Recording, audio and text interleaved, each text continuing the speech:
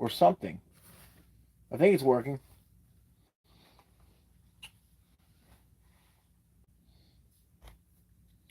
Turn my chat on. Live chat. Turn this on. Turn that on. This, that, the other.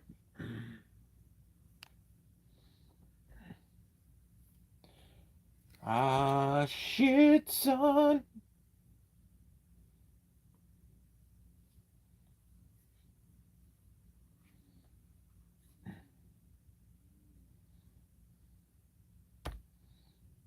Every time I'm thinking I'm going to start a Music Mongoose video, then I'm like, no, I'm not. Because then I'm going to get, like, copy struck, even though I'm not trying to monetize the stream.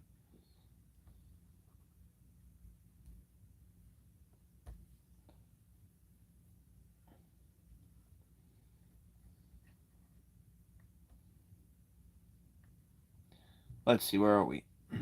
Is this working? Wi-Fi. Wi-Fi's slow tonight. Let's see, where are we? Is this work? Okay.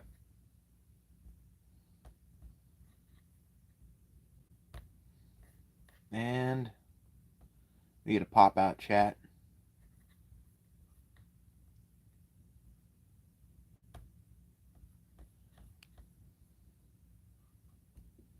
All right.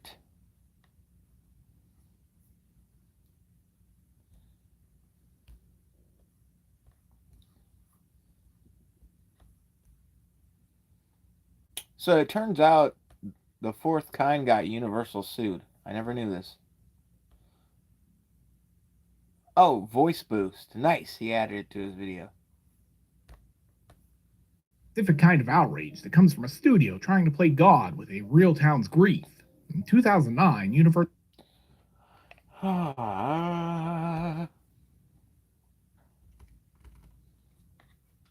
right, before I start up the other thing, let's go ahead and get this going.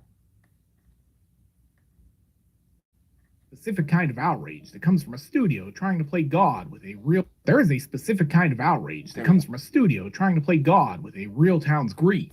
In 2009, Universal Pictures didn't just release a movie, they ran a high-stakes shell game built on missing persons and manufactured evidence. You wouldn't know the difference between archival footage and a curated hoax. They were wrong.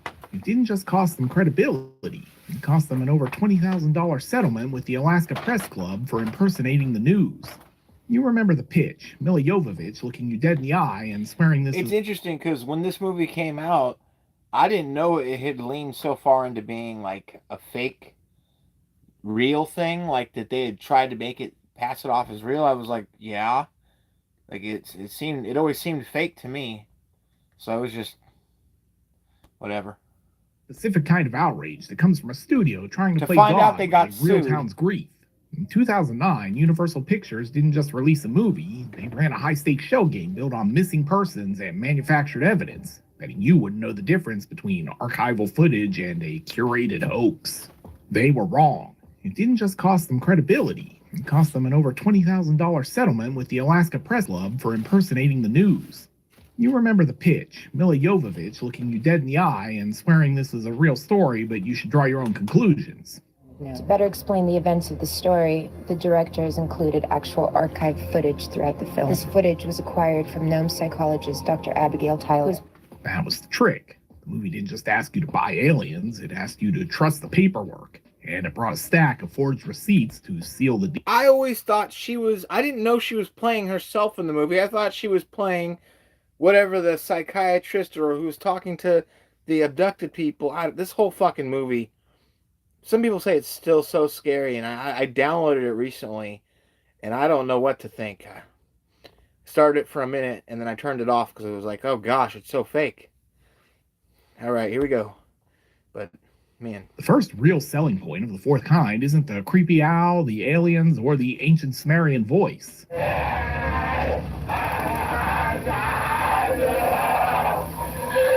It's the split screen. One frame gives you Milla Jovovich in a studio-grade reenactment, and the other gives you the supposed real footage, grainy enough to feel genuine and organized enough to feel official.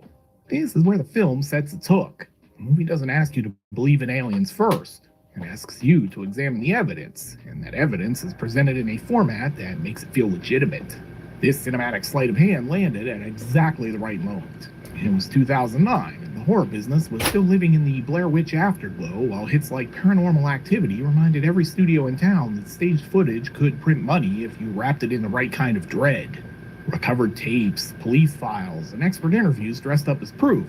All of that had juice. Universal saw the template and decided to see just how far they could push it. The film starts selling you right from the opening scene. Jovovich looks straight into the camera and admits she's an actress.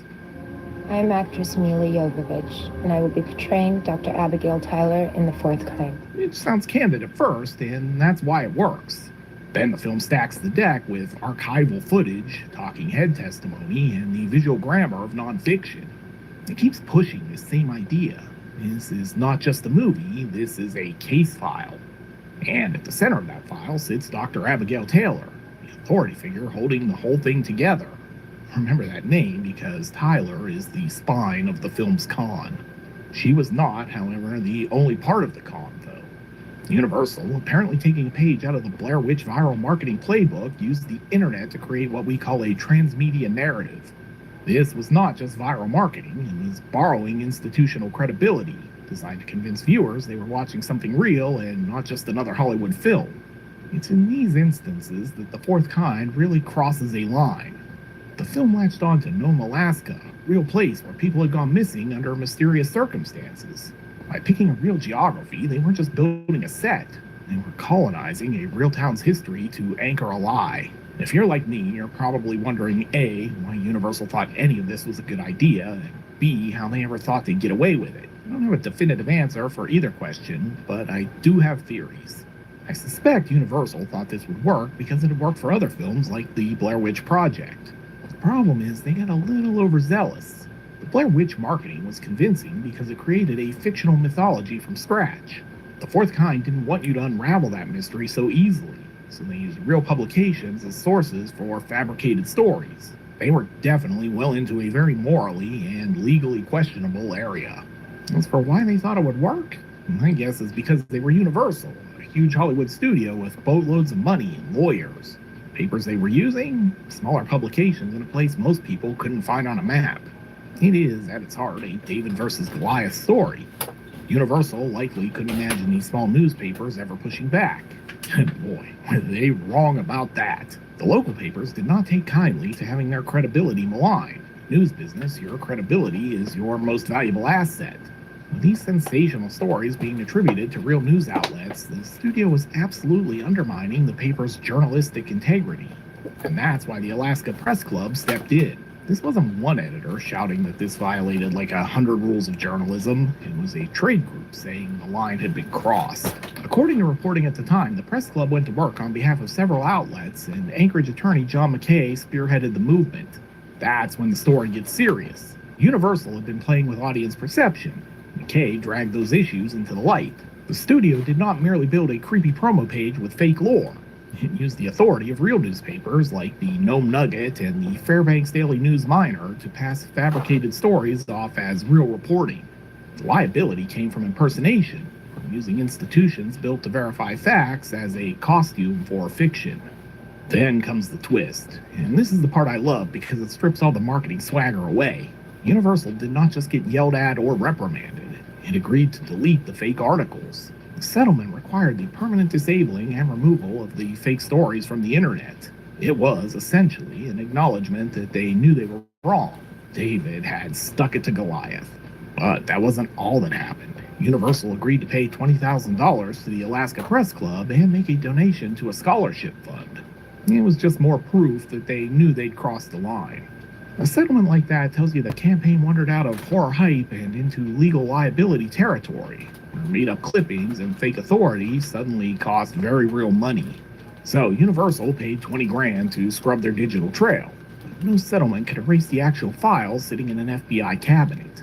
The studio needed the UFO paranormal angle to sell tickets, but the reality in Nome was much colder, and it didn't involve a single white owl or unidentified flying object. Nome is not some abstract horror backdrop. It's remote, brutal, and unforgiving in ways a studio campaign can use but probably never truly understand. The climate can kill you. The wildlife can kill you. Alcohol can turn one bad call into the last call. That was the real context around the missing persons cases tied to the town. And it's why using Nome as ground zero for alien folklore always felt dirtier than the average, based on true events, marketing hustle. The story underneath the movie was already grim enough without the embellishment. Local officials had dealt with public concern over disappearances dating back decades, and the FBI looked into roughly 24 cases. The grounded causes cited in reporting were exposure, alcohol use, harsh weather, and in some cases, people wandering into freezing water, not extraterrestrials. Real families lost real loved ones, and seeing that reframed as some alien conspiracy probably hurt. What Universal had done had both minimized real suffering and loss while trying to dress it up in a coat of genre cinema paint. It's not hard to imagine people being offended by that, and it's why the local anger never reads to me as oversensitivity. The film didn't just flirt with an alternate version of reality, it attached fake reporting and fake corroboration to unresolved grief. Horror has always lied for effect, sure, we all know the game. But this case pushed past atmosphere and into true exploitation.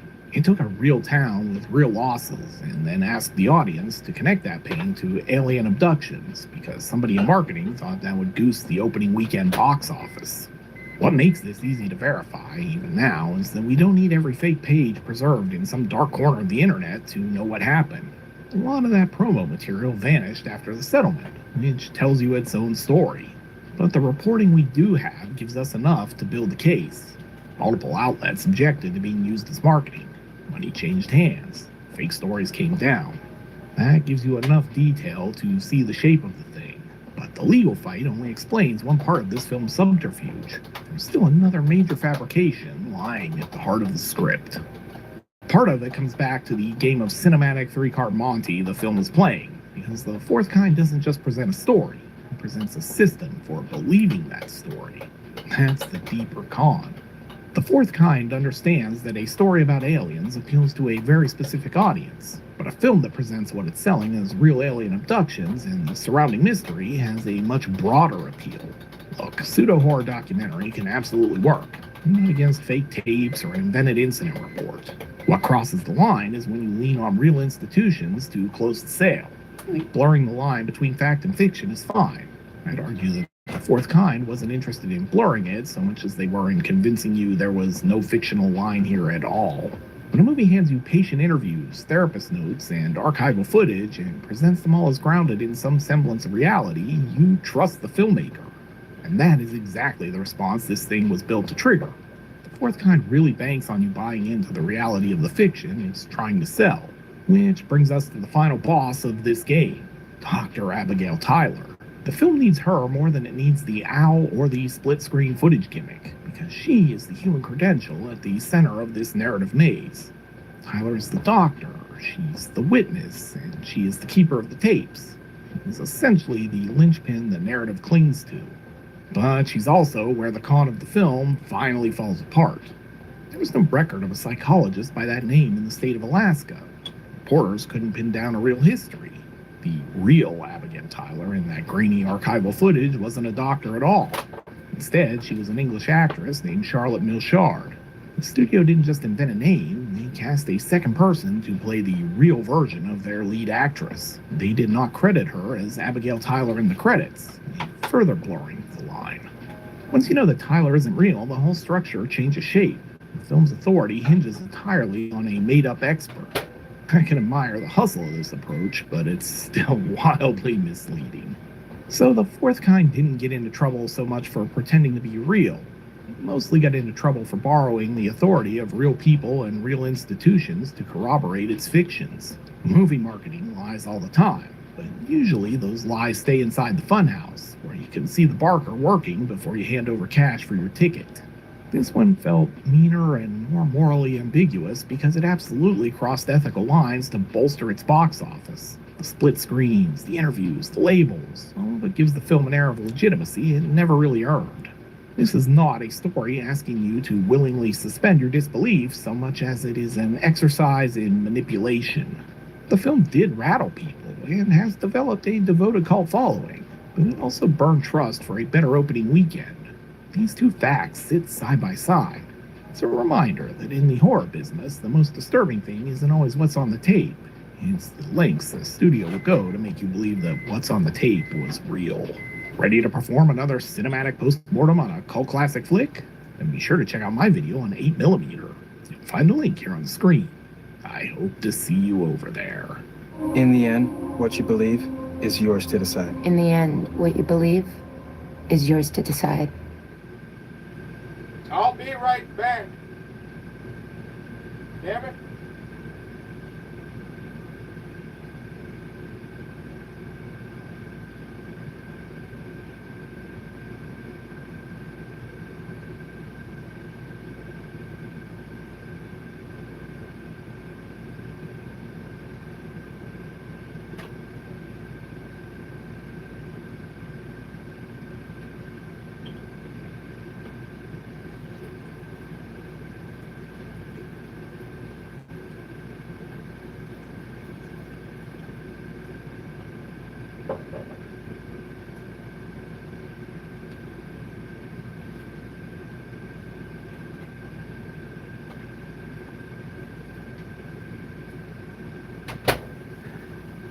All right.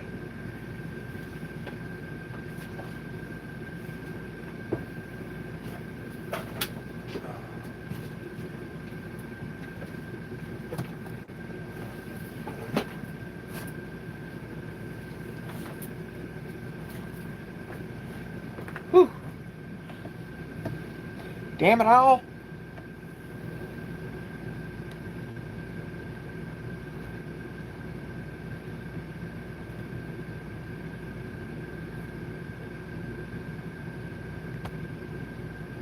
It's not too late to change your mind about all this. I'm gonna tell you, there's things that you're gonna see that you can't unsee. They get in your head and they stay there. In 1999, Sony bought one of the darkest scripts in Hollywood and spent $40 million making sure it didn't stay that way.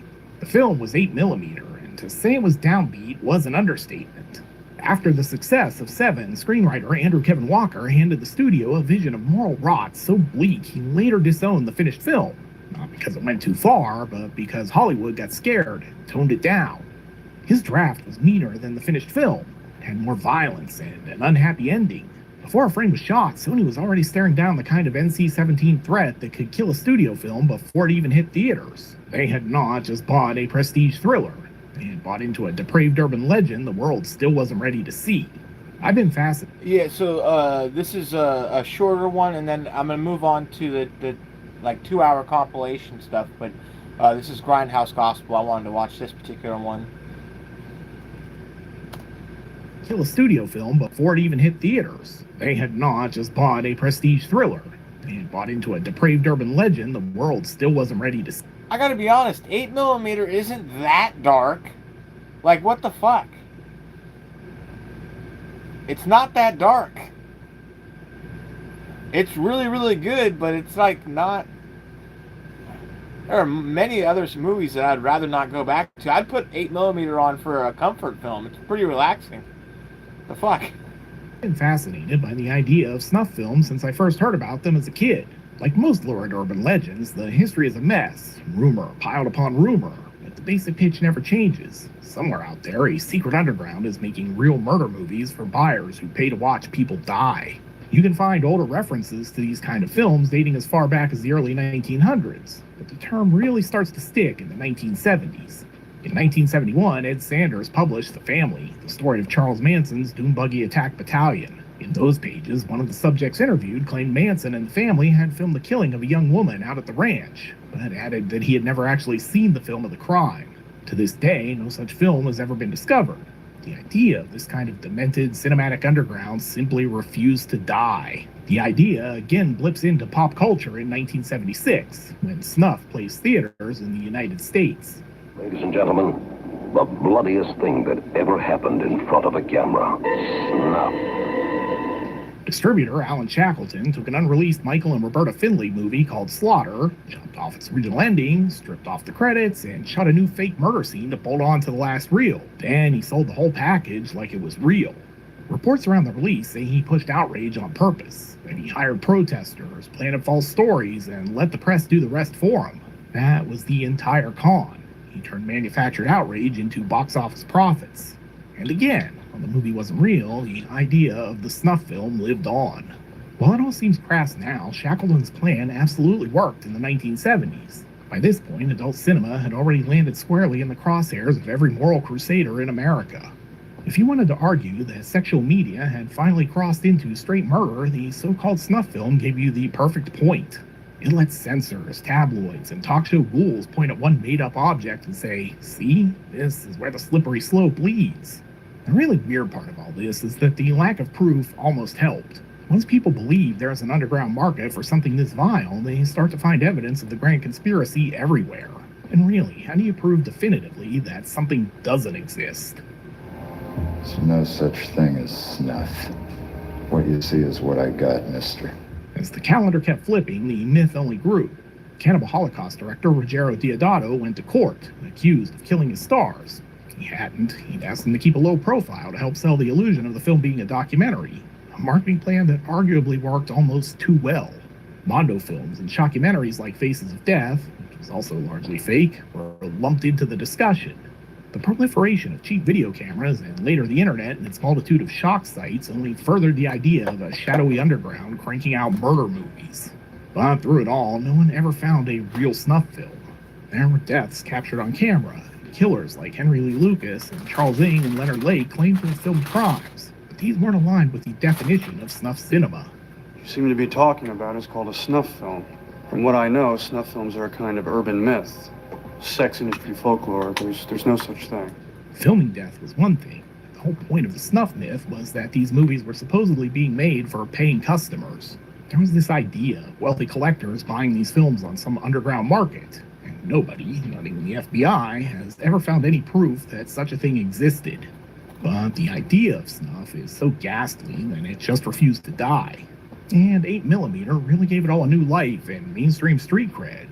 I mean, here's Sony spending $40 million to make a movie with mainstream stars like Nick Cage and Joaquin Phoenix, where a murder movie is directly at the heart of the narrative. This wasn't another grindhouse quickie. It wasn't a Japanese gore flick like Flower of Flesh and Blood or Tumbling Doll of Flesh. It felt more mainstream, dangerous than something like Paul Schrader's Hardcore. A mainstream studio dumped millions of dollars into a grimy thriller about a ghastly topic, tried to polish it for mass consumption, and then hoped they'd basically bought the next 7. That, my friends, is wild. By the time 1999 rolled around, Andrew Kevin Walker was one of the hottest writers in town. Seven hadn't just been a hit, it had fundamentally shifted the goalposts for what a studio thriller could be. It was grim and rain-soaked and unapologetically nihilistic. So when Walker started shopping a script about the snuff film underworld, Sony didn't just open their wallet, they practically emptied it, reportedly dropping $1.75 million for a one-way ticket straight into the moral abyss. Walker wasn't just some hired gun looking for a payday. He was a guy who had already survived a brutal war over a bleak script and won. Seven only exists in its legendary head-in-the-box form because David Fincher got sent the wrong draft by mistake, fell in love with the darkness, and refused to let the studio sanitize it. So naturally, Sony's first call for 8mm was to Fincher. They wanted to recapture the dark magic of Seven, the moral rot, the rain-slicked streets, the feeling that evil lurked around every corner and was winning. There were rumors of William Friedkin and Paul Verhoeven circling the project too. They weren't looking for a safe Friday night at the movies. They were looking for prestige filth. It's me, world-famous movie director William Friedkin. I told that little fruit Pacino to fuck off. Who gives a fuck? But eventually, Fincher passed. Without him, Walker lost the one filmmaker who might have protected that script from studio notes. With Fincher out, Sony hired Joel Schumacher. Now look, Schumacher was a real filmmaker. I'm not here to join the dog pile over Batman and Robin. But he also wasn't David Fincher. He did not have that same appetite for total, soul-crushing despair.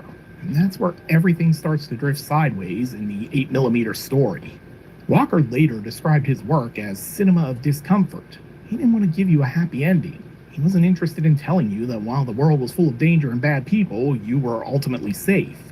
Instead, he wanted to shine a light into the darkness and let you see what monsters lurk just out of sight. In Walker's original draft, the case doesn't just change Tom Wells, it infects him. And really, at its heart, it's a contamination story. Pops, you dance with the devil don't change. Devil changes you. And that leads us to the ending that still haunts the production history, one where Wells doesn't come home to his family to find closure. In the original version, he's so broken by what he's learned about human nature that he drives his car into a bridge abutment. This downbeat ending wasn't just there for shock value. It was the logical conclusion to the poison Walker had put on the page. But as Sony was about to find out, there's a big difference between buying a dark script and actually having the guts to film it. Once Fincher walked, Andrew Kevin Walker's version of 8mm was basically dead in the water. Sony still had their $1 million script, but they lost the one guy who might have actually gotten that version of the movie made. That's how we ended up with Joel Schumacher. He was the consolation prize, a safer option for this sort of material. Schumacher guaranteed you'd get a film that felt dangerous without ever becoming fully transgressive. By this point, it was mostly academic because the studio was getting cold feet. They loved the idea of a dark thriller, but they were terrified of the reality of Walker's script. It was just too much. So the surgery began. Early on, Schumacher was reportedly looking at Russell Crowe for the lead. This is interesting because it points to a rougher, leaner movie. But then Nicolas Cage called. When Cage signs on, everything gets bigger. The budget jumps to $40 million, and once that happens, the studio starts expecting a different kind of movie. One that's a little gritty, but also safe and appealing to the masses. Schumacher brought in Nicholas Kazan to rewrite Walker's script, and from that point on, the movie starts looking a lot more like a studio thriller and a lot less like Andrew Kevin Walker's original vision. The tone of the film shifted from a contamination story about a man losing his soul to a more conventional ticking clock thriller.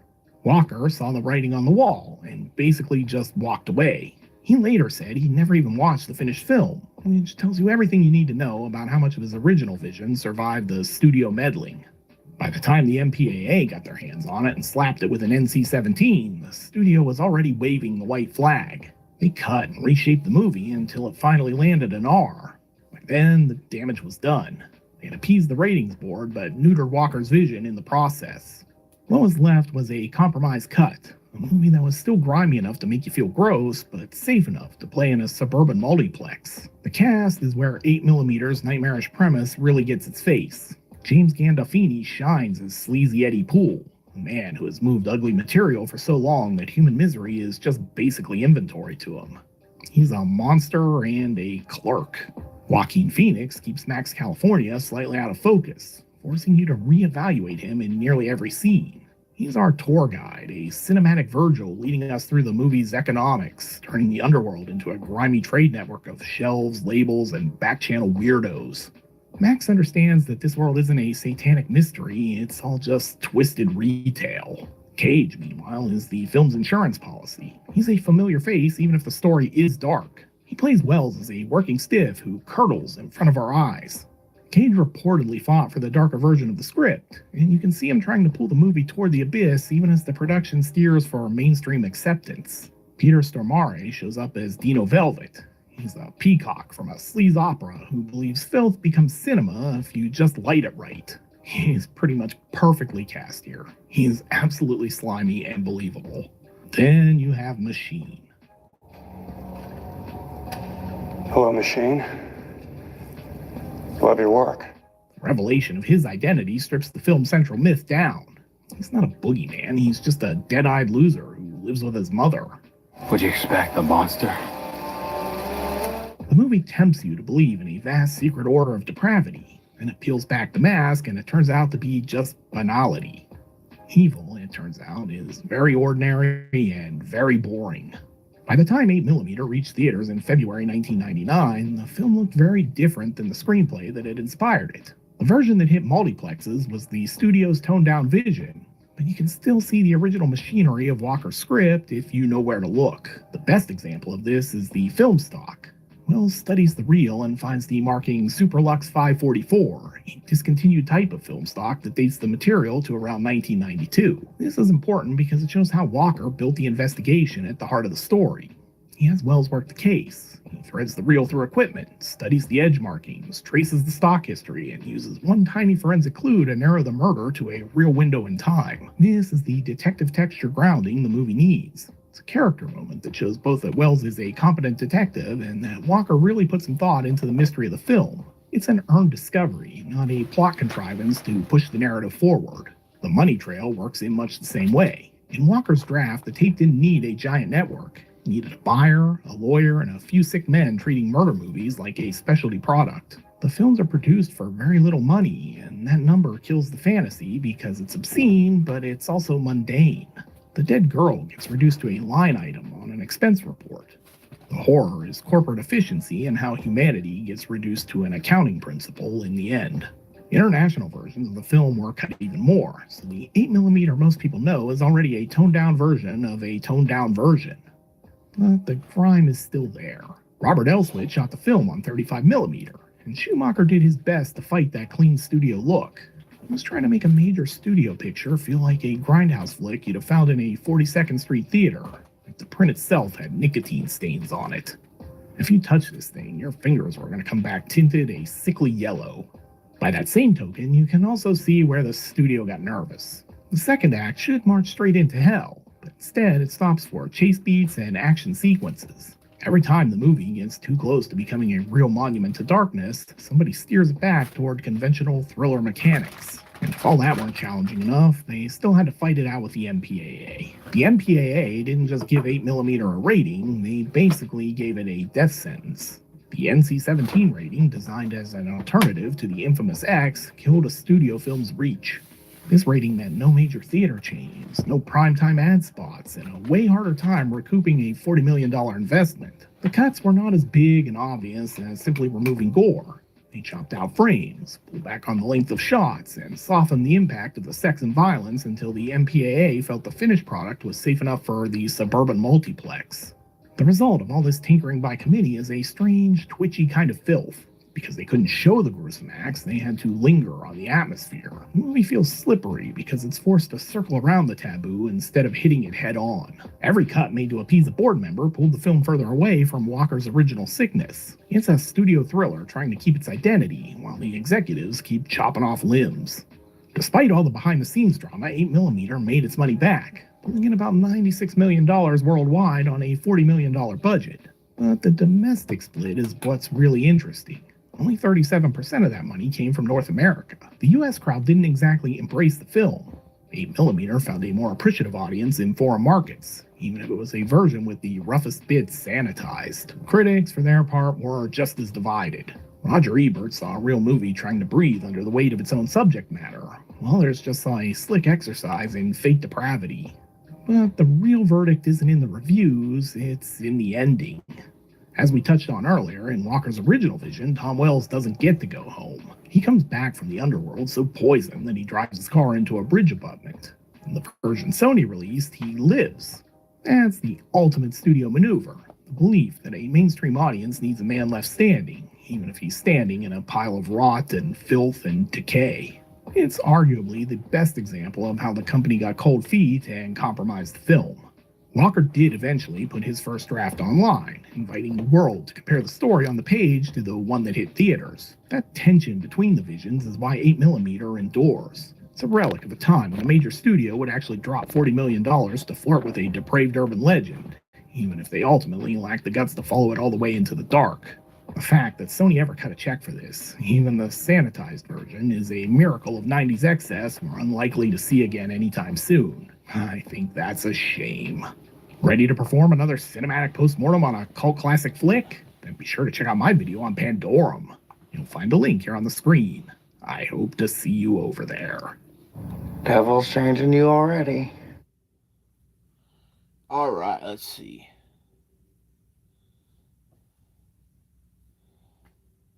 Why didn't that... Okay, here we go.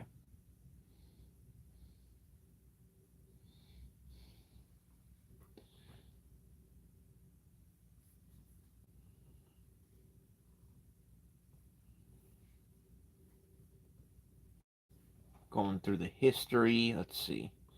These are I had the videos up last night. I just didn't get to those ones. Ah, wrong.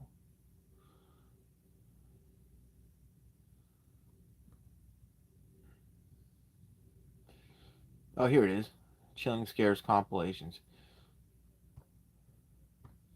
2006 volleyball incident. Okay, I remember watching that.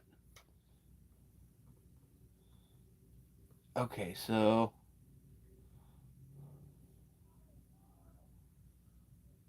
people yelling outside, or there's like people across the street having a party. Keep hearing yelling, and I'm like, oh. All right.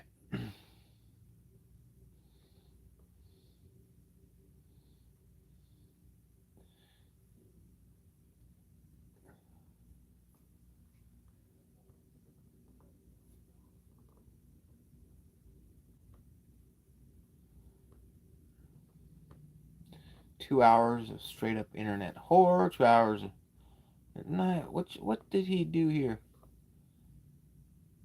2 hours of the most disturbing posts on the internet. Oh boy. Oh boy. What he didn't know was an alligator was circling towards him under the water. All right, 2 hours of the internet's most disturbing corners. Let's see what we see here first. $100,000. Okay, so the first one is called Need $700,000. I'm gonna reactivate the voice boost. Let me restart this.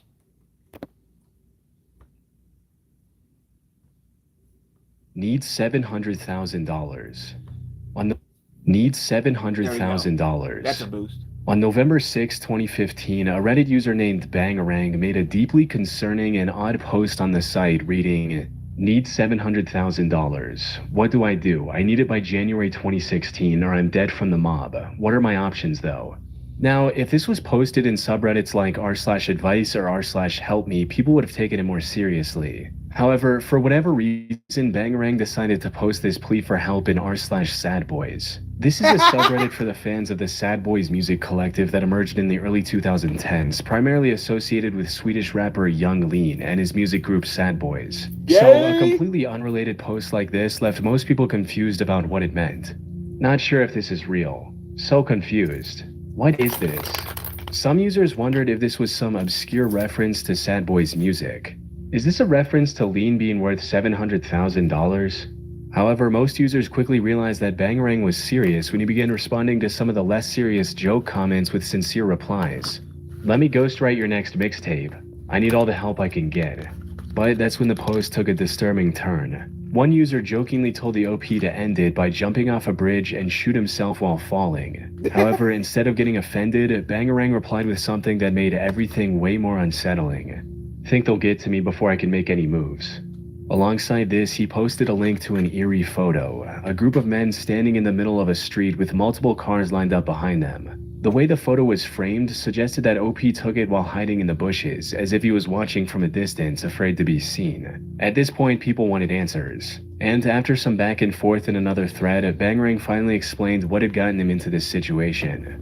"Was involved in a fight where an 18-year-old kid was killed.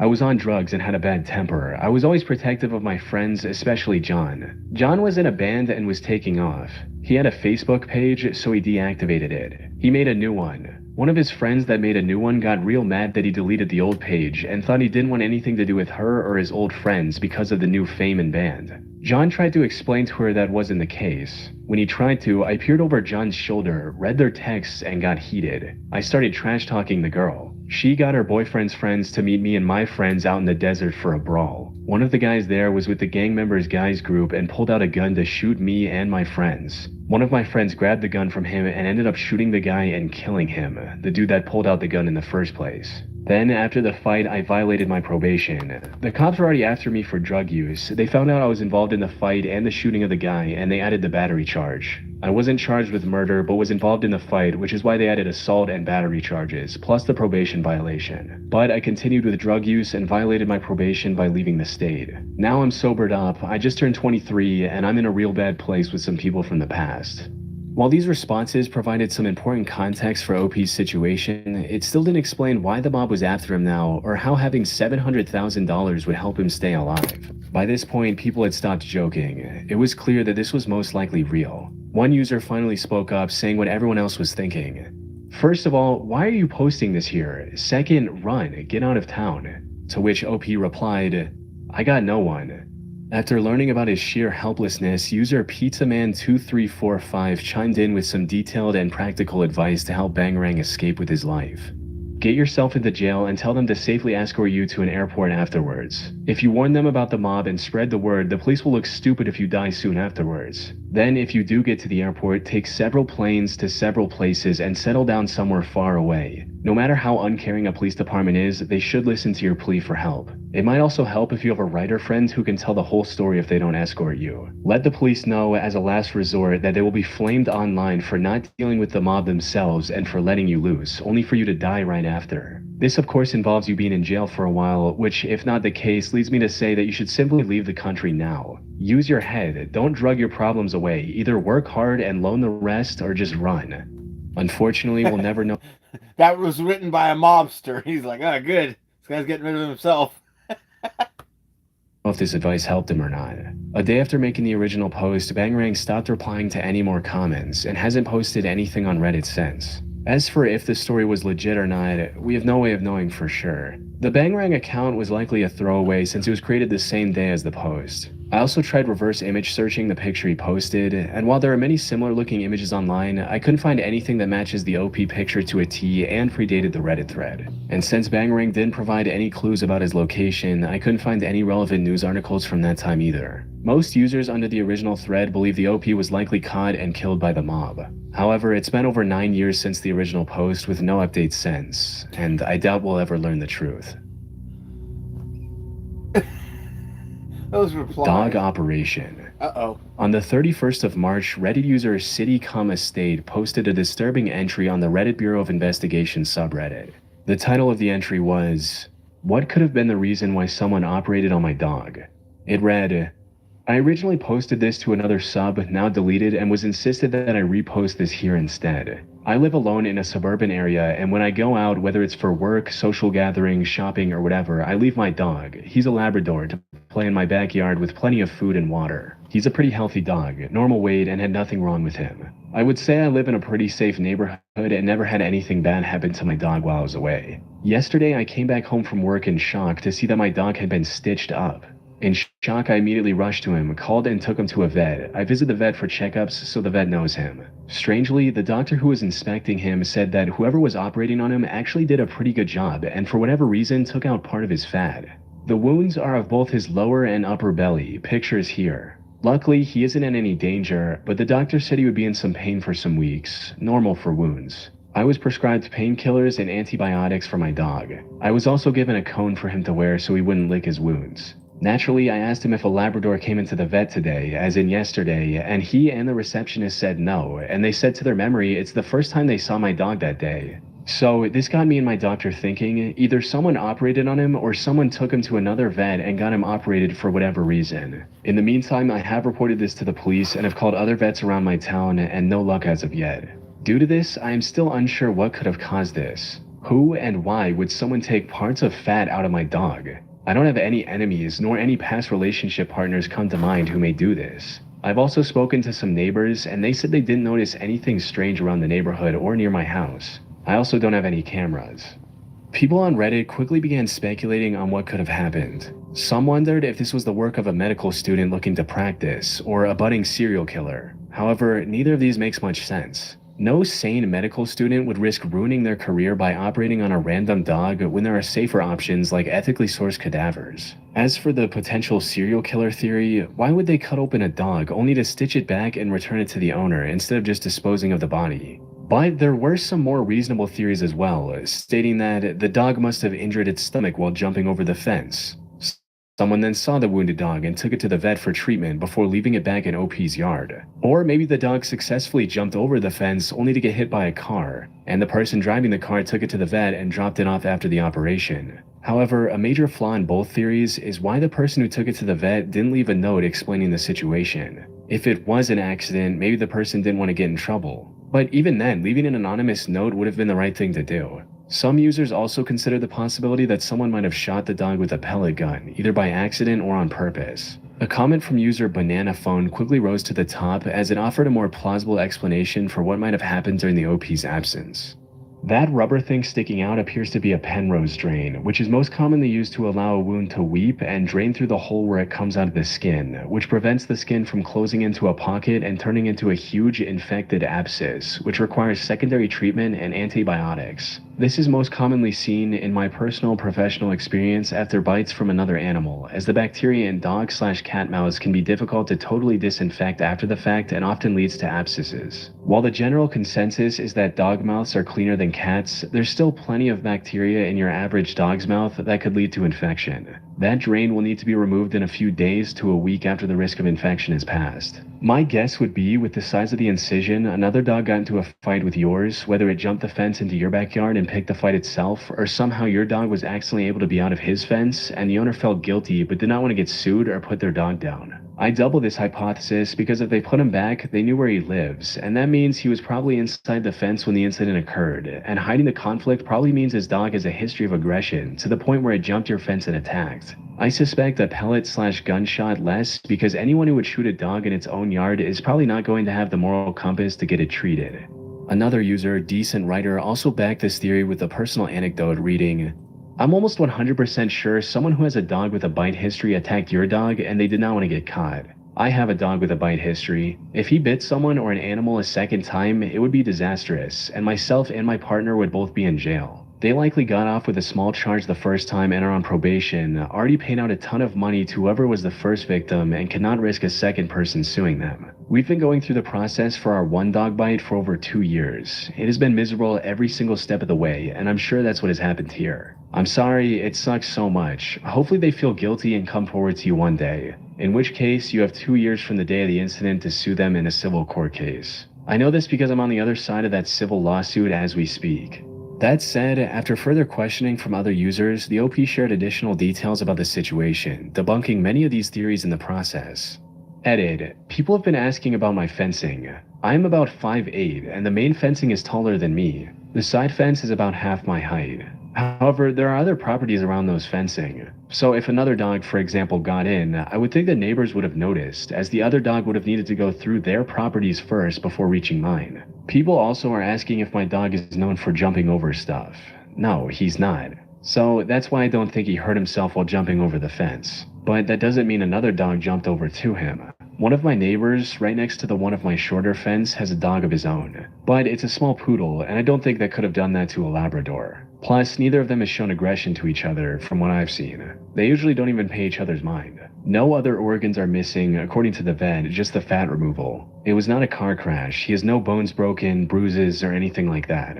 There was blood, but only around him, normal amount, not anything crazy. So either someone did it and cleaned it, or it was done elsewhere. The picture was taken the day after the vet, the day I made this post, after they examined and gave him a proper clean around the wounds. At least one of my neighbors in the surrounding fencing has a camera, to my knowledge. The footage has been examined by the police and myself, and we couldn't see anything out of the ordinary. The police said they will be going around to see for any other footage. However, with this additional information, the OP mentioned something that made many people question whether any of this was real to begin with. They mentioned that they were gone out for work from 10 a.m. to 3 p.m. for 5 hours, which is not typically enough time for someone to take their dog to a vet, get a complete surgery, and drop it back without getting caught.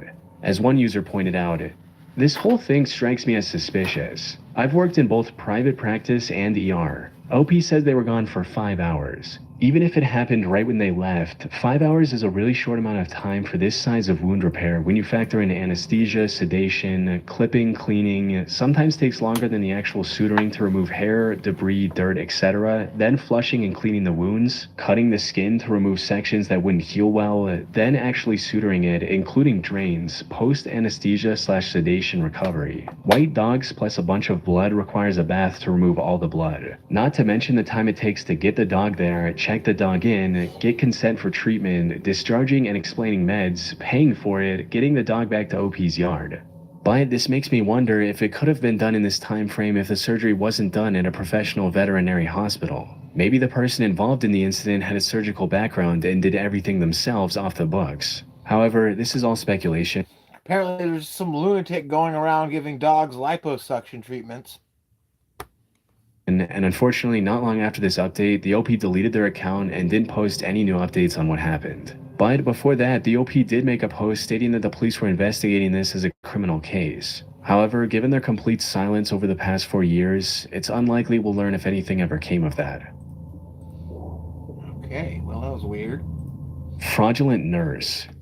On January 16th, 2021, user Pagan Princess 22 made a Reddit post recounting her strangely terrifying experience at a hospital. The post read, "A woman posing as a nurse stole my blood from an Indiana, USA emergency room in 1996 or 1997 when I was 5 or 6 years old.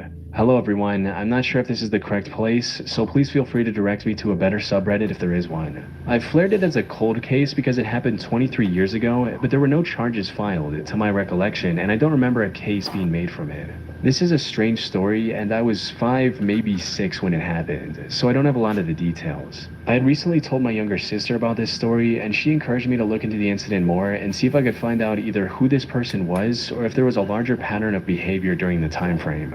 I'm interested in any information you all have to offer / can find on the matter, as I truly just want to satisfy some curiosity. I'm 99% sure any statute of limitations is up, and I'm not interested in reporting something so weird and from so long ago to the police for them to tell me there's nothing that can be done. Now onto the story. When I was around 5 or 6, I got a pretty bad nosebleed that wouldn't stop. I eventually started throwing up big clots of blood as well, and my mother took me to the ER. This would be in / around the Sunman or Indianapolis area in Indiana, USA, but I do not know the name of the hospital.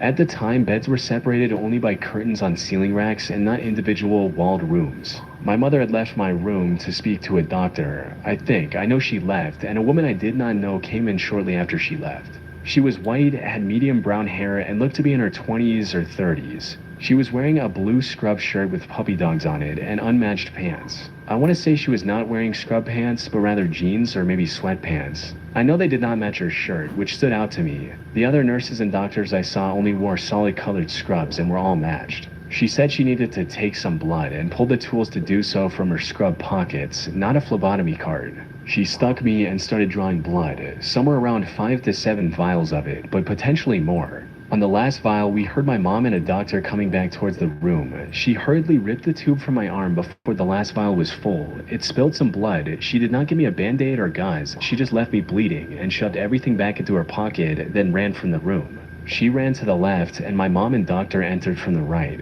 The doctor said a nurse would be with me soon to draw some blood and run some tests. I told him a lady had already taken my blood, and he asked what she looked like and where she went.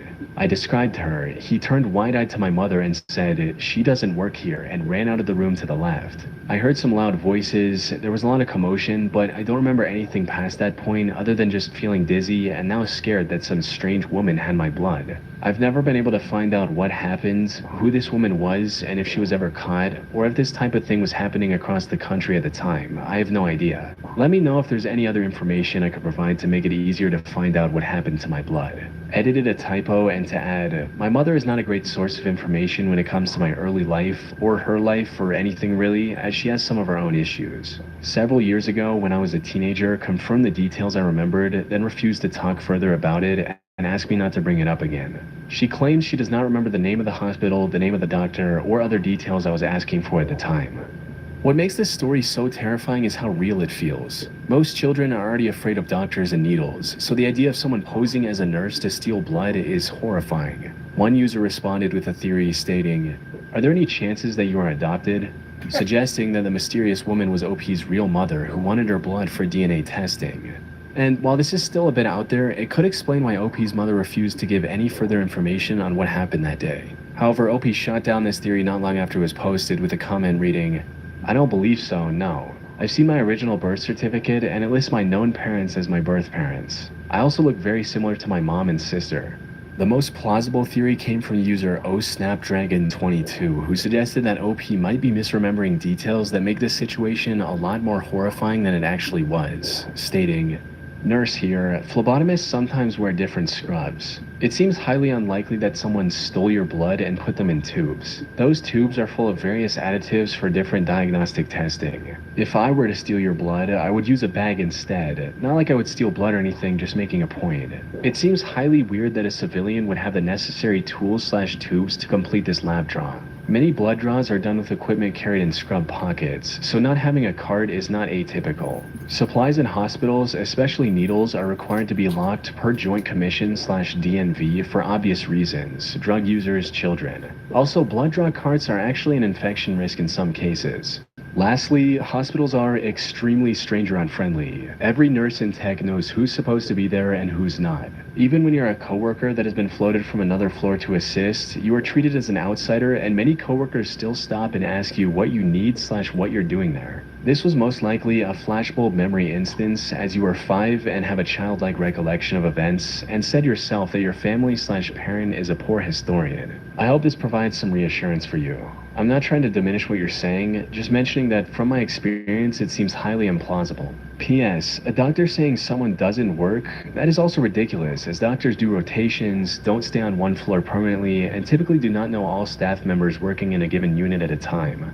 Pagan Princess 22 is still fairly active on Reddit, but she hasn't posted any new information about her story. Who knows, maybe one day her mother will come clean Go to about what Reddit she right now knows, to and call we'll her a finally learn lying what happened to whore. OP on that day. You lying whore!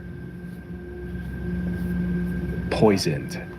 On May of 2013, a user made a chilling confession on the Off My Chest subreddit with a disturbing title that read, "My mother has poisoned me. Ever since I became an adult about a decade ago, my mother has been against me moving out of the house. I finally got a job as a line cook 3 years ago. My mother and the rest of my family, which includes my sister and father, has been against it, mainly saying that such a job cannot sustain me," which was true. They also said I would hate working, which turned out to be false. About a year and a half later, I quit due to health reasons. The following spring, I got a new job as a computer programmer. While they seemed supportive at first, my mother and sister, who I lived with, gradually became hostile. Eventually, I moved out of the house. About a month later, I lost my job, and about 3 months later, moved back home.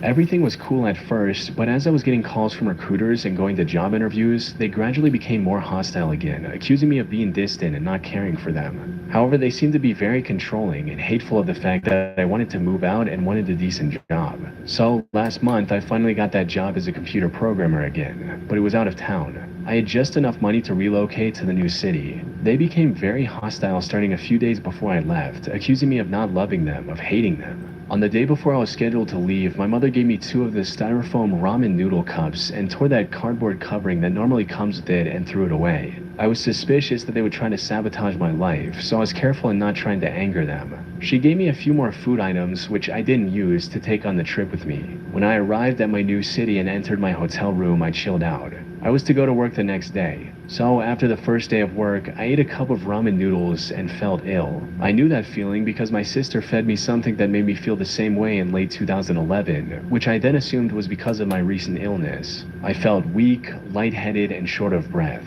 I drank water to make me feel better because that's what I did last time that happened to me. Over the week, my mother kept calling me, making sure to remind me to eat my ramen noodles. I was short on cash then, waiting for my first paycheck. I never told her that I ate it. I suspected then that I had been poisoned, and after doing some Googling, believed it was cyanide. Now, that is something that you should never have to think that your own mother would do that to you. So I resisted that thought because I simply could not bear to think that. So I went to cyanidetest.com and ordered a kit, and I tried it. Now, look at the graphics and the video on this page. Now, here are the results of my test. I guess I'm going to have to call the cops, and I will never speak to my family again. The results exposed the truth the OP desperately didn't want to believe. He was being poisoned by his own family. Thankfully, the amount of poison in 1 cup of noodles wasn't enough to be lethal. But eating that second cup could have easily delivered a fatal dose. Luckily, he was able to escape with his life. After reading this post, the vast majority of people urged OP to contact the police and stay away from his family. And that's exactly what he did. Unfortunately, the police weren't as helpful as everyone would have hoped. Update 8:45 a.m. I am currently in Topeka, Kansas. I work downtown in a government office building which has a police department. I visited the Capitol Police Station here and spoke to an officer. I showed him the evidence and he said he could do nothing about it since the package was opened and might have been contaminated. So, does anyone have ideas? Had things ended here, this could have gone down as one of the most unsettling mysteries in Reddit's history. But unlike other disturbing Reddit threads, this one surprisingly had somewhat of a conclusion. You see, even though this was a throwaway account, OP returned to Reddit in October of 2013 and gave an update on his whereabouts. I was only able to file a police report, but only that so far. The police do not have enough evidence to investigate. I've gone no contact with my family. I currently live in a cheap motel in Topeka, Kansas. Yesterday, after getting home from work, I work for the Kansas state government as a software developer. The lady at the front desk told me that my mother called them to speak to me. For security reasons, the motel needs both the name and room number, and my mother didn't have my room number. She didn't even attempt to call my cell phone, which makes me believe that she just wanted to know if I was staying there and where. And a few months later, he posted one last comment assuring everyone of his safety. And by the way, I have moved out of state since making my last thread with this account, and am doing very well with a nice job, and am in better health. To think that this story would have taken a much darker turn if the OP hadn't grown suspicious of the food his own family gave him on his way out. Missing coworker. On the 31st of July 2020, Reddit user SoothBB made a post on the Reddit Bureau of Investigation subreddit seeking clues to help locate their missing coworker. The post read, "On Wednesday, July 22, a coworker of mine abruptly up and left work before the end of his shift and hasn't been seen since. 1 week later, a text message is received from him containing only 3 photos. Does anyone recognize the locations shown in these photos? I work at a lab that makes prescription eyeglasses in northern Ohio. Last week Wednesday, about 6 hours into our 10-hour shift, around 7:10 p.m., a coworker of mine got up from his station in a hurry, left his bag with personal belongings at his desk, iPad, Bluetooth headphones, a prescription, phone charger, a book, and a couple other knickknacks, and walked out the door and didn't return. No one's seen him since. Some of my other coworkers thought he was just sick of the long hours and decided to quit, but that just doesn't make sense why he'd leave behind his personal belongings and not say anything. We tried calling him that same night, but his phone would just ring until it went to voicemail, and by the next morning his phone was turned off. My boss said he got a hold of his mom and that she hasn't seen or heard from him, but didn't seem too concerned as she said he had a history of living somewhat of a nomadic lifestyle in his past. She thinks he may have relapsed and owed someone money or just ran off with some girl. Apparently they aren't very close and don't have the best relationship.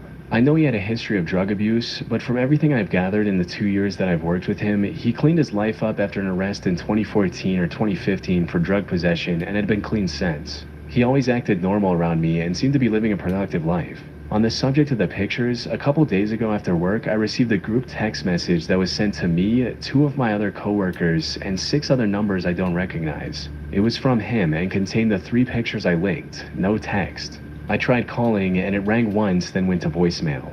When I called again, it went straight to voicemail.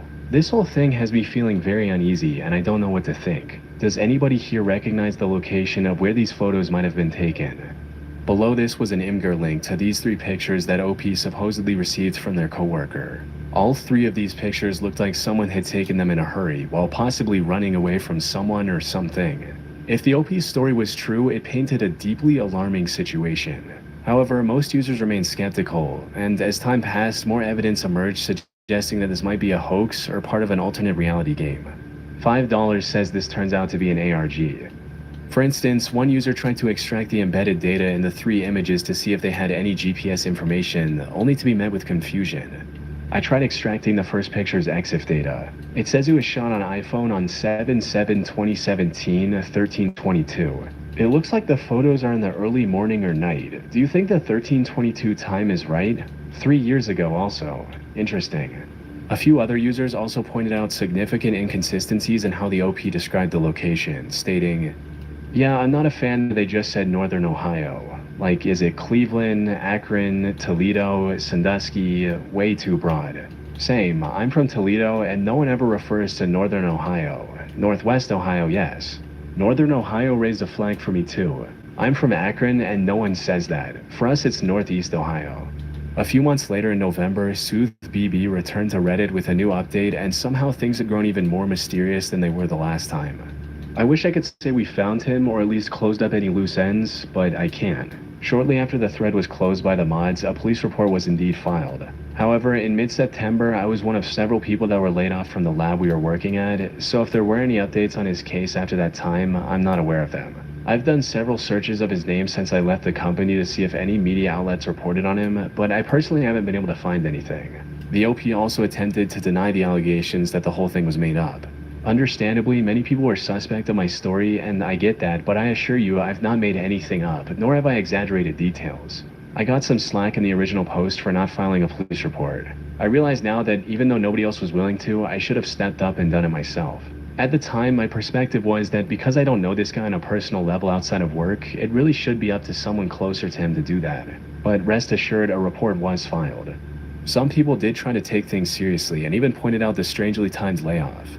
I know this might be far-fetched, but could your former company and boss somehow be involved? The guy disappears from work, your boss tells you shouldn't worry about it, take his belongings and refuses to access them to help find the guy. Then your boss says he filed a report, but apparently he never did, if the name doesn't come up in the databases. And finally, knowing you are investigating and possibly asking too many questions or drawing too much attention on the case, he fires you and never contacts you again about this case. However, due to the inconsistencies in Sooth BB's story, the overwhelming majority of users were convinced this was just an attempt at an ARG. I still think it's an ARG. I hope it's an ARG. No offense, OP. But we will likely never know for sure. Unfortunately, shortly after posting this update, Sooth BB deleted the Reddit account, leaving us with no way to uncover the truth.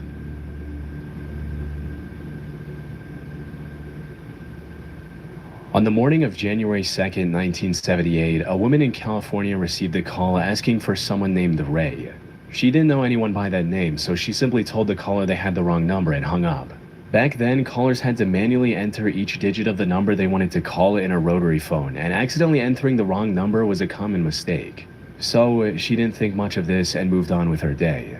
However, things took a horrifying turn that evening when she received another call from the same person. And what she heard on the other end of this audio call was extremely disturbing.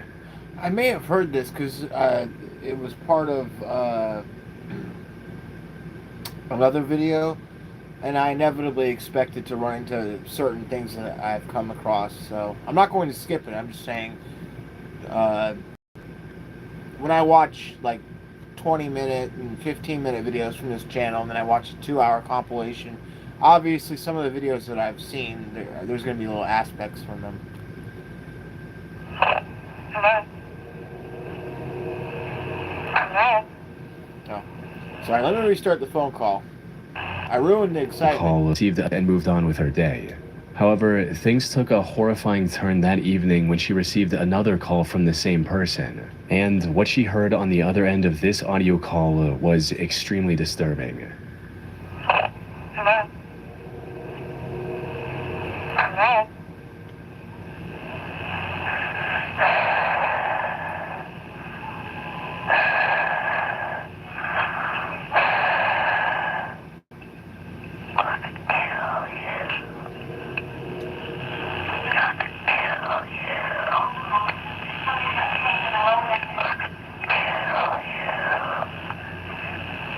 Sounds like a kid.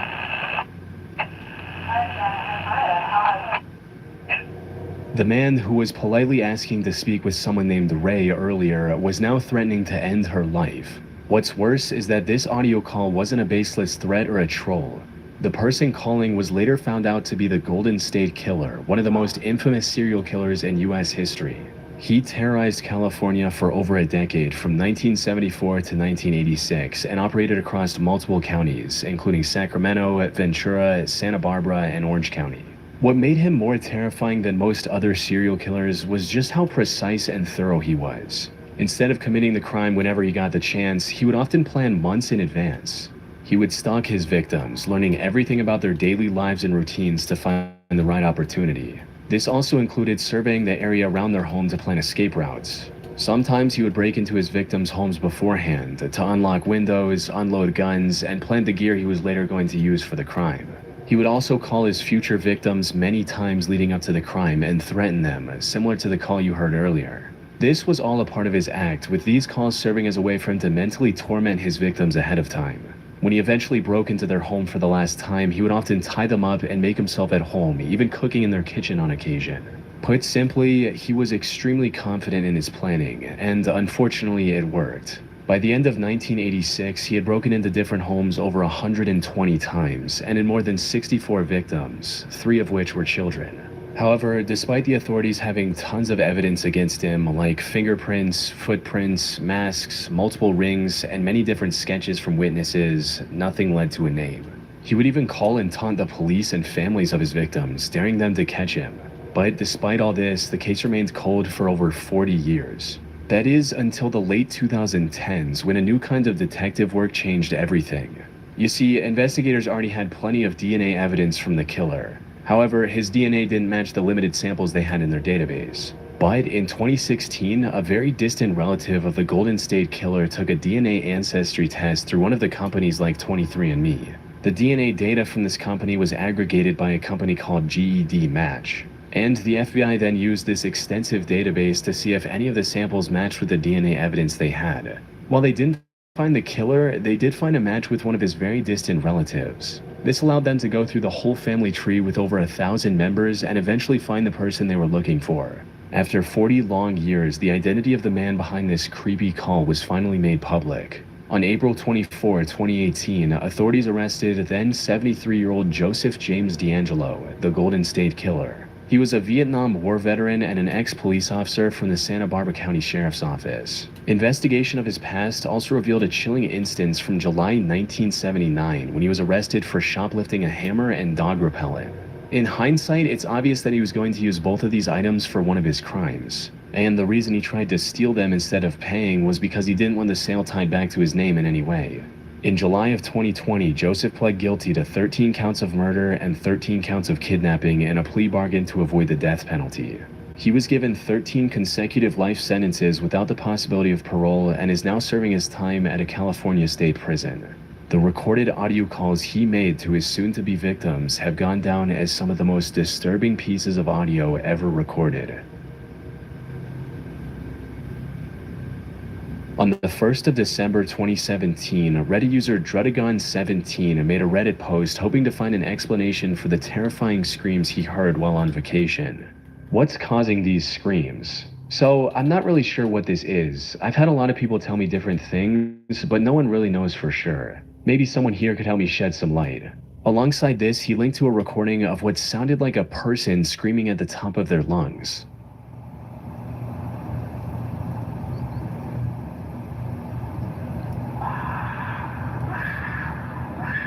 That sounds like a cougar or a mountain lion. That's an animal.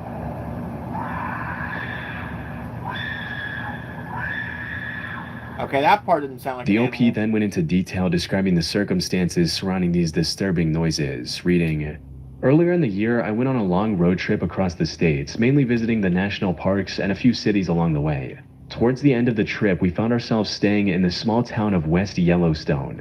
This appeared to be an ideal base whilst we explored Yellowstone National Park. We booked into a pretty creepy but cheap motel just off the main street for a couple of nights. Me and my fiance had one room, my parents another. On the first morning there, we planned to get up early, catch the sunrise, and hopefully spot some of the local wildlife.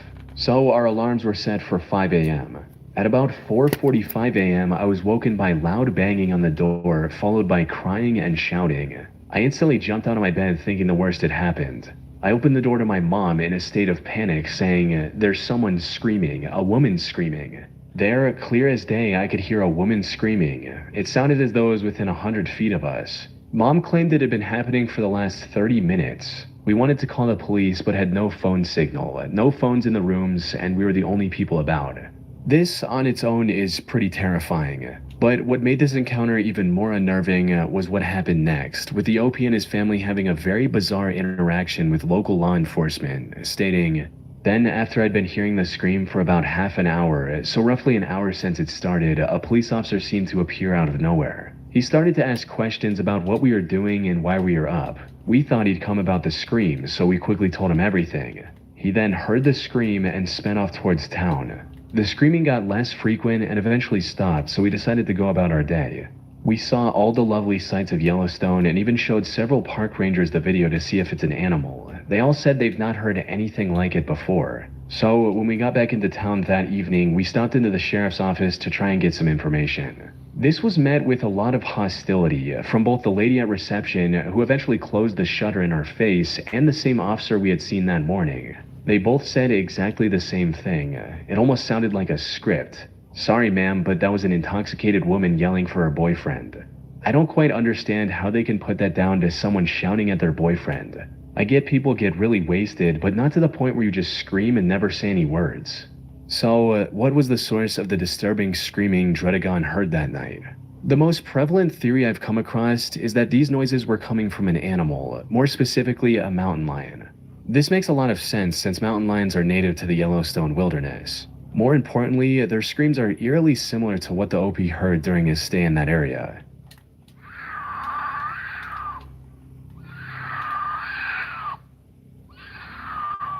Oh. Yeah, and then just echo that out over a distance, and that sounds like a chick for sure.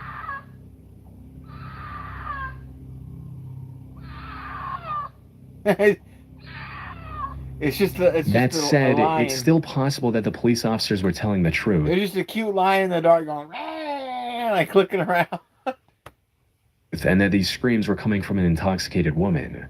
The pitch of the second scream in the OP's recording in particular is a lot more human-like than something coming from an animal.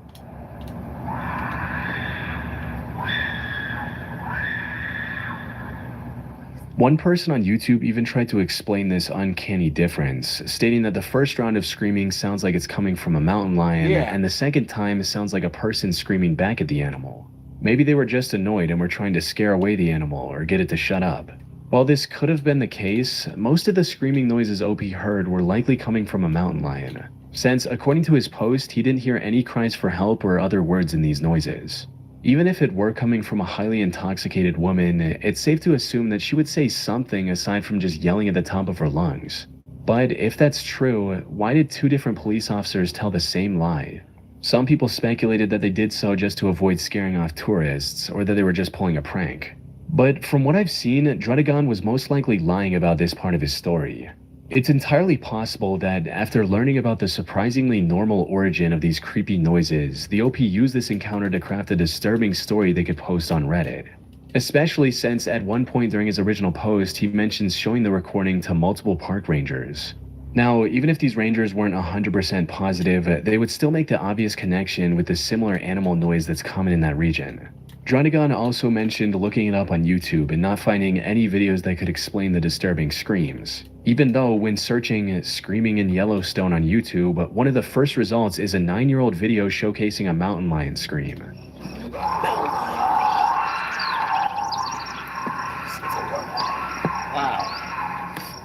That being said, it's been over 7 years since the original post, and Dredagon hasn't posted any updates since. So whether this was a mountain lion or something else more disturbing, we'll likely never know the truth with 100% certainty. In February 2016, the residents of Forest Grove, Oregon began hearing a strange, high-pitched noise in the area.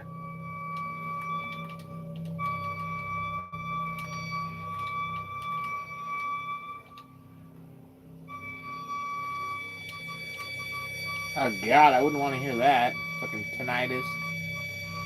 Bullshit. This eerie noise was limited to the city of Forest Grove and the wilderness surrounding it. It could only be heard for a few minutes at a time. It would begin blaring randomly throughout the day and often late into the night before going away for a few hours. One of the most disturbing aspects of this noise was how quickly it spread to the entire city.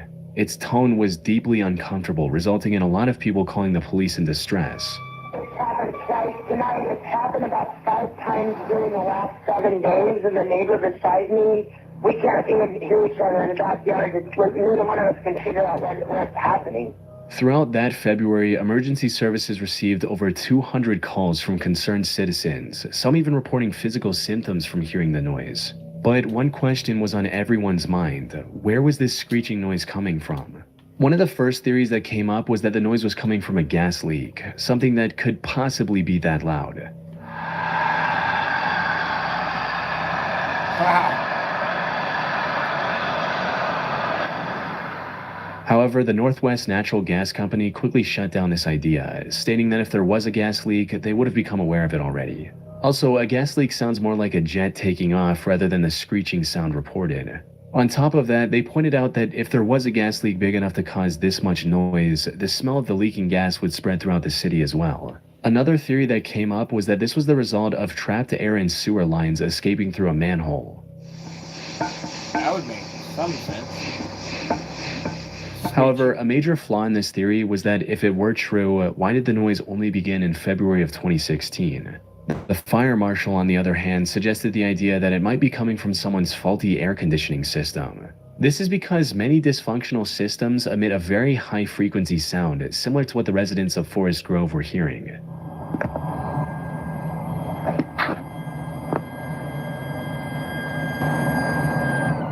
The truth is, this noise could have been coming from any number of sources, including construction equipment or a broken emergency siren.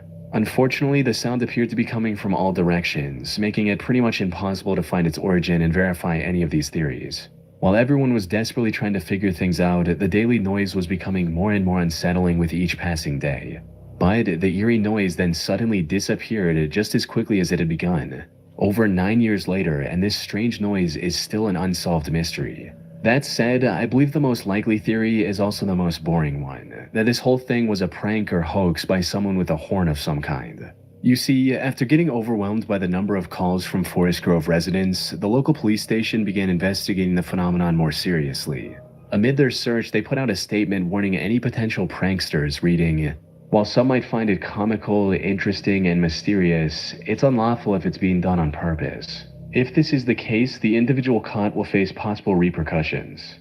A couple days after this statement came out, the noise vanished and hasn't returned since. It's almost as if whoever was behind this realized that the prank was not worth the trouble and stopped. Of course, all this is just a theory on its own. But unless someone comes forward with a confession, I doubt we'll ever learn the truth about the origin of this disturbing noise. On March 2nd, 2013, an anonymous user made an entry on 4chan talking about a creepy radio hijacking they experienced as a kid. The post read, "A creepy, I think, audio file which I've always been curious about. Back in 1994/1995, when I recorded this off of the radio, I told myself I'd never make a copy of the tape, having freaked myself out. But it's been sitting in the back of a desk drawer and in the back of my mind for 16 years now, and now I'm just curious. The weird stuff starts about 16 seconds in. Around 1995, I was about 15. I used to stay up late in my room listening to the radio on a boombox with an integrated tape recorder. I'd dial through the stations, and when I heard something interesting, I'd hit record for a while and then move on. One night, I came across this. I don't think this was the beginning of the broadcast, but I caught a lot of it. Right at the end, an announcer says that the station I was tuned to was WKCR 89.9 New York. There are a bunch of names and dates in there, but I've never run into anything else like this."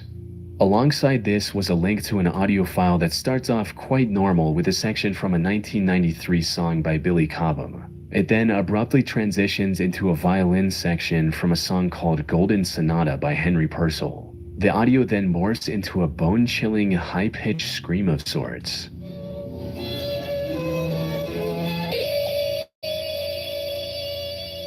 This alone is extremely creepy, but the audio doesn't stop there. Soon after this high-pitched scream, it morphs into the sound of a woman taking deep breaths.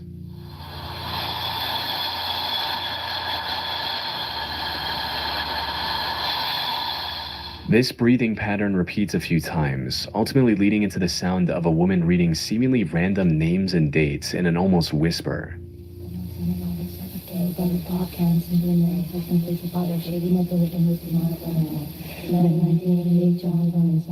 This voice keeps repeating the same 9 names and dates over and over again. A little investigation shows that the names and dates are taken from their obituaries. The 2 most notable names among these belong to Frank Oppenheimer, the brother of the creator of the atomic bomb, J. Robert Oppenheimer, and Barry Joseph Valentino Jr., one of the victims of the Pan Am Flight 103 bombing in 1988. However, from what I've seen, there's no correlation between any of the names besides the fact that they're all dead. After repeating these names for a few minutes, the broadcast goes back to normal with a seemingly routine call sign announcement. You're tuned to WKCR-FM New York, 89.9 on your dial. Colombian music is running a little late. It will be starting in a few minutes. Now, when the anonymous user originally posted this on 4chan, it received mixed reactions. Some people were deeply creeped out by it, while others were skeptical and believed the OP made this whole thing up. So, what's the truth? Well, there's evidence supporting both sides of the argument. The thing is, after receiving a few requests, the OP posted the full audio clip on YouTube with a channel named Ravenmouth. Searching it on Google shows that the OP has a Reddit account by the same name. With this, we can see that a couple of weeks after his 4chan post, Ravenmouth posted the same radio hijacking story on the No Sleep subreddit, which is mainly about believable but not always true disturbing stories. Near the end of this post, Ravenmouth also added a new section that wasn't present in his 4chan post, reading, "Unfortunately, and for this I sincerely apologize, it never ever stops. I told you this was just something I'd found, and I swear to you that that's true. It really did happen that way. It's more than that though. I don't really know how long it takes. A few weeks or months from now when you're alone and suddenly you hear the keening, quavering sound rise up, like it's crawling out of your spine and into your..."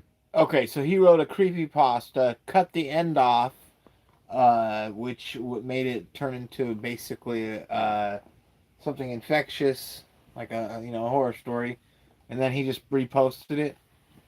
Guy should have used a different name. Skull, you'll understand. When that night comes, if you listen closely to what comes after the horrible sound, you'll realize that the woman will be reading your name, new names. You'll play it for your friends, your family, add their names. I hope desperately that if I can make the list long enough, add enough names, then they'll take mine off and leave me alone. I'm sorry. This is plenty of evidence to show that this story is fictional and Ravenmouth made it all up. However, he remains adamant that while he did embellish the story a bit for the Reddit post, he still did record the audio from the radio when he was a teenager. So, could the WKCR station have actually been hijacked by someone? It's entirely possible. Radio hijackings are not a new phenomenon, and were certainly a thing back when this would have happened. But WKCR is owned by a college, and ran almost entirely by college students. When asked about it, the WKCR team stated, "As far as we know, this did take place on WKCR airwaves. In terms of the claim that it was a hijacking, that is very unlikely. WKCR is a weird place with weird programmers, probably just some late-night new music programmer having fun on the mic." Put simply, Ravenmouth was likely telling the truth, but what he thought was a creepy hijacking was just the artsy experiment of a college student. Although this, of course, cannot be 100% confirmed. Interesting. On March 1st, 1999, the U.S. National Oceanic and Atmospheric Administration recorded an ominous sound coming from the ocean. This is what it sounds like at 16 times speed. What was it? 16 on March 1st. What's the next one? On March 1st, 1999, the U.S. National Oceanic and Atmospheric Administration recorded an ominous sound coming from the ocean. This is what it sounds like at 16 times speed. This is going to be the bloop, isn't it?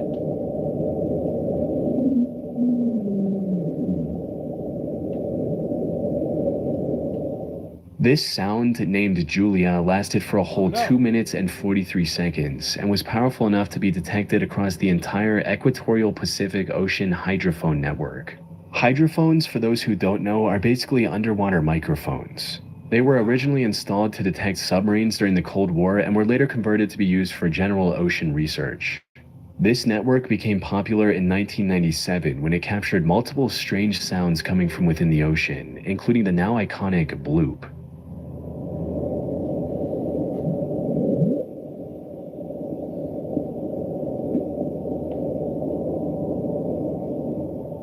According to the official explanation, the sound heard in this recording was caused by ice quakes and large icebergs, or by icebergs scraping the ocean floor. Julia was recorded nearly 2 years after this one. However, unlike bloop, it doesn't have an explanation. Due to the high loudness of Julia, scientists weren't able to pinpoint its exact location. One potential solution that's been floating on the internet for a while now is that Julia originated from underwater volcanic activity. Sadly, this theory falls apart quickly upon inspection. This is mainly because there was also recorded audio coming from an underwater volcano called Upsweep, and it sounds nothing like Julia.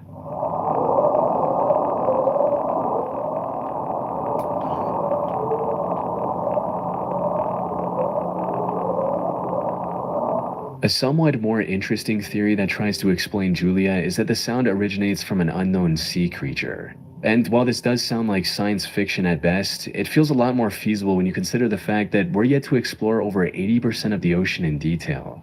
However, the very idea of an ocean creature big enough to produce a sound audible from thousands of kilometers away is terrifying, and honestly quite out there. The sound dubbed Julia is one of many underwater sounds recorded that have yet to be identified.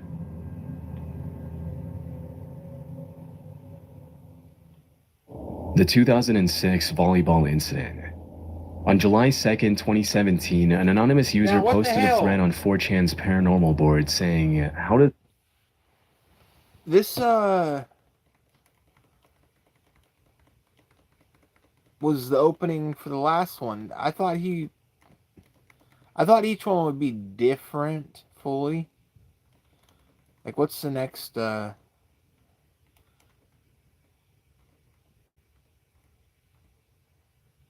and then it goes right into grave. Okay. So, we're going to go to missing cases. 2 hours of disturbing missing cases. I don't know. On July... Is there like half of that video is stuff I haven't watched, and then the second hour of it is stuff that I have watched, and the first hour of the other video was stuff... Maybe they did do that. 2008. Okay.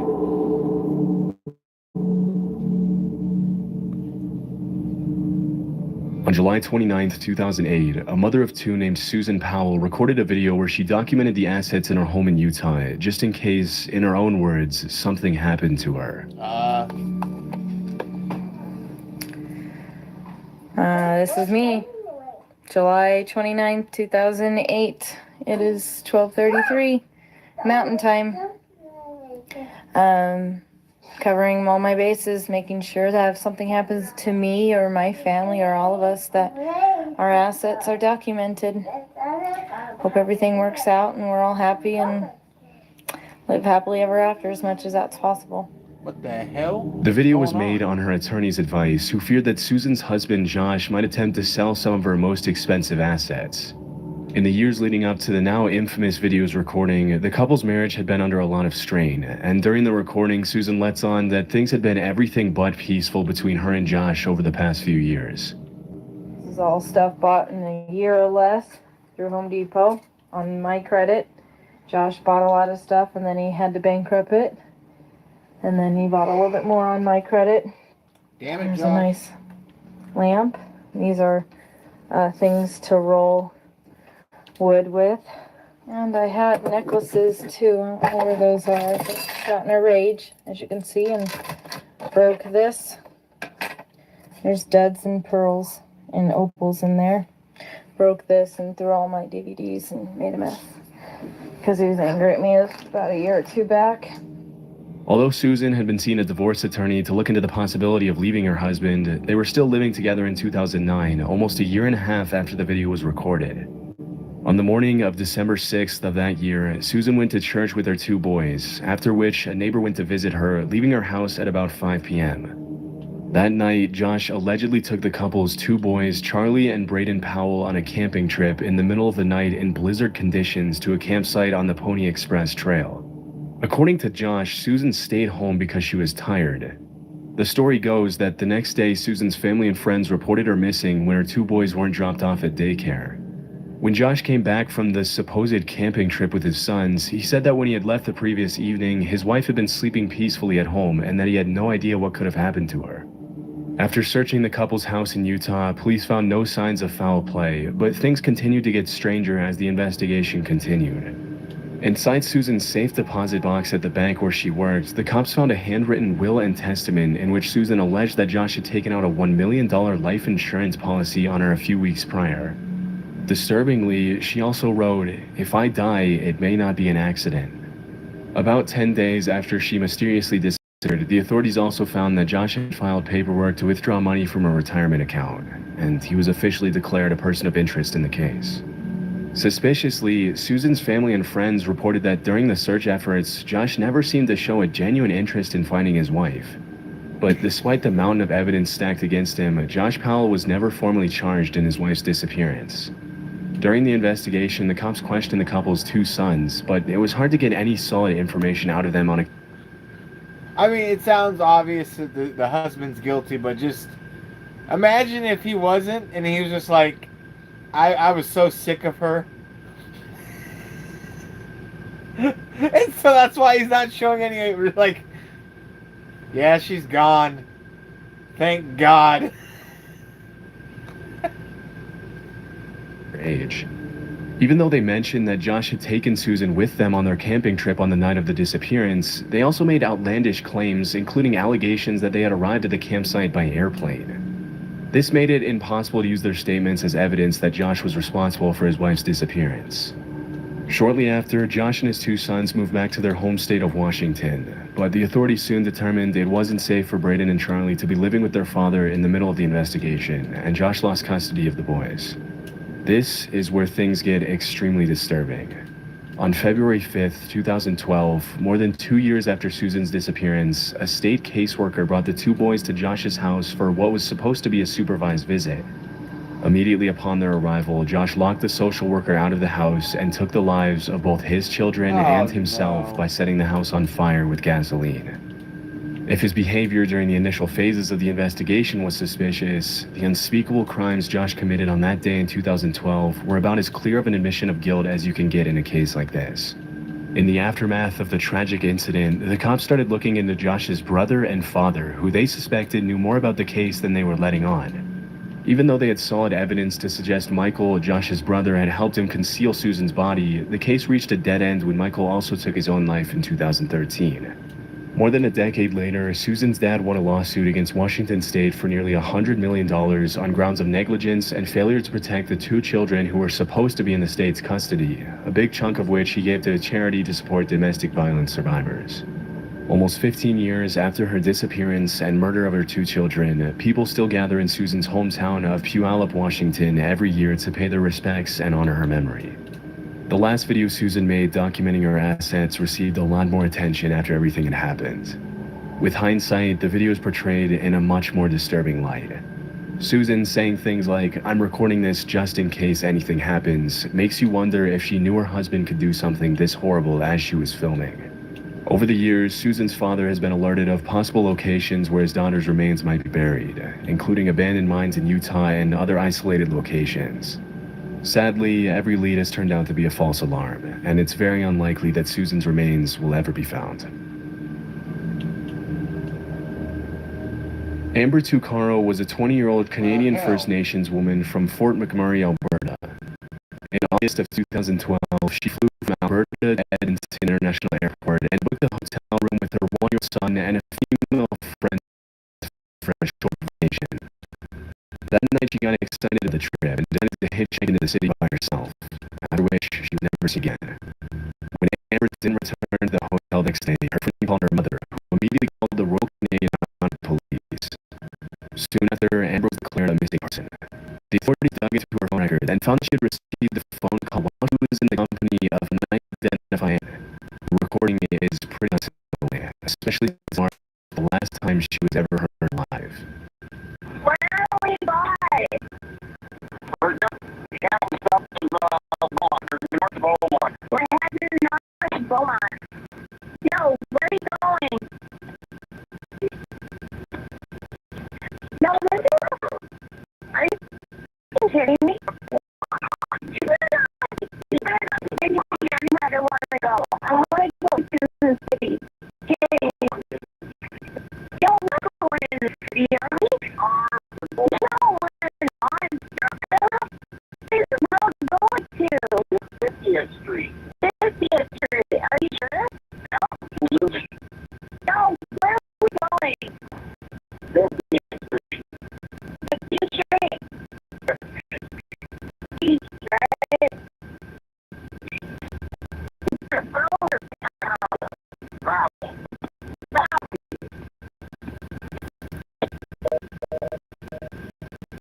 In the recording, a male driver can be heard reassuring Amber that they're heading where she wants to go, but she doesn't seem to be buying the story and is obviously pretty distressed.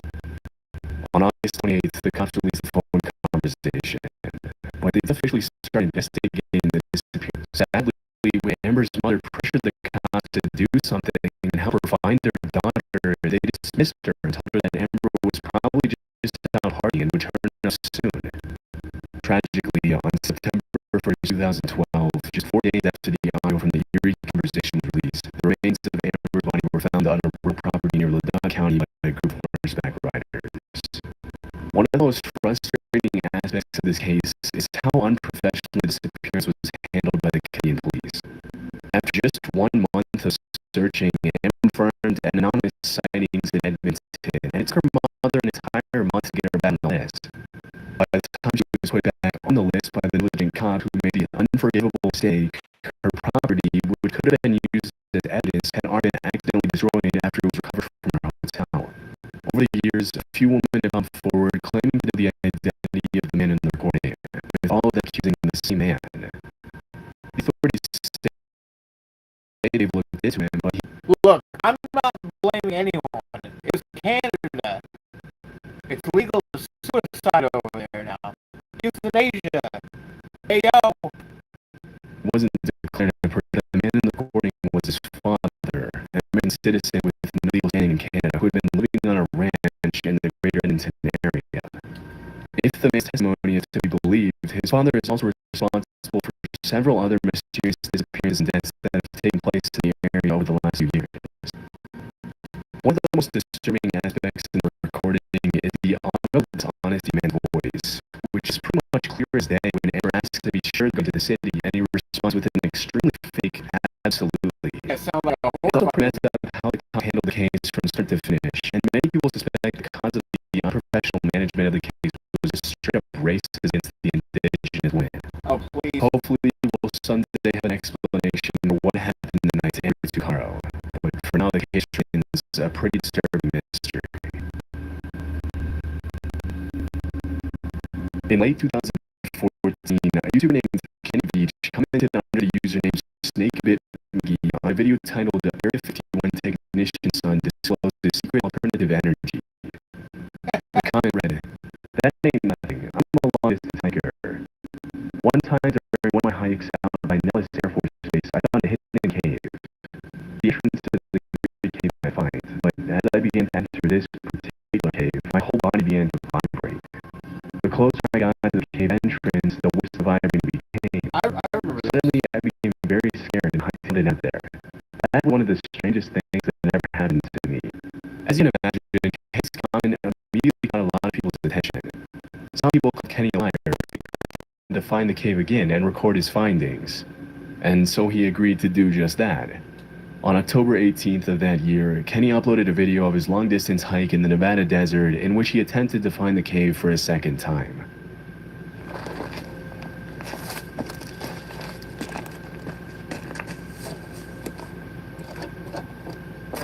Well, here I am on my hike up here in the mountains north of Las Vegas.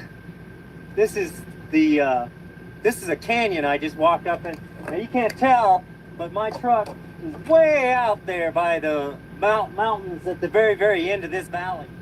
At the beginning of the video, Kenny... I bet this is where Dutch got a lot of inspiration for horror in the high desert. That is like a shot from the fucking movie. In fact, there's no discernible difference between the movie and the acting and what that guy just said. That could have been Horror in the High Desert Part 5 for all I mean, that was... Never mind. Now you can't tell, but my truck is way out there by the mountains at the very, very end of this valley. At the beginning of the video, Kenny stands at the top of an abandoned mine shaft and gives his viewers an introduction into the monstrous hike that lies ahead of him that day.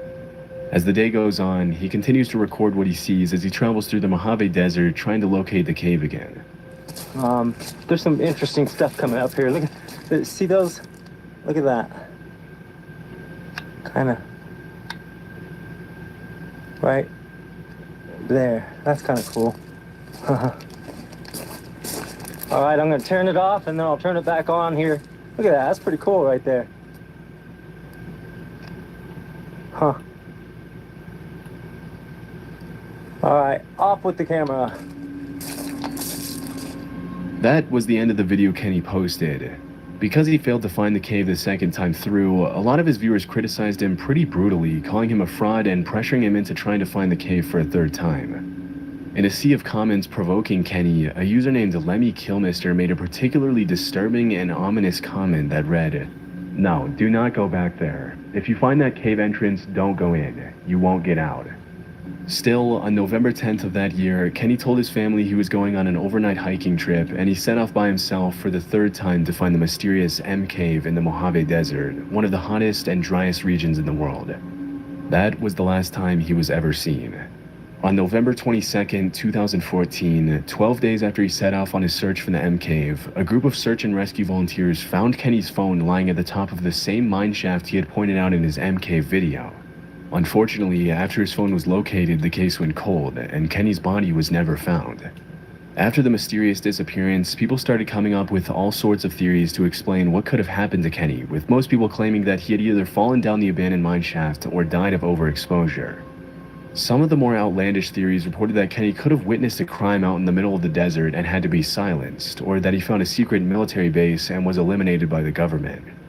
However, a few months after his disappearance, a comment on the original video made by a woman named Sharon Pilgrim shed light on an entirely new possibility, that Kenny had taken his own life. The comment read, "I am the girlfriend that Kenny spoke of in the video. Kenny has not been found, and I feel that he probably will not be found for many, many months, if ever. I want you to know that I do not think Kenny had an accident. I believe he took his life. He battled with depression for many years and would not take medication or see a doctor. He quit his job a little more than a year before he disappeared." In response to his phone being found at the mine shaft, Sharon then added, "The mine shaft was about a 4-hour hike from his car. It is my feeling that he left it behind so that he could not be tracked from the GPS in it. He also did not take his video camera with him on this solo hike. It was left in his home, so he had no intention of filming anything. I am healing from my loss and look forward to new experiences with desert hiking, camping, and taking beautiful pictures of our desert. Enjoy your adventures of life, and thank you for the kind, loving comments sent my way." Even though the woman's comment seems pretty genuine and brings light to the very real possibility that Kenny took his own life, the case still doesn't have a solid conclusion. Over the years, several other YouTubers have found caves in the same area Kenny was hiking in that almost perfectly resembled the letter M, and recently one of them even had a danger restricted area sign put up next to his entrance. So, even though it's possible that Kenny took his own life in the desert, his disappearance has still left more questions than answers. On September 8, 2015, a man named Tim from Mounds View, Minnesota contacted the police and told them his friend, 32-year-old Henry McCabe, a Liberian immigrant and auditor for the Department of Revenue, had gone missing. As per Tim's testimony, Henry had been at a barbecue hosted by a friend named Emmanuel earlier that day and had left to go to a nightclub at around 11 p.m. After following up with the two acquaintances who had been with Henry at the club on the night of the disappearance, the cops realized they had a pretty complicated case on their hands. According to the two friends who had been with Henry at the Céline nightclub in Spring Lake that night, Henry had been drinking pretty heavily, and upon leaving the club at around 2 a.m., he allegedly asked William, one of the acquaintances he was with, to drop him off at a gas station nearby. After getting dropped off by William, who thought it was strange that Henry rejected his offer to drop him off at his house instead of a random gas station, Henry called his wife a little after 2:20 a.m. According to his wife, Henry sounded pretty delirious on the call, and near the end of the conversation, she called one of Henry's friends to ask him to go get her husband. Even though the friend didn't answer the call, the last 2 minutes of the conversation between Henry and his wife were recorded by the friend's voicemail, and the content of the conversation is pretty disturbing.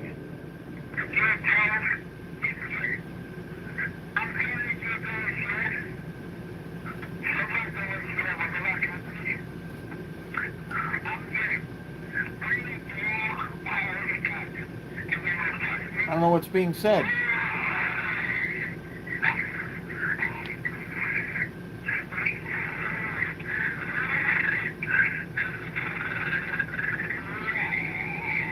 What the fuck?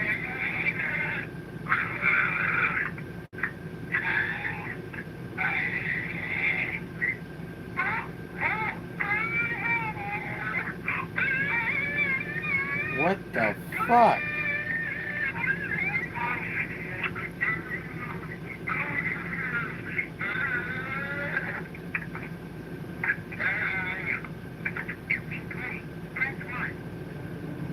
It's almost impossible to make out any of the words in the audio, and the combination of growls, moans, and screams makes it hard to know what to even make of the recording.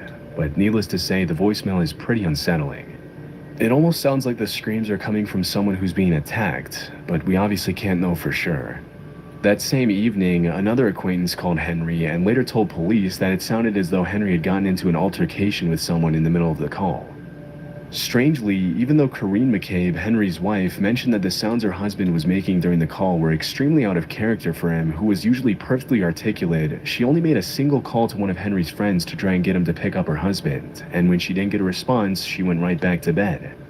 Even more strangely, during her questioning, Corinne repeatedly told the cops that she knew Henry was alive, even though she didn't have the evidence to prove it directly.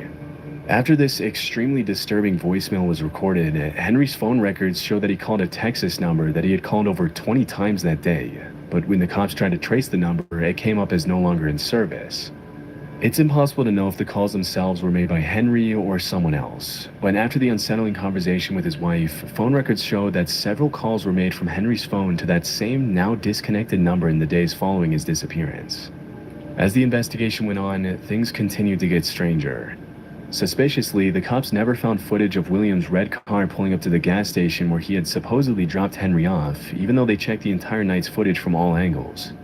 William later ended up changing his story and alleged that as soon as he dropped Henry off, he immediately got back in the car and William dropped him off at another gas station a couple of miles away. It was later revealed by a confidential FBI informant that during the searches that took place after the disappearance, Emmanuel, the host of the barbecue, and a group of 3 other men would often stand a few feet away from the rest of the search party and talk suspiciously among themselves. Still, it was never determined if they had anything to do with the disappearance. On October 2nd, almost a month after Henry went missing, a strange anonymous letter was sent to the New Brighton Police Department a few miles from where Henry went missing.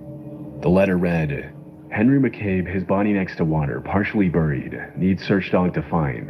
Witness who saw burial scared, female young, asked to come forward. Can remain anonymous and will protect." On November 2nd, the cops found Henry's body in Rush Lake, a few miles from where Henry had supposedly been dropped off on the night of his disappearance. Mysteriously, they didn't find any signs of foul play on his body, even though the anonymous letter suggests he was buried by someone else. Despite the lack of evidence on his body, it's possible that he was either forcibly drowned by a group of assailants, that he took his own life, or that something entirely different took place that night. The only thing we know for sure is that this is an extremely strange case that we'll probably never get a conclusive explanation for. Sound like you said, "Help me." In the summer of 2013, a 26-year-old oil worker from Texas named Brandon Lawson arrived home from work and immediately got into an argument with his long-term girlfriend. Things had been pretty tense between the couple in the days leading up to that evening, as Brandon had frequently been working Monday through Sunday, and the youngest of the couple's 2 children was only a few months old. Also, Brandon had recently relapsed into addiction, which further strained their relationship. It's unclear if his girlfriend kicked him out of the house or if he decided to leave after about an hour of arguing. But whatever the case, Brandon got in his silver Ford F-150 and drove away from his home in San Angelo at midnight on August 8th, after which he was never seen again. The incredibly strange events that took place over the next few hours have turned this case into one of the most mysterious and disturbing disappearances of the decade. About half an hour after leaving his house, Brandon made a phone call to his brother Kyle, letting him know that he was a few miles south of Braun on a stretch of highway in the middle of nowhere and that he was out of gas. After fetching a gas can from Brandon's house, which was about a mile away from his own, Kyle got into his car and prepared to drive to his brother's location. But things didn't exactly go according to plan for Brandon, and a few minutes later at around 12:50 a.m., he made this disturbing call to 911. 911 emergency. Yes, I'm in the middle of the field. It's like we're just pushing guys over. Right here going towards Javelin on both sides. My truck ran out of gas. There's one car here. Got taken to the woods. Please hurry. Okay, now run that by me. I'm not talking to him. I actually ran into him. Ah, you ran into him. Okay. Got the first guy. Do you need an ambulance? Yeah, no, I need the cops. Okay. Is anybody hurt? Hello? Hello? Fuck. Hello? Although it's hard to make out what's going on in the background, many people have alleged that they can hear the sound of gunshots and other people talking in the audio, but it's hard to confirm what exactly was being said and what was even going on during the call. 8 minutes after Brandon's 911 call, another driver called the cops to inform that a silver F-150 had been parked pretty dangerously on the highway with the back of the truck sticking out into the other lane. Following his call to 911, Brandon continued to contact his brother Kyle by phone, and they exchanged a series of strange phone calls. Even though these next calls weren't recorded, according to Kyle, Brandon sounded extremely paranoid, repeatedly claiming that he was being chased out of town by the Mexicans in the neighborhood. When Kyle asked him if he had been using drugs again, Brandon immediately denied it. At around 1:10 a.m., Kyle arrived at the location where the truck was parked, but Brandon was nowhere to be seen. A few minutes after his brother's arrival, Brandon once again called Kyle and made a series of disturbing statements, claiming that he could see Kyle and the officer that had just arrived at the scene, that he was bleeding, and that they needed to hurry. Disturbingly, he was nowhere in sight. For the next few minutes, Kyle continued to try to get in touch with Brandon, but all his calls went straight to voicemail. After failing to find him that night, the cops launched an official search for Brandon, complete with helicopters, thermal cameras, dogs, and a massive search party. Unfortunately, Brandon was nowhere to be found. It was later revealed that Brandon had cashed out his 401k on the night of his disappearance, suggesting he might have vanished on his own accord. However, due to his distressed phone calls to 911 and his brother, it's also possible that Brandon fell victim to some sort of cartel activity, or that someone he ran into on the road attacked him. In February 2022, a small search party consisting of family members and friends found a pair of shoes and clothing that matched the description of what Brandon was wearing on the night of his disappearance. And after searching the area, the cops found human remains near the location of the shoes and clothing. Even though the remains were sent to be tested more than 2 years ago, there still hasn't been a definitive answer for whether they belong to Brandon or what could have happened to him that night. Hopefully, with time, more conclusive answers will surface to give Brandon's family a sense of much-needed closure. Until then, this will probably remain as one of the most disturbing missing persons cases from recent years. On May 8, 2021, a woman named Malie Perales was driving down the Packer Drive Northeast Road alongside the Rogue River in Belmont, Michigan. She and her 2 roommates were on their way back after a night out, and they were all in a cheerful mood. However, their smiles quickly vanished as they stumbled onto a horrifying scene. At around 2:30 a.m., while driving near the Rogue Hollow Court, one of the passengers spotted a strange figure lurking by the side of the road. This encounter was extremely terrifying, but it also sparked the group's curiosity, and after some deliberation, they decided to turn around, and this is what they then came across. What the? Stop. No, Stop. No, I'm not. No. Hell no. What the? Oh. They were soaked. They saw what looked like a young woman drenched from head to toe as if she had just crawled out of the nearby river. She also looked like she was crying, banging her head on the road and waving for help.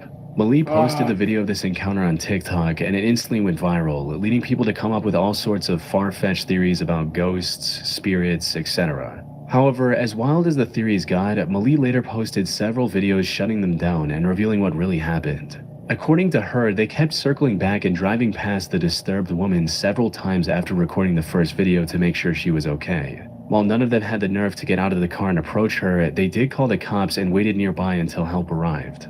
The woman was then taken to a nearby hospital where she was treated for cold exposure.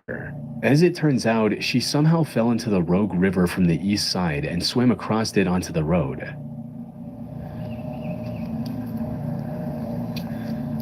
Yep, she had to have come up out of the water. Yep, there's a dig spot there. So she came up from down there. That's had to have been why she was so wet. This was the spot that she had left. I don't know why or what was going on. After regaining some composure, she also revealed that the woman was from Kalamazoo, a town that's over 60 miles from where she was found. However, she had no recollection of how she got to Belmont and fell in a river so far away from home. From what we know, she was most likely experiencing a severe mental break, where her memory gap was caused by a rare condition known as fugue state, something we covered in our previous video on the most disturbing mental disorders. For those who don't know, a fugue state is a rare condition where a person suddenly loses their memory and starts acting like someone else. They might wander off, travel long distances, or do things completely out of character without realizing anything is wrong. It's usually triggered by extreme stress or trauma, and once it's over, the person often has no memory of what happened. And while this condition is quite rare, all the signs suggest that's exactly what happened to this mysterious woman from Kalamazoo, especially since the authorities later found her car parked behind a random house just east of the river. She likely drove to that neighborhood on her own but had zero memory of doing so, which fits perfectly with the known symptoms of fugue state. Malie also shared her video in a local Facebook group, hoping to find more answers about what went down. Unfortunately, the responses she received weren't as helpful as she'd hoped, since most people in the neighborhood believed the screaming and noises were just the sounds of a wild animal, like a coyote. But there were a few responses that deepened the mystery. Like this one person who remembered meeting her earlier that same night, stating, "Saw this person between Van Dam and Packer Woods around 10:15 p.m. Friday. Asked her if she needed help, to which she responded no." Another person also mentioned hearing about a woman walking into his neighbor's house, yelling hello 3 times and then leaving on her own. And while this added further evidence supporting the fugue state theory, these responses still left a key question unanswered. Who was she? Malie tried to contact both the police and the hospital for answers, but despite her insistence, both the police officers and the hospital staff refused to reveal her real name. That said, we still have enough information to make an educated guess. Based on everything I could uncover, the mysterious woman in this unsettling video was most likely Mei Zhou. She was a 28-year-old Chinese woman who went missing from Kalamazoo on May 6, 2021. Before her disappearance, she told her friends that she felt like she was being followed by a stalker she met online. Unfortunately, these are the only details about her case that were made public. I couldn't find any clear answers on whether the stalker was real or if she was just overwhelmed by paranoia. In either case, the constant fear and stress of feeling watched likely drove her to slip into some variation of the fugue state we discussed earlier. Hopefully she received the mental help she desperately needed and is now in a better mental state than she once was. So technically not a missing person. In June of 2024, streamer Lacey and his friend Clicks were doing an Although IRL... definitely the scariest video so far in 29 minutes. That was actually some pretty spooky footage of seeing that lady on the street. But they handled it perfectly. I would have done the same thing. I was just like, parked my car, kept it turned on, kept all the fucking lights on, and then I would just call the police and I just kept watching. Be ready to drive away. And police would be like, why haven't you checked on me? I'd be like, I'm too scared, motherfucker! Get over here! Miami, Florida. The two were simply going around town and having fun. What they didn't realize was that this stream would end up saving someone's life. It happened a few hours into this stream when they sat down at the Starlight Hotel Cafe for lunch. As they waited to order, a guy walked up to their table wearing nothing but neon green shorts. Lacey and Clicks initially assumed he was just another fan eager to talk to his favorite streamers, a pretty typical scenario for popular IRL streamers. But something about this young man didn't sit right. He was trying to keep a conversation going, but his words were slurred and nothing he said really made sense. Hey, are you sparring, bro? Are you sparring? Yo, you good, bro? Good what? The streamers figured he was either drunk or on some kind of drugs. For content, they started poking fun at him a bit before shifting their focus back to their stream.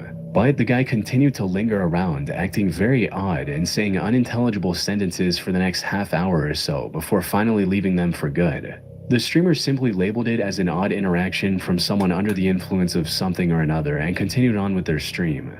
Lacey later uploaded an edited down version of this stream on his YouTube channel. And that's when he got an email that made him realize the significance of what they had just caught on camera.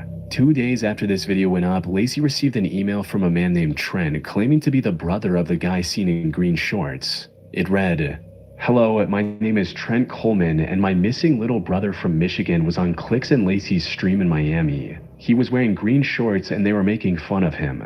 He is not on drugs, he is schizophrenic and he is 17 years old. If someone can contact me about this, I would be so thankful. He has been missing for 3 months and his case was put on homicide in Michigan." In most cases, emails like these are just trolls trying to mess with creators. However, after some research, Lacey discovered that Trent was actually telling the truth and posted this new development on Twitter stating, 3 months ago, a 17-year-old kid went missing and was put on homicide. Yesterday on stream, he came up to me and Clicks, and now his family knows he is alive and in Miami. I wasn't sure if I should make this public, but I'm hoping somehow this helps him be found for his family. In a reply to his tweet, Lacey also attached an article that provided additional details about the case. Apparently, the teenager's name was Troy Coleman, and he had been missing from his home in Michigan since May of 2024. According to the article, Troy was last seen in Mount Morris Township around 9:30 a.m. on May 17th. In the 3 months since his disappearance, he had somehow traveled from Michigan all the way to Miami with no medication, no money, and no clear explanation of how he got there. This was extremely concerning considering Troy's lack of vital medication for his schizophrenia was known to cause serious hallucinations. His sudden reappearance only deepened the mystery. With no leads and no logical explanation, Michigan police were left so baffled that they even began investigating his case as a potential homicide. So, the fact that Troy randomly appeared on Lacey and Clix' stream and his brother just so happened to be watching that stream was nothing short of a miracle.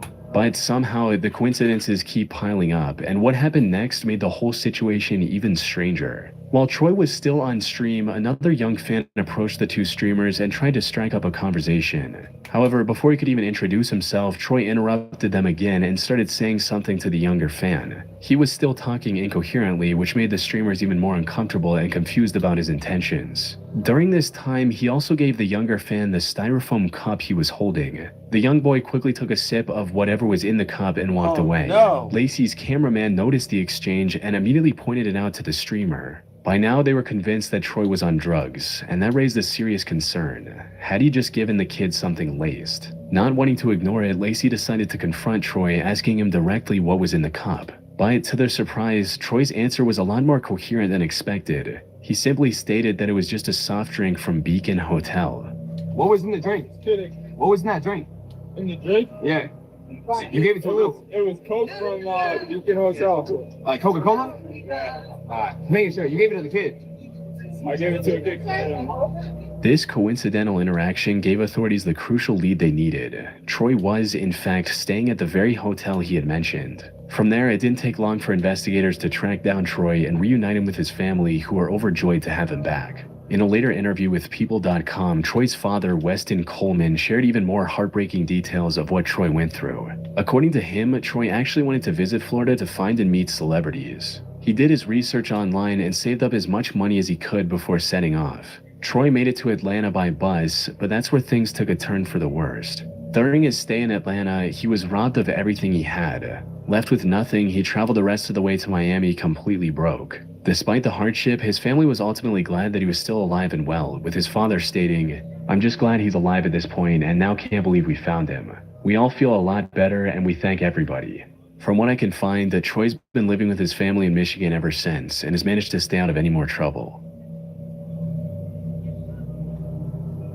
On August 3, 2013, I mean, that's not the most disturbing missing person case. That was actually a pretty happy ending. In fact, it was pretty inconsequential. He just basically went wandering. Obviously, the worst part was on the family, who thought he was dead. But, I mean, that was actually a pretty sweet ending. It wasn't too bad. Even the young kid, I mean, that was obviously just a... He obviously survived by, like, people just giving him rides and money and, you know, homeless type situation. Seems so. James DiMaggio invited family friend Christina. I don't know how the hell he was staying at a Beacon Hotel, unless he had, like, cards or whatnot. But if he had cards, then his parents would be able to track them, so I don't know. Anderson and her two kids, 8-year-old Ethan and 16-year-old Hannah, over to his home in Boulevard, California. He claimed it was just a farewell visit before moving to Texas. And this wasn't anything unusual. James had been a close friend with both Christina and her husband Brett for quite some time and was like an uncle to the kids. And since Brett was away for a 3-month job in Tennessee, James helped the family regularly with things like I talk too much in between. Let me rewind it. I'm trying to hear this shit.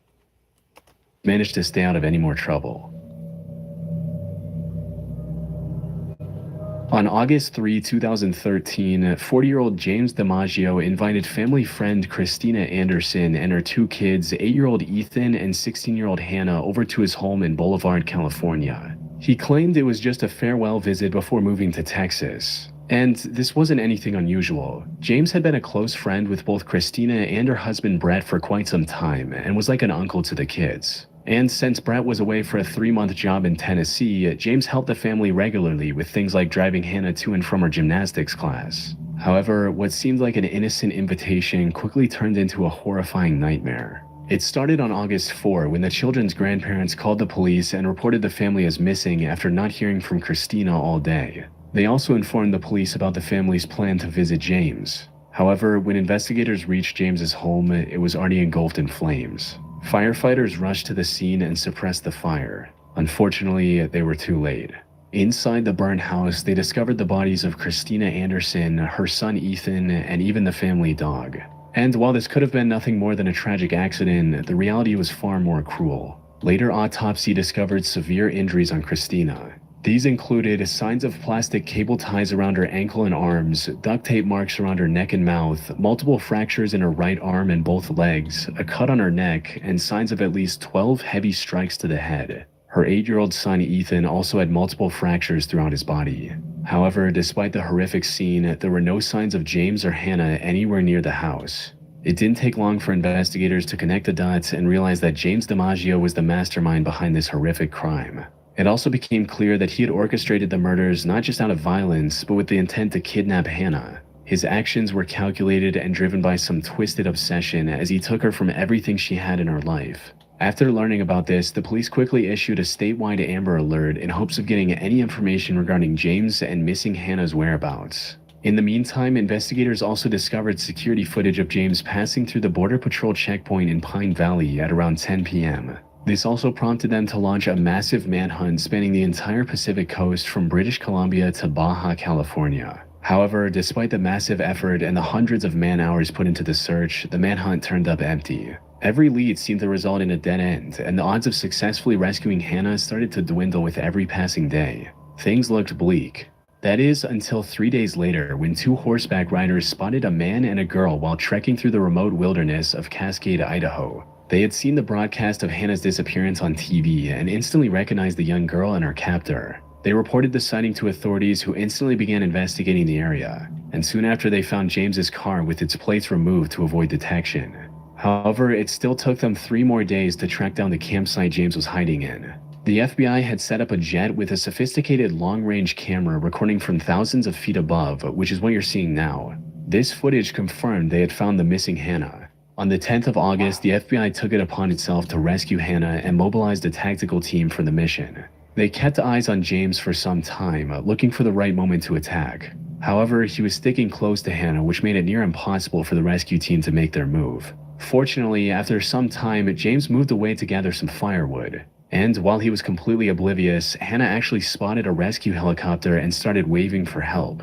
This was the perfect opportunity, and the FBI didn't let it go to waste. They quickly moved in and carried Hannah to safety.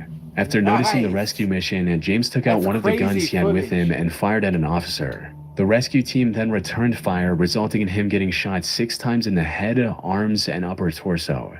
Hannah was finally safe. And while this was one of the most terrifying experiences a teenage girl can have, Hannah's managed to completely bounce back. She is now 27 years old and is happily living with her husband and 1-year-old son in Vancouver, Canada. On the 27th of May 2013, at around 4 p.m., 73-year-old Robert McDonough disappeared from his home in Portland, Maine. Now, an elderly person going missing is extremely stressful on its own. However, what made Robert's situation even more dire was the fact that he was also suffering from dementia. For those who don't know, dementia is a mental condition which makes it difficult to remember things, think clearly, or even recognize familiar faces. People with dementia can forget everything from their own names to the faces of loved ones, leaving them confused about where they are or how they got there. This can also extend to forgetting where they live. For someone with dementia, wandering outside can quickly turn from a harmless mistake to a life-threatening situation. A person with memory loss isn't just lost in terms of direction, they're lost in terms of identity and awareness. They forget how to care for themselves, how to recognize danger, and how to make decisions in an increasingly hostile world. These conditions could prove to be lethal for a healthy young adult, and the danger is increased tenfold for a frail elderly man trying to navigate a world that no longer makes sense to him. He could have easily wandered into traffic or tripped and fallen in a remote area, and no one would have known. Put simply, Robert's life was in extreme danger. This is also why— How does saying he could have wandered into traffic and no one would have known made sense? Like, if somebody gets hit, they would... Some things that this guy says just doesn't make sense to me when I think about it, like, deeper. I'm like, if a car accident happens, like, people... the body's gonna get examined and identified. The family's gonna get contacted. I mean, come on. Okay, whatever. He moved quickly after receiving the missing report and began searching every corner of the city within hours of his disappearance. Search and rescue teams spent more than 14 hours searching an area of Leamington after 73-year-old Robert McDonough, who has dementia, disappeared Monday afternoon. Around 6 a.m., search teams were briefed and started to intensify their effort. It was going into the second operational period, which means we're starting to ramp up, using a lot of GPS technology. Well, again, we'd have our pilots, we'd have ATVs, canines. However, they were having a hard time figuring out where Robert could have gone. When someone with dementia goes missing, searching for them is not like searching for someone who's just wandered off. In most cases, they don't even realize they're lost at all. They might walk aimlessly or even retrace the same steps without ever reaching familiar ground. Their confusion can send them in any direction, far from where they should be. But then, about 14 hours into the search, something happened that no one saw coming. On May 28 at 6:30 a.m., a reporter from Portland's local network was recording a section about the disappearance of Robert on the street, when, out of nowhere, an old man walked into the frame. No! This is hilarious. This isn't disturbing. At first, the reporter brushed him off as just another bystander. But after a few moments, he suddenly realized who the elderly man was. This was Robert McDonough, or Bob as he went by, the man everyone was looking for. The ultimate troll. Anybody give a phone call? I'm calling the warden service there. I'm still on the phone. This is Bob. This is you identifying as Bob McDonough? I think so. It's Bob McDonough. Yeah. He looks a lot like a Watch guy. yourself. Yeah. That's Bob McDonough. Fortunately, he was completely unharmed, despite being out in the cold all night. Upon realizing his identity, the news crew immediately contacted the authorities. And it wasn't long before Rob... Imagine being that old man just wandering through the night and not knowing what the fuck's going on or even caring. Then you come back up on to the fucking news person who's looking for you. What's the big fuss? Robert was reunited with his family. But here's the thing. Robert returning like this was nothing more than a stroke of good luck. While his story had a somewhat happy ending, it could have just as easily turned into an irreparable loss. But the ending was phenomenally hilarious. Jared Adedero. On the 2nd of October 1999, at around 11:30 in the morning, two men came across a very young boy while fishing at a campsite on the Big South Trail, which is a part of the Arapahoe and Roosevelt National Forest in Colorado. And while running into a lone child in the middle of nowhere as cause for concern, the two fishermen saw a group of hikers about 80 to 90. The old man was like, I just went for a walk. What's the big deal? We were gone for 17 hours. It was 17 minutes. Feet ahead. They figured that the child was a part of that group since after a brief conversation, the child ran off toward the group they saw. They've caught National Forest in Colorado, fishing at a campsite on the Big South Trail, which is a part of the Arapahoe and Roosevelt National Forest in Colorado. And while around 11:30 in the Jared Adedero. There we go. On the 2nd of October 1999, at around 11:30 in the morning, two men came across a very young boy while fishing at a campsite on the Big South Trail, which is a part of the Arapahoe and Roosevelt National Forest in Colorado. And while running into a lone child in the middle of nowhere as cause for concern, the two fishermen saw a group of hikers about 80 to 90 feet ahead. They figured that the child was a part of that group since after a brief conversation, the child ran off toward the group they saw. This child was 3-year-old Jared Adedero, and this was the last time anyone would ever see him again. To understand how a 3-year-old even ended up in that situation, we have to take a step back and examine the life of his father, Alan Adedero. Alan was a divorced, single father who was taking care of his two children, the 3-year-old son Jared and a 6-year-old daughter Jocelyn. Earlier that year, Alan had become deeply involved with a local religious organization known as the Christian Singles Network Group. By October, he was hosting 11 members of this group, along with his 2 children, at a resort he co-owned with his brother. On the day of the incident, the kids wanted to go on a trip to see a fish hatchery with the group. Alan was a bit reluctant at first to let them go, but ultimately caved in when members of the group assured him that they'd only visit the hatchery and come right back with the kids. However, for reasons that remain unclear, unbeknownst to Alan, the planned visit unexpectedly transformed into a 15-mile hike along the Big South Trail commencing at around 10 a.m. Taking 2 young kids on a lengthy hike without their father's permission. I remember my fish hatchery trip from school. That was actually fun. Because we weren't at school. And the place that we went to was neat looking. The smell of the fish wasn't so great, but everything else was pretty cool. Except I wasn't really that interested in the cutting open the fish part of the tour, but everything else was pretty interesting. Number 1. The second, and arguably the worst mistake the group made, was that no one took explicit responsibility for the kids. Everyone just assumed that someone else was looking after Jared and Jocelyn, when in reality no one was. To make matters worse, the hikers had split into 2 groups, those walking faster and those lagging behind. This separation made it nearly impossible to keep track of the kids' whereabouts. About an hour and a half into the hike, Jared reportedly interacted with 2 fishermen before running off towards a group of hikers. Now, this is where things get a bit murky. From what I can gather, it's unclear whether he was somewhere between the 2 hiking groups or if he had already passed them entirely. The hikers seen by the fishermen might not have even been a part of the same group. Sadly, this was the point where Jared vanished. However, it wasn't until 12:15 p.m. that the Christian group realized that they hadn't seen him for over an hour. Panic set in, and some members of the group rushed back to the resort to inform Alan. He wasted no time, immediately driving frantically to the trail while beating his chest and saying, quote, "They lost my baby, they lost my baby." In the meantime, his resort manager filed a missing person report and got the rangers involved in the search. Since this was a fairly active hiking trail, the rangers in the area had plenty of experience finding missing people. So much so that the sheriff at the time stated, "Absolutely, I thought we would find him. Yes, it was a child, but my thought was we should be able to get in there with our people and do what we do and what we have done hundreds of times, find the person. It might take a few hours to find the child crying or hiding someplace nearby, but we would be done before midnight." He even instructed his subordinates to wake him up when they found Jared, but the news never came. After almost a full day of searching, Jared remained missing and the hopes of finding him alive began to wane. Things went from bad to worse when the helicopter that was searching for Jared stalled 100 feet in the air and crashed, injuring all 5 of its passengers. Holy shit. By October 7th, over 200 professional searchers, a dozen dog teams, professional trackers, a dive team, and a plane were doing everything they could to locate Jared, or at least find some clue that could answer his mysterious disappearance. Tragically, after 5 grueling days with no leads, the search for Jared came to a heartbreaking halt on the 8th of October. It became a massive story in the media and even led to the Colorado governor signing the Amber Alert plan into law.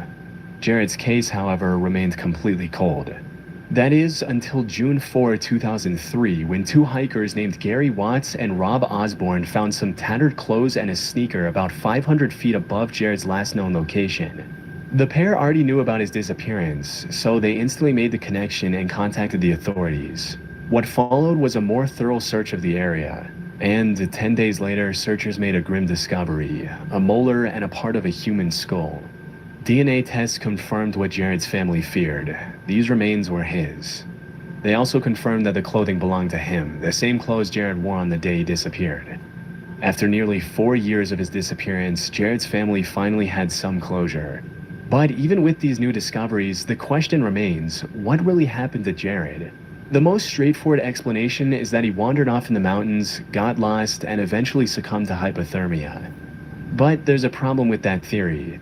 The spot where his clothes and remains were found is nearly inaccessible. It's extremely steep and rocky terrain that would be challenging for an adult to navigate, let alone a 3-year-old child. The most plausible theory is that he was attacked by a cougar. These animals are native to the area, and while they rarely attack humans, a small child could easily become a target. During the investigation, some of the hikers in the 11-member group also reported hearing a distant scream during that time, including Jared's sister, Jocelyn. So, if the cougar theory is true, it would explain both the scream and how Jared's remains got so far from his last known position. And while it is pretty convincing, there are some inconsistencies in the animal attack premise that I find difficult to justify.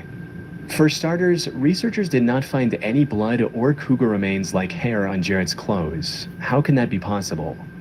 What's even more puzzling is that Jared's pants were inside out when they were found in the forest. I can't think of any logical way a cougar, or any animal for that matter, could turn a pair of pants inside out. Not to mention the fact that the pair of sneakers they found were in excellent condition, considering they would have gone through 4 winters in the Colorado mountains. All of this points to a far more disturbing theory, according to which Jared was actually abducted and later killed by another person. And the reason his sneakers were in such good shape was because the kidnapper likely scattered Jared's remains on the mountain years after the incident. I realize this is a horrifying thought, but it's really the only plausible explanation that accounts for all these strange details. Unfortunately, even with all the evidence we have, Jared's case remains as much of a mystery today as it was the day he disappeared. And the truth of what happened to him may never be known.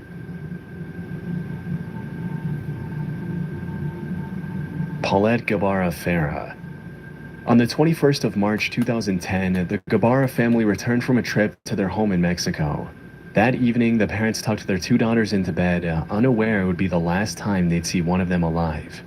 The following morning, the family's nanny, Erica, entered 4-year-old Paulette Guevara Farah's room to wake her, only to find the bed empty. She could not find the 4-year-old girl anywhere in her room. She turned everything upside down while searching for Paulette before finally alerting the mother of the kids, Lizette Farah. Lizette quickly informed the authorities, and they started investigating the little girl's disappearance almost immediately. However, this case was unlike anything they had seen before. Paulette had severe physical disabilities, so she couldn't have gone anywhere on her own. But the investigators didn't find any evidence of someone breaking into the house and kidnapping her either. It was as if she had vanished into thin air. So, after exhausting all of her options, the Attorney General's office quickly put together a poster explaining Paulette's situation and plastered it everywhere in the region. Lizette's sister, Arlette, also posted a few pictures on social media. Surprisingly, these social media posts went super viral, turning the disappearance of Paulette into a national headline. In the evening, Lizette even released a message on television to the potential abductors, asking them to return her daughter. She claimed that they could leave Paulette in a shopping center or some other crowded place and the family would not press any charges against them.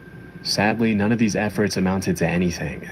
That is until 9 days later, on March 31st, when the little girl's lifeless body was discovered back where it all began, her own room. It was stuck between the mattress and the foot of the bed. On the surface, this should have been the end of Paulette's case. However, the inconsistencies surrounding her disappearance were too significant to ignore. For starters, the headline. In the evening, Lizette even released a message on television to the potential abductors, asking them to return her daughter. She claimed that they could leave Paulette in a shopping center or some other crowded place and the family would not press any charges against them. Sadly, none of these efforts amounted to anything. That is until 9 days later, on March 31st, when the little girl's lifeless body was discovered back where it all began, her own room. It was stuck between the mattress and the foot of the bed. On the surface, this should have been the end of Paulette's case. However, the inconsistencies surrounding her disappearance were too significant to ignore. For starters, how is it possible that no one noticed the little girl's body just feet from where she was supposed to be asleep? The Guevara house was investigated by professionals who also used highly trained dogs. How could they miss something so obvious in their search? Most importantly, how did no one who visited her room notice the smell? As a comment on YouTube mentions, I found a body once. It was in a basement apartment and we went to do a checkup on her due to a smell complaint. Flies were everywhere and they were huge. The smell was thick and it stuck to everything. It was a hot and humid summer. She had been dead for 3 days. There is no way that Paulette was in that room for 9 days and no one noticed. The smell of death literally gets everywhere. Now, if the room was immediately taped off after Paulette's disappearance, all of this could have been potentially explained as nothing more than incompetence by the investigators. But in reality, the room had many visitors in the days after the incident, including guests who slept in that same bed for multiple nights. No, Lizette even gave an interview sitting on top of the bed where Paulette's body was later found. How did she not notice? The only logical explanation for all of these questions is that Paulette's body wasn't under the mattress during the initial searches. Instead, it was placed there later by someone, possibly one or both of her parents. According to the official coroner report, Paulette moved onto the bed on her own and fell headfirst into the gap between the mattress and the frame. There, she asphyxiated and passed away before her nanny Erica came looking for her in the morning. But the evidence contradicting this official statement is a bit overwhelming. For instance, when the rescuers found Paulette, she was wearing dark trousers with a pink giraffe pattern. However, Lizette clearly showed the same trousers just days earlier while showing Paulette's belongings during an interview. No, esa es la pijama de mi grande. Ok. Ya no quiero decir que tengo, entonces no veamos. Sí, más vale, ¿verdad? Mejor mira la pierna y la sacamos. So, what's even more concerning is that during the official video where the authorities found the body, the investigators also uncover multiple bloodstains hidden in the sheets, some of which were the size of a soccer ball. At one point during the video, one of the investigators even remarks that they, referring to the parents, were beating up the kid.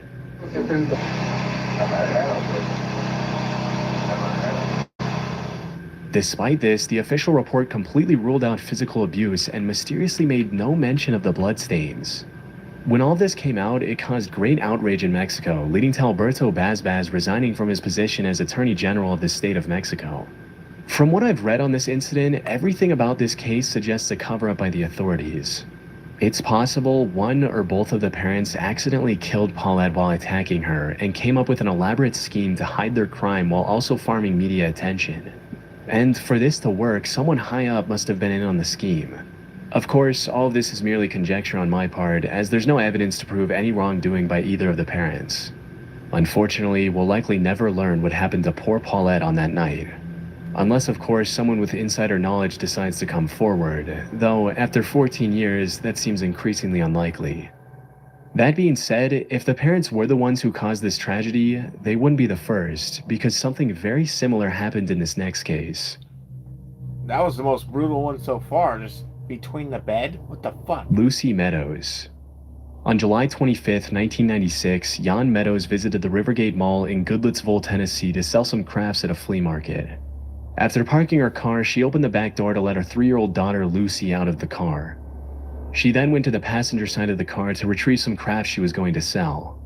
But when she came back around to the other side, her daughter was gone. She immediately contacted mall security and they conducted a thorough search of both the mall and the area surrounding it, but Lucy was nowhere to be found. Over several weeks following the incident, police dedicated hundreds of hours, interviewing 100 witnesses and relatives, following up on tips, speaking with parents of children resembling Lucy, and reviewing surveillance footage from the parking lot. Though the surveillance video was too distant to reveal any clues, it captured Jan Meadows wandering the lot, seemingly looking for someone. However, even after all this effort, they didn't find a single clue that could lead to Lucy's current whereabouts. But things were about to get much more disturbing when police started investigating Jan. For some context, Jan was a Korean immigrant who had separated from her husband Tom and was living with another Korean woman, Hyeon S. Dai, also known as Tammy. Jan and Tom! And in her original statement, Jan claimed that she had only looked away for a few seconds, and that was all it took for Lucy to disappear. She said she opened the door and walked around to the trunk, and then the daughter disappeared. But after a couple of weeks, she changed her story and said that she might have been busy for 10 to 15 minutes. This is a massive difference.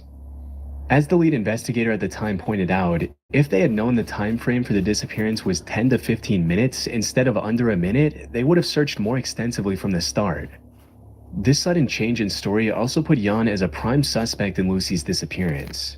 They put Jan under 2 polygraph tests and she failed both of them, after which she became reluctant to talk with the investigators. During this time, a neighbor also reported seeing the 3-year-old Lucy wandering outside early one March morning and not dressed for the weather and crying. Police also questioned her housemate Tammy, whose statement didn't fully align with Jan's story, making the whole situation even more suspicious. Police and the FBI then carried out an extensive search of the Meadows house, farm, and the surrounding area. However, they didn't find any evidence against Jan or Tammy, and the case was left wide open with no leads for the next 18 years. But then in November of 2004, a witness came forward. He claimed he saw Lucy lying on the floor at home wrapped in a blanket and looking like she could have been dead a day before her supposed disappearance. And while the police never released the name of this witness, I believe it was Daniel, Tammy's son, who would have been 11 years old at the time of the incident. If we take his testimony as truth, many of the inconsistencies in Lucy's case began unraveling. Lucy was likely already dead before her alleged disappearance on July 25th. Jan disposed of her body somewhere and then made up this abduction story to cleverly mask the truth. As for who killed Lucy, it could be Jan, it could be Tammy, or both. And the cause of her death could range from extreme neglect to overwhelming abuse. We have no way of knowing. And if Jan and Tammy have managed to hide the truth for over 28 years, it's unlikely they'll confess anytime soon. That said, the case is still open at the Goodlettsville Police Department. Who knows, maybe we'll see another witness come forward sometime in the future.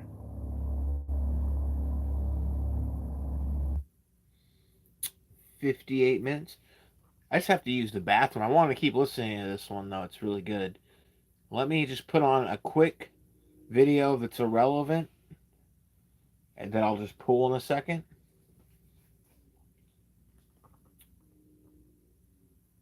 How about more Grindhouse Gospel?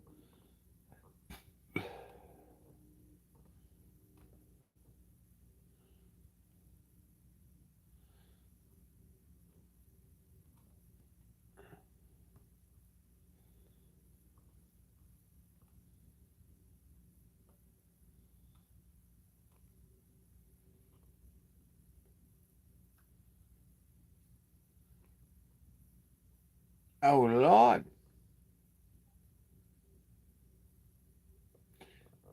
I'll just put this on.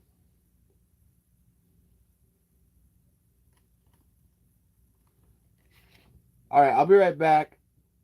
Few films in exploitation cinema Just an interlude, and then we're back to the other half of that disturbing missing thingies. History are more infamous than Ilsa, she-wolf of the SS. It's a monument to questionable taste, the power of marketing, and proof that there's really no such thing as bad press, as critics were merciless to it upon release. It is a film that I still look at and wonder, how did this ever get made? I first discovered Ilsa back in the early 1980s. Mom and pop video stores were exploding in popularity, and there was a real sort of cinematic gold rush happening as film distributors tried to get as many of their old library titles onto VHS and beta to rake in rental dollars. If you weren't there, it really was an interesting time. Grocery stores rented movies. Convenience stores rented movies. Video cassettes were basically everywhere. Even as a youngster, I was endlessly fascinated by film and would gladly spend hours in any video section perusing all the weird titles and cool box art. Some of the boxes were so deranged and intriguing, I could only imagine what the films were like. An old big box version of H.G. Lewis's Color Me Blood Red was one that lived rent-free in my head for years. Same with Myers Archie's infamous I Spit on Your Grave. But the one that really stood out to me was Ilsa. I mean, the title alone was a showstopper, but then you slapped buxom Diane Thorne and German war symbolism on top of that? My brain couldn't even guess what the actual movie was like. Of course, there was a less than 0% chance my parents were ever going to let me rent Ilsa. And while I could often convince my friends with more open-minded parents to let us rent ninja and horror movies, this one was never going to fly. So I filed it away in my brain for some day when I was older and could rent it for myself. The thing was, the video market changed a lot in the few years while I was waiting to get older. The mom and pop video stores, essentially the Wild West of the early days of home video, where you'd find everything from the latest blockbuster to stuff like Blood Feast, were eventually supplanted by more corporate stores. Blockbuster, Hollywood Video, and Movie Gallery took over, and the selection got pretty sanitized. Ilsa was apparently not something any of these stores were particularly interested in carrying next to the latest blockbusters. Because of this, the film had become sort of hard to find by the time I was finally old enough to see it. The thing was, the mom and pop video stores weren't entirely dead, and I just happened to live one county north of one. The internet turned into a meme. If you've ever seen a photo online of a video store called Megaflix where the Flix part of the font looks like an entirely different F word, then you know what I'm talking about. Megaflix was located in Pasco County, Florida, and I spent a good chunk of the early 90s driving past it daily on my way to work as a manager of a movie theater. One night after work, we stopped in, and there it was, Ilsa in all of her VHS glory. Needless to say, I rented it immediately. The tape was battered and had tracking issues because guys had clearly paused it for long stretches of time on nude scenes. But did it live up to the fever dream in my brain inspired by the title and cover art? Well, sort of. The funny thing about this first Ilsa outing, and there were 4 in total, although Wicked Wharton didn't actually begin life as part of the Ilsa franchise, is that it is indeed a monument to questionable taste and weird aesthetic choices.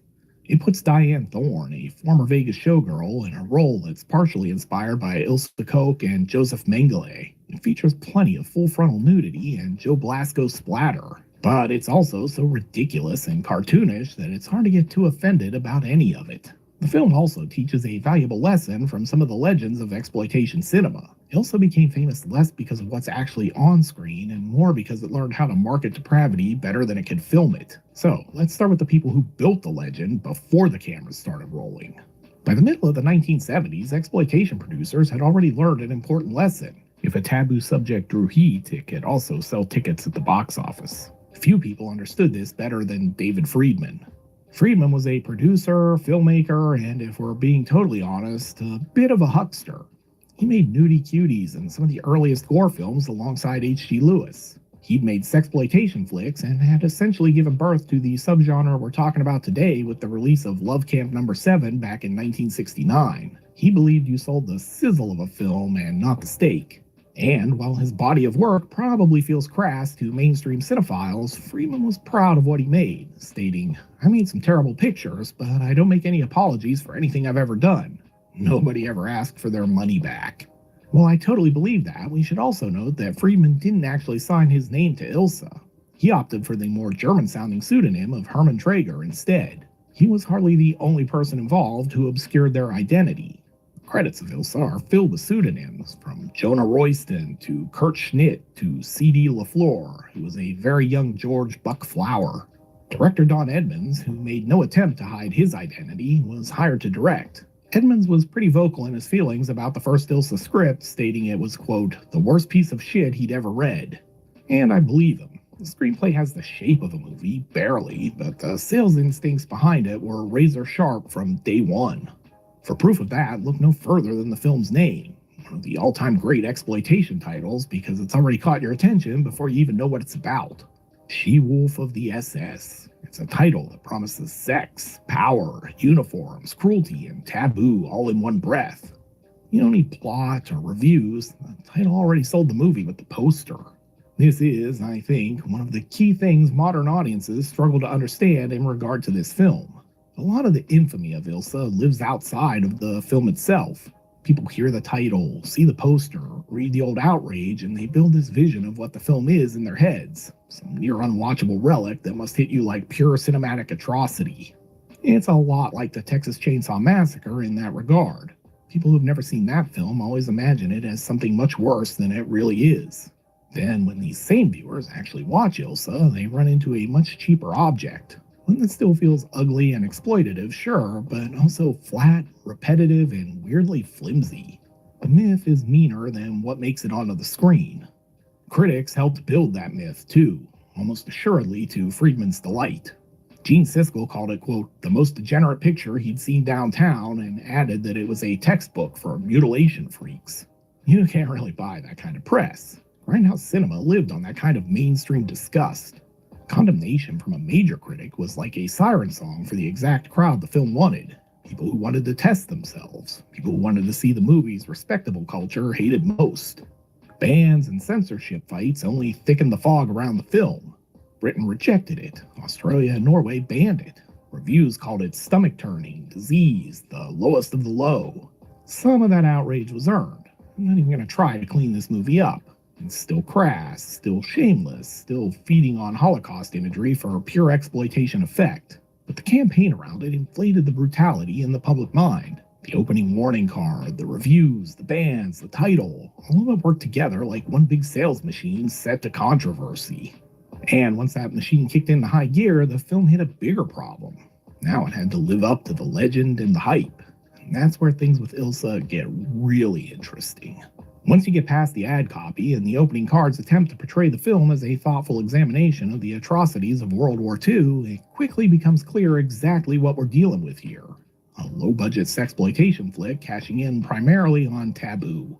Ilsa was shot fast, reportedly in 9 days, and you can feel that rush in pretty much every frame. Maybe the most ironic thing here, though, is where they rushed to get this film in the can. The old Hogan's Heroes set in Culver City. That detail is often recited when talking about Ilsa, but people usually treat it as just a weird bit of movie trivia when the parallels are far more interesting. For starters, we should note that Hogan's Heroes was set in a prisoner of war camp, not a concentration camp, but they feel close enough. The sitcom took a POW setup and turned it into a comic playground full of tunnels and buffoonish officers and made Bob Crane a star. Ilsa takes that same basic patch of backlot geography, throws up some barbed wire, adds boots and uniforms, and tries to sell it as a nightmare zone. You can feel the incongruity of this right down into your bones. The sunlight has that hard Southern California quality that makes everything look dry and exposed. Film critic Vincent Canby joked you could almost hear freeway traffic beyond the hill, and honestly, he wasn't wrong. The camp never feels real. It feels like a set. This is the point where a first-time viewer today usually starts adjusting their expectations. You've been sold on the idea of a cinematic nightmare merging sex and violence with one of history's darkest chapters. What you actually get is a camp that looks like a cheap set. The uniforms feel like costume shop rentals. You're watching a movie trying to convince you you're watching historical atrocity, but you can see that all the sets are just facades. This cheapness shapes the whole viewing experience. Exploitation films could absolutely turn minuscule budgets into stylish cinema when the right people were behind the camera. Here, though, the lack of resources keeps exposing that the Emperor, like Ilsa, is wearing no clothes. I think that's why the legend and the actual movie feel so at odds. On paper, or in whispered reputation, Ilsa sounds like an ordeal. On screen, a lot of it plays like a grubby exploitation production trying to borrow weight from dark history that it can't begin to carry. This does not make Ilsa harmless. Far from it. The ugliness is still there. But the craft is so shaky and the fake environment seems so visible that the film keeps undermining its own sense of menace. That being said, there's also something perfect in a rotten grindhouse way about the set from Hogan's Heroes being reused at all. The whole exploitation cinema economy ran on salvage. Take something popular, strip it for parts, and sell it again under a new, nastier title. Ilsa does that with unusual bluntness. Takes yesterday's television real estate and tries to turn it into a taboo object for the midnight movie crowd. The results look cheap because it is cheap. That same cheapness tells you exactly what kind of movie this is. Still, plywood and recycled TV history don't make a cult figure by themselves. That part arrives in black leather boots and a death's head cap. What keeps Ilsa from collapsing completely is Diane Thorne. It's just the blunt truth. Thorne gives the movie a center of gravity it doesn't earn on the page. She had stage training, Vegas polish, variety show experience, and the kind of physical presence that absolutely smolders on film. In a movie this crude, that makes all the difference. The part loosely pulls from Ilsa Koch, who was one of those names that still carries real historical infamy, but the film clearly isn't all that interested in actual historical fact. It strips the name for parts, then rebuilds Ilsa into a pulp icon, one designed for one-sheets, ad mats, and movie theater marquees. Thorne was not the first choice for the role. Friedman initially wanted Phyllis Davis, but she was not interested. In hindsight, this was for the best because it's impossible to imagine anyone other than Diane Thorne in the role. Ilsa is less character than caricature, but Thorne sells that with conviction from the opening frames. She doesn't play the role with realism. Thorne plays Ilsa with a fascinating mix of force and submissiveness. Watch how she enters a frame, how she holds her shoulders, how she lets a pause hang before barking an order. Then watch as she submits willingly to Wolf in the film's final act. Thorne understands the dichotomy of the character that makes it work. A lot of actors in cheap exploitation pictures look embarrassed to be there. Thorne looks like she's already decided the camp belongs to her. To be honest, Thorne's performance carries the film further than it deserves, but even she can't save it from the bigger structural issues of the script. The movie's narrative is slapdash, hitting you in chunks without much in the way of connective tissue.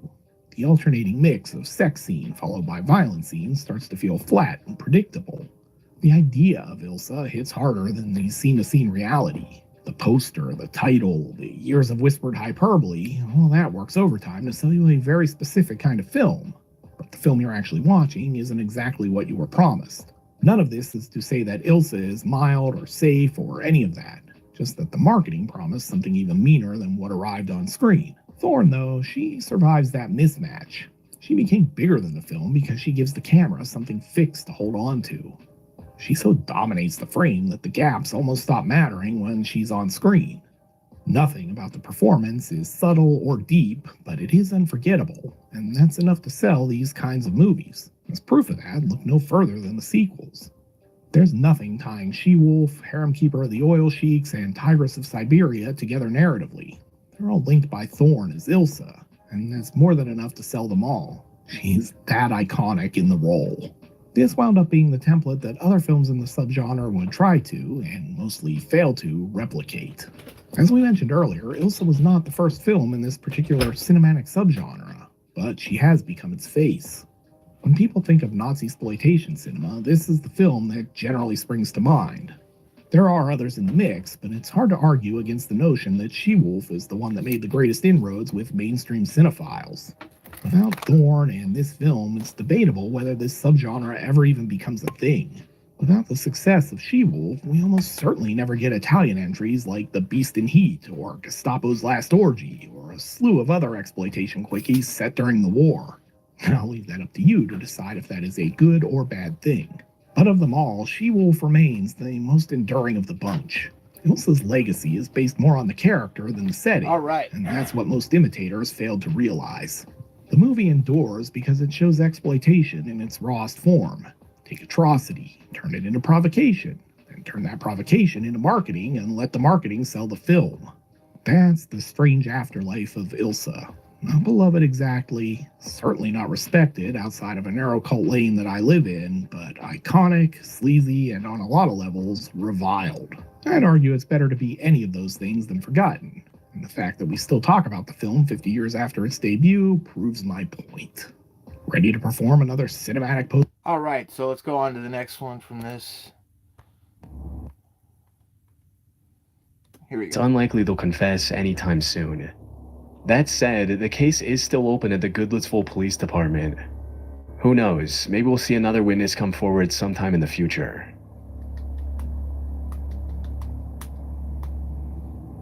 Sabrina Eisenberg.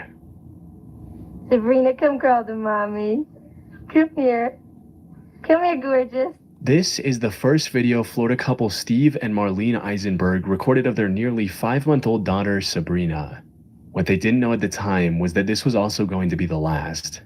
A day after this video, on the 23rd of November 1997, the couple watched a Disney movie with their 3 kids and tucked them into bed. Marlene later checked up on her daughter around midnight before going to sleep.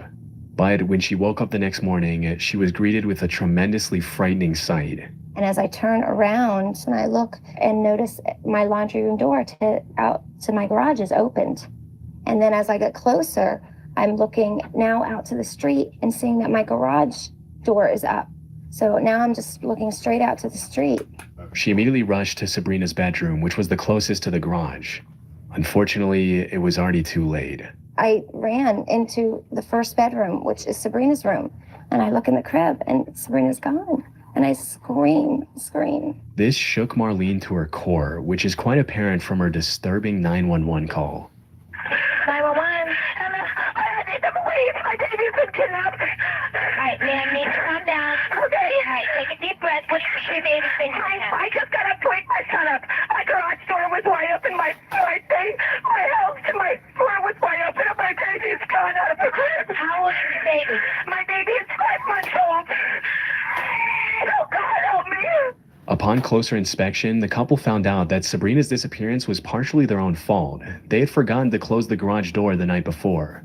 As the police got involved, they started a manhunt for the supposed kidnapper, which ended up being the largest manhunt in Florida history at the time.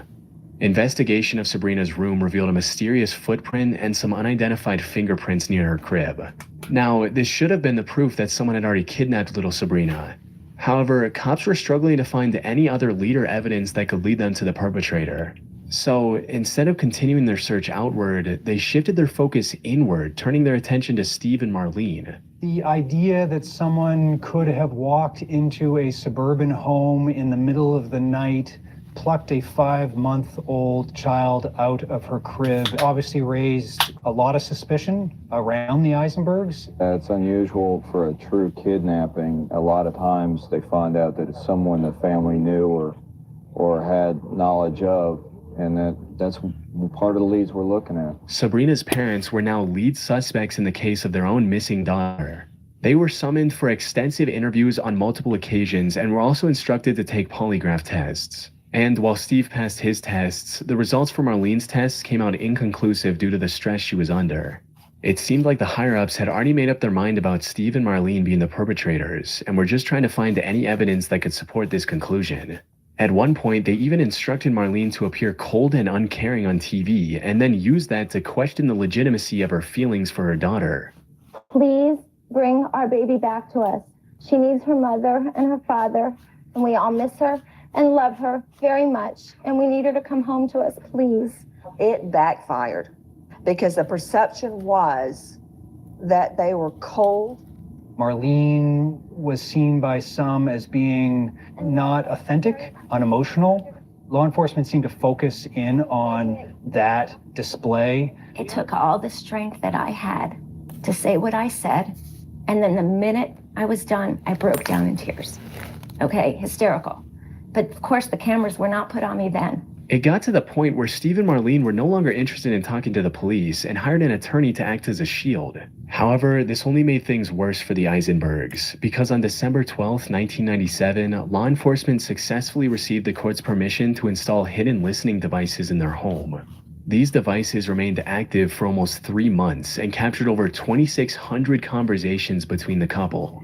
Police then used these recordings to build a case against Steve and Marlene, claiming that they had found evidence of the couple admitting to Sabrina's murder.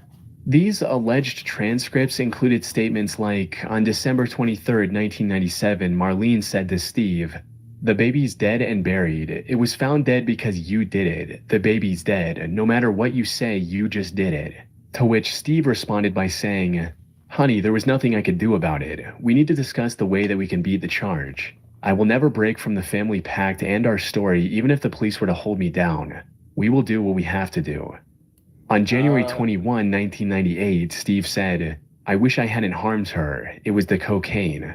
And 10 more counts of similar incriminating statements. They also used these as evidence to break into the Eisenbergs' home and arrest the couple. However, when the cops presented this evidence in court, the judge was unable to make out the phrases that were claimed to have been said. The entire case was dismissed, and Steve and Marlene even won a counter lawsuit which made the government pay their attorney fees for the bogus lawsuit.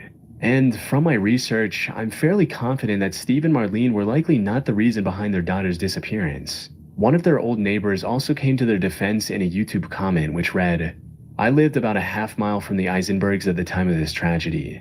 We also had a 6-month-old baby boy at the time. I never so quickly moved my son's crib into our master bedroom for a month or so after that happening. Personally, after hearing so very much about the case, and I actually knew someone who knew the mom, these folks could not have done it. They were genuinely wonderful parents and a decent, normal family. My heart goes out to these people to this day. Our son is 25 now. Sabrina would be 25 years old this June. So sad." Sadly, while the police focused on blaming Steve and Marlene, the real perpetrator continued to slip further from their grasp. Now, it's been over 27 years since Sabrina disappeared. It's unclear if she's even alive or if she met an untimely death. The Eisenberg couple, however, has not given up hope. That's it? They're fucking guilty. I heard they just read this fucking family hacked. I'll never break from it even if they hold me. Are you fucking kidding me? Right in front of your face.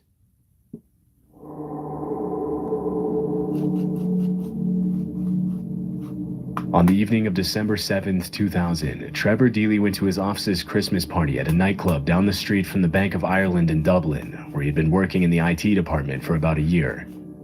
Upon leaving the party at 3:30 a.m., Trevor couldn't get a ride back to his apartment due to a massive taxi driver's strike, and his only option was to walk home through an area notorious for crime and gang violence. It was a 20-minute walk home, and since the bank was pretty much just up the street, Trevor decided to make a quick stop at his office to grab his umbrella before walking home in the rain. Strangely, the bank's CCTV footage shows a man dressed in black standing behind one of the pillars of the bank's gate. The man can be seen standing there for almost half an hour before Trevor arrives. A little after 3:30, the man in black pulls out his cell phone to take a call, and a few seconds later, Trevor walks by also on the phone. Police later determined that at that exact time, Trevor had made a phone call to a coworker who was still at the bank. The CCTV video shows Trevor arriving at the bank's front gate, and a second man dressed in black steps out of the shadows to talk to him. Trevor ends his call as he opens the gate and talks to the man in black. It doesn't look like they know each other, but Trevor doesn't seem to be scared or concerned. The man simply stands by the gate as Trevor walks in, and a few minutes later, the man in black walks out of the camera's view. Trevor's coworker reported that he and Trevor shared... What's that? Let me read that. What does it say? They said when it came to trial, none of those sayings were on the transcript. Huh. Well, either he's getting information wrong, or you're getting information wrong, or somebody's getting information wrong. They got 3 months of audio from them. Weird. Weird. The thing that came to me the most was the mom's phone call. It was incredible voice acting, or she was genuinely distressed. It kind of sounded like incredible voice acting.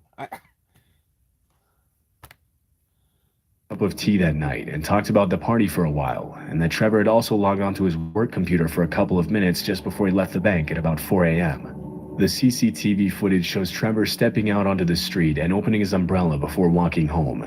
He didn't appear to be followed, and a few minutes later at about 4:06 a.m., he made a call to a friend to let him know that everything was all right and that he was on his way home. But since his friend was still asleep, he left a voicemail. That voicemail would be the last time that anyone heard from Trevor. Also, the garage door was open, but they left it open the previous night. Did they just not, admit to that or something? I mean, they admitted to that, and they still thought that was the reason? Because that would change the whole story up from how easy it would be to access the house. And even then, if your garage door is open, you still usually have a door inside the garage to get in. So there would be something with that door. I don't know. Yeah, it seems like they did it. Seems like the police were on the right path, and they were just kind of like, well, it was you guys, wasn't it? And they just installed fucking shit. At 4:14 a.m., Trevor was seen walking by an ATM on a street about 15 minutes away from his apartment. Less than 30 seconds later, a man in black appears on screen, apparently following Trevor. 16 years later in 2016, the CCTV footage was digitally enhanced, and police determined that the man in black from the bank was the same man who later followed him. This was the last footage where Trevor was seen alive. Although he missed work on Friday, his coworkers didn't seem to find it strange, considering that many other employees were still hungover from the party and had also taken the day off. But after his friends and family couldn't get in touch with him over the weekend, and he didn't show up for work on Monday, he was immediately reported missing.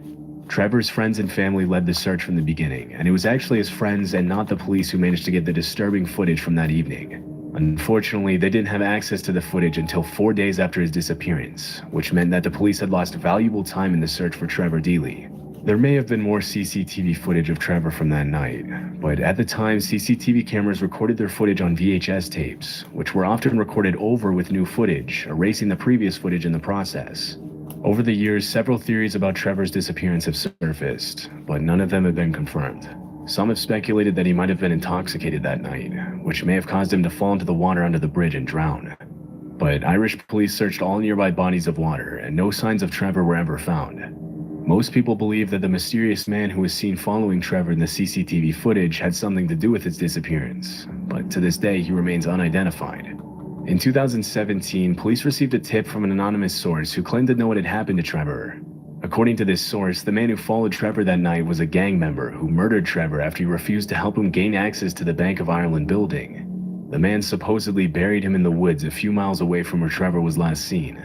For several weeks, 20 police officers and a search dog continued to search the site, but after 2 months of digging, the search was called off.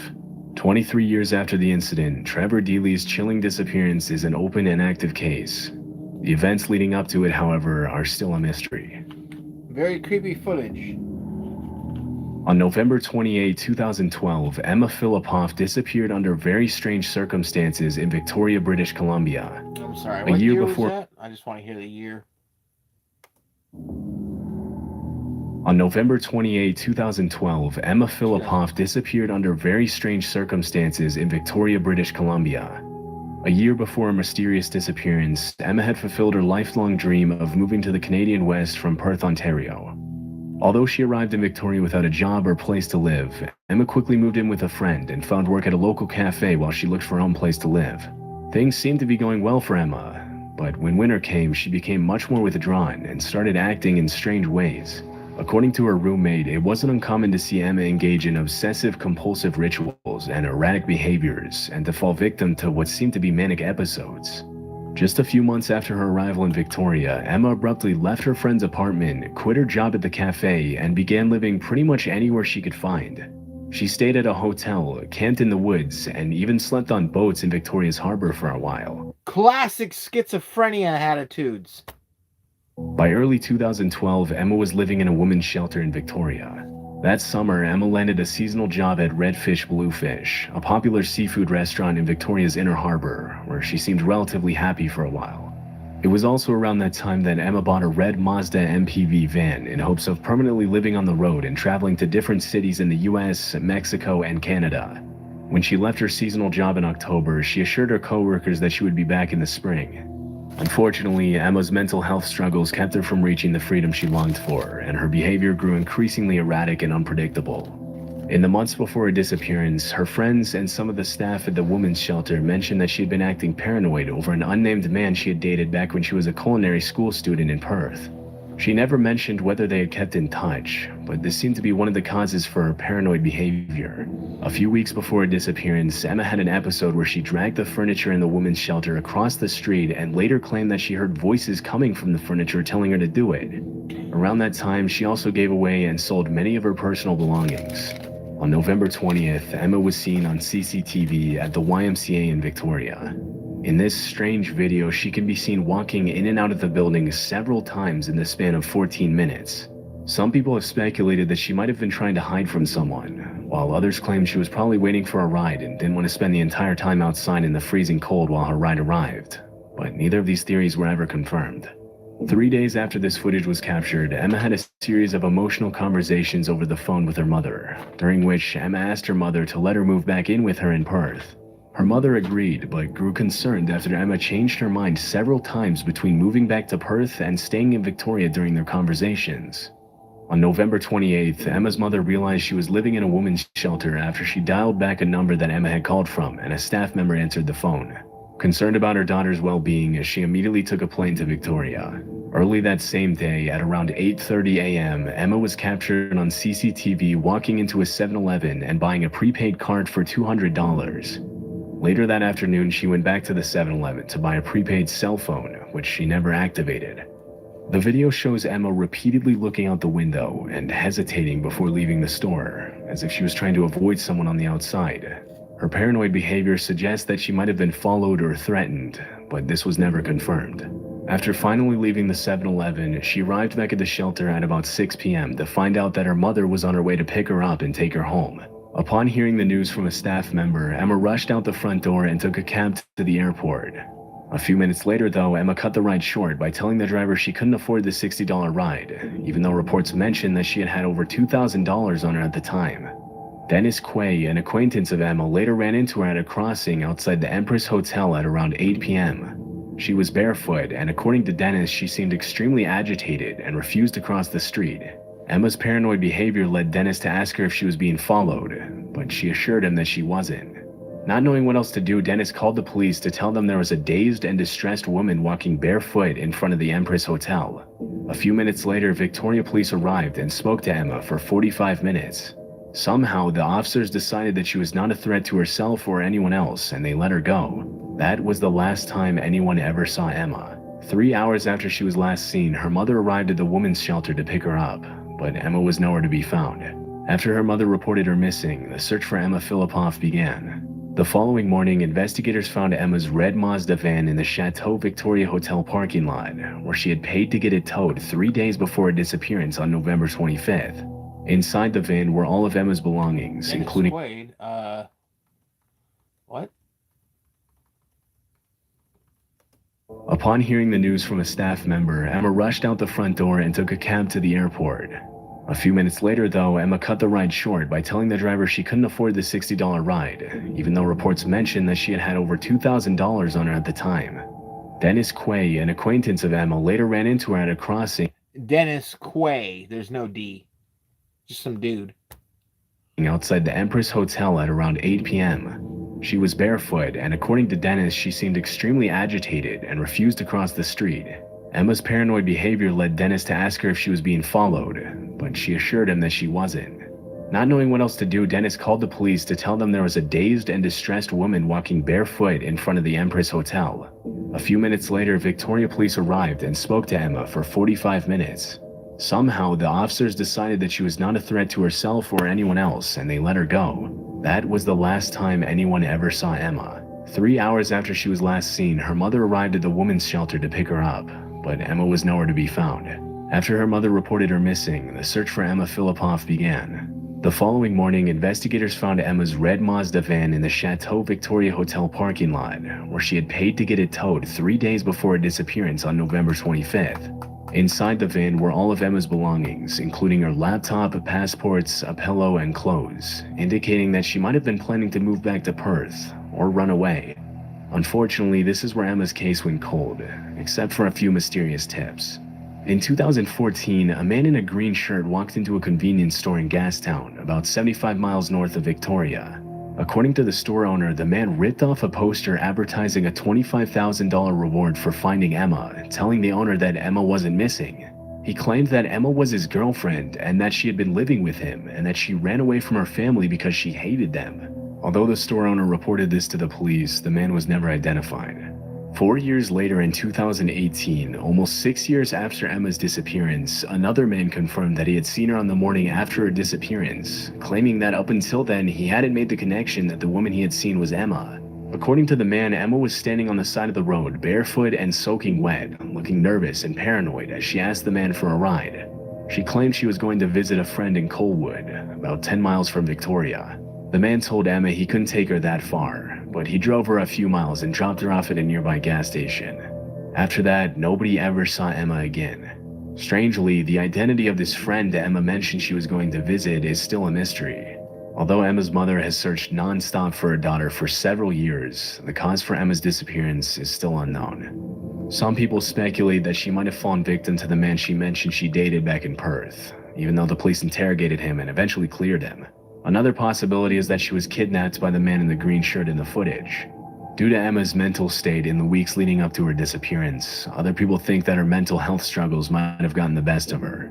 11 years later, and police still don't know whether Emma even left the island in the first place, or if she's still out there somewhere. I gotta be honest. I was waiting for something more, but sounds like she just developed full-on schizophrenia. But the weirdest thing would be that guy ripping that poster off and saying that. That would be the strangest thing. But everything else, moving into the woods, like living in the woods, like there's better ways to take care of yourself if you're being stalked by a guy than hiding in the fucking woods. Yeah, she's crazy. Come on, man. Place, or if she's still out there somewhere. The haunting disappearance of the Jameson family in 2009 gained public attention and media coverage after some disturbing footage of the family was found by police. In 2009, Bobby and Sherilyn Jameson lived with their 6-year-old daughter Madison in Eufaula, Oklahoma. Although they lived what appeared to be normal lives, the Jamisons' marriage was a rocky one, and police have long tried to figure out if their difficult circumstances were somehow tied to their disappearance. Around the time of their disappearance, the couple had been dealing with financial issues. Since 2003, the Jamisons had been on disability after Bobby was involved in a serious car accident that left him with severe chronic back pain. His wife, Sherilyn, had her own health issues. She had been diagnosed with bipolar disorder, but sometimes refused to take her medication. In 2009, the family decided to drive up to check out a 40-acre plot of land in Red Oaks, Oklahoma, about 30 miles away from their home in Eufaula. They specifically asked to inspect the plot of land without a real estate agent present. The Jamisons had told their friends and family that they were planning on moving there to start a new life after pulling their 6-year-old daughter Madison out of kindergarten over some kind of disagreement with their daughter's school. During the week they drove up to Red Oaks, nobody heard from the family. Because they were an unusually private family that often went off the grid without contacting anybody for weeks at a time, nobody assumed that the Jamisons had disappeared. But after a pair of hunters discovered the family's truck abandoned on a dirt road at the edge of the woods 9 days after they were last seen, it was clear that something was wrong. Inside the truck, police found a GPS, cell phones, empty pill bottles, wallets, and $32,000 in cash, which was extremely strange considering the Jamisons had been struggling financially. Disturbingly, the Jamisons' dog was found alive in the truck, dehydrated and starving after spending days in the locked vehicle. Police also reported that they found a chilling 11-page angry letter from Sherilyn to Bobby, in which she accused him of hating his daughter and being a loner and a hermit. According to a specific police report, there was a haunting sentence in the letter that read, "I would not wish my daughter to be raised in foster care because of you being in prison for attempted murder and her mother dead." At this point, it was impossible for anyone to know what had happened to the Jamisons. But immediately after it was determined that the family was missing, police started a search around the area where the truck was found. For 9 months, a search team consisting of 400 volunteers, 16 search dogs, unmanned drones, planes, horses, and a specialized search unit scoured the woods in search of the missing family. During this time, police found unsettling footage recorded by the family's home security cameras from the day the Jamisons vanished. In the video, Bobby and Sherilyn can be seen loading their truck in preparation for the trip, but something immediately seems off about the footage. The couple make over 20 trips to load the truck, sometimes putting things in the truck and then taking those same things back to the house, then back to the truck again. A few times, the husband and wife even walk from the truck to the house and back again without carrying anything in their hands.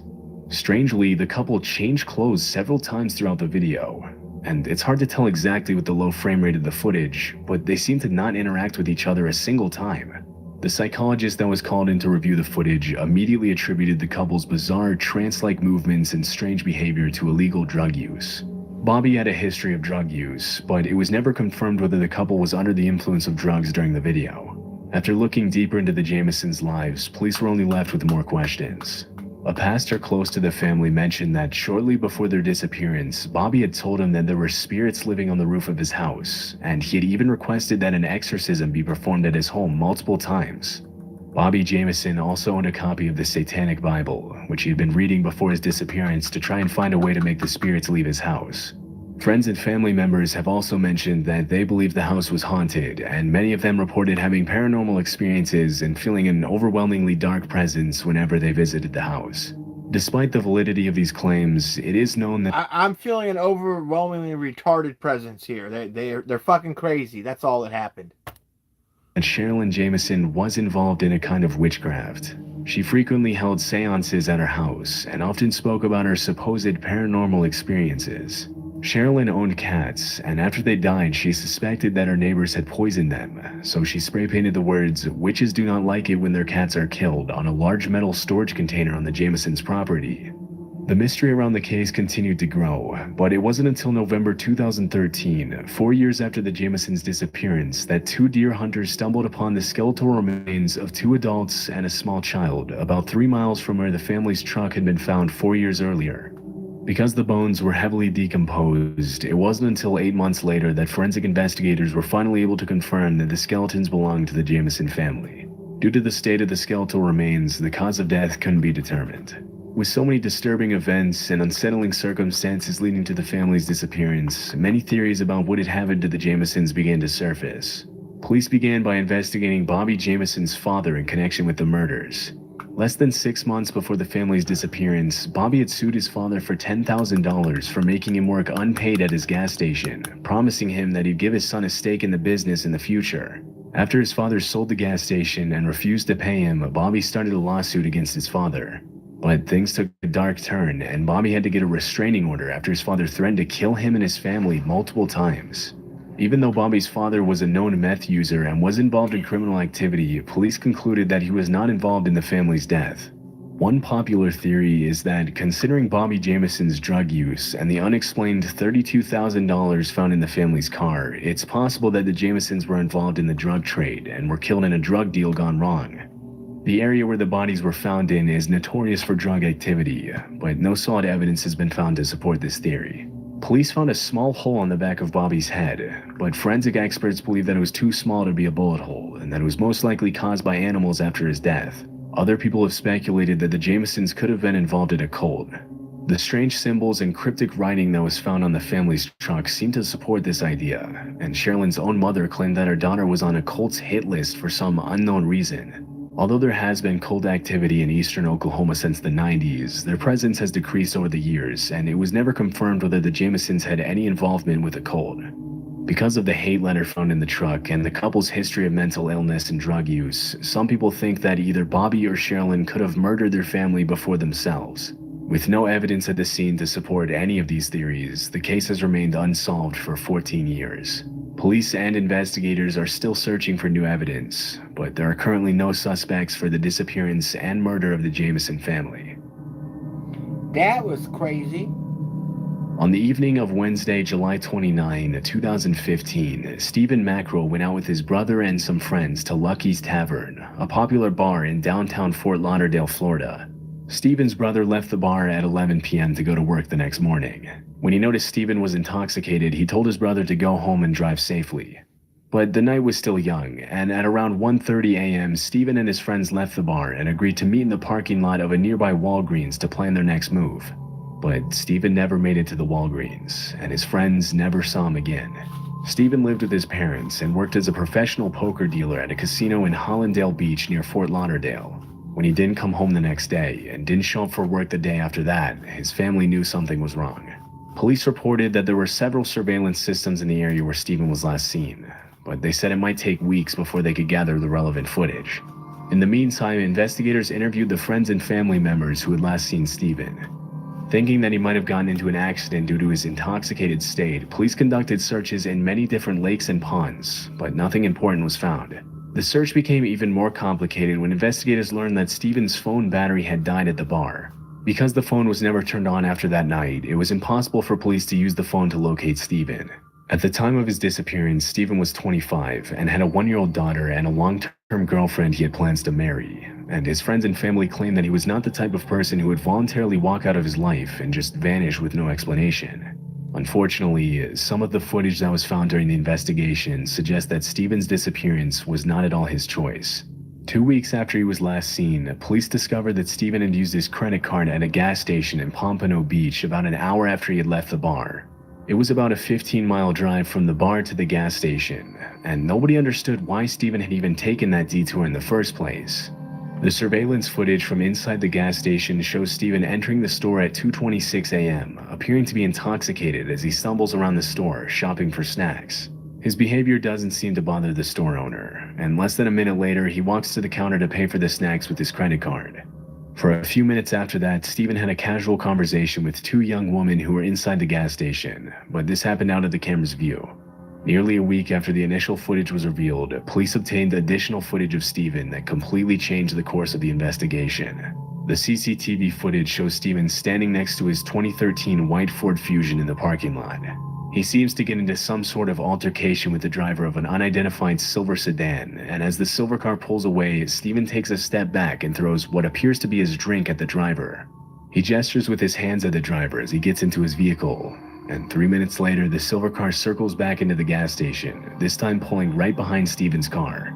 The driver's intentions are unknown, but as soon as Stephen pulls away in his Ford, the silver sedan speeds after him. Yeah, This was the last time Stephen was seen alive. All police knew about the driver was that he was an African-American man who had walked shirtless into the gas station store a few minutes before the incident, but was never identified. For 8 years, Fort Lauderdale police have been searching for Stephen's car. His license plate was never scanned by any license plate readers, indicating that he never left the Fort Lauderdale area. Search teams have combed through over 20 bodies of water looking for the car, but nothing has ever been found. Disturbingly, during the searches, almost 20 other vehicles have turned up in nearby lakes, ponds, and canals, including stolen vehicles with bullet holes, but nothing relating to Stephen's disappearance, not even a clue. As of 2023, detectives and investigators still have no idea if Stephen was involved in an accident or if he became the victim of something much more sinister. Never relax.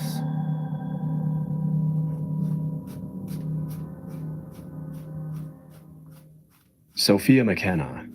On the night of May 27, 2018, 20-year-old Spencer Mugford met up with his friend Sophia McKenna in the parking lot of the University of Connecticut Avery Point, where Spencer was a student.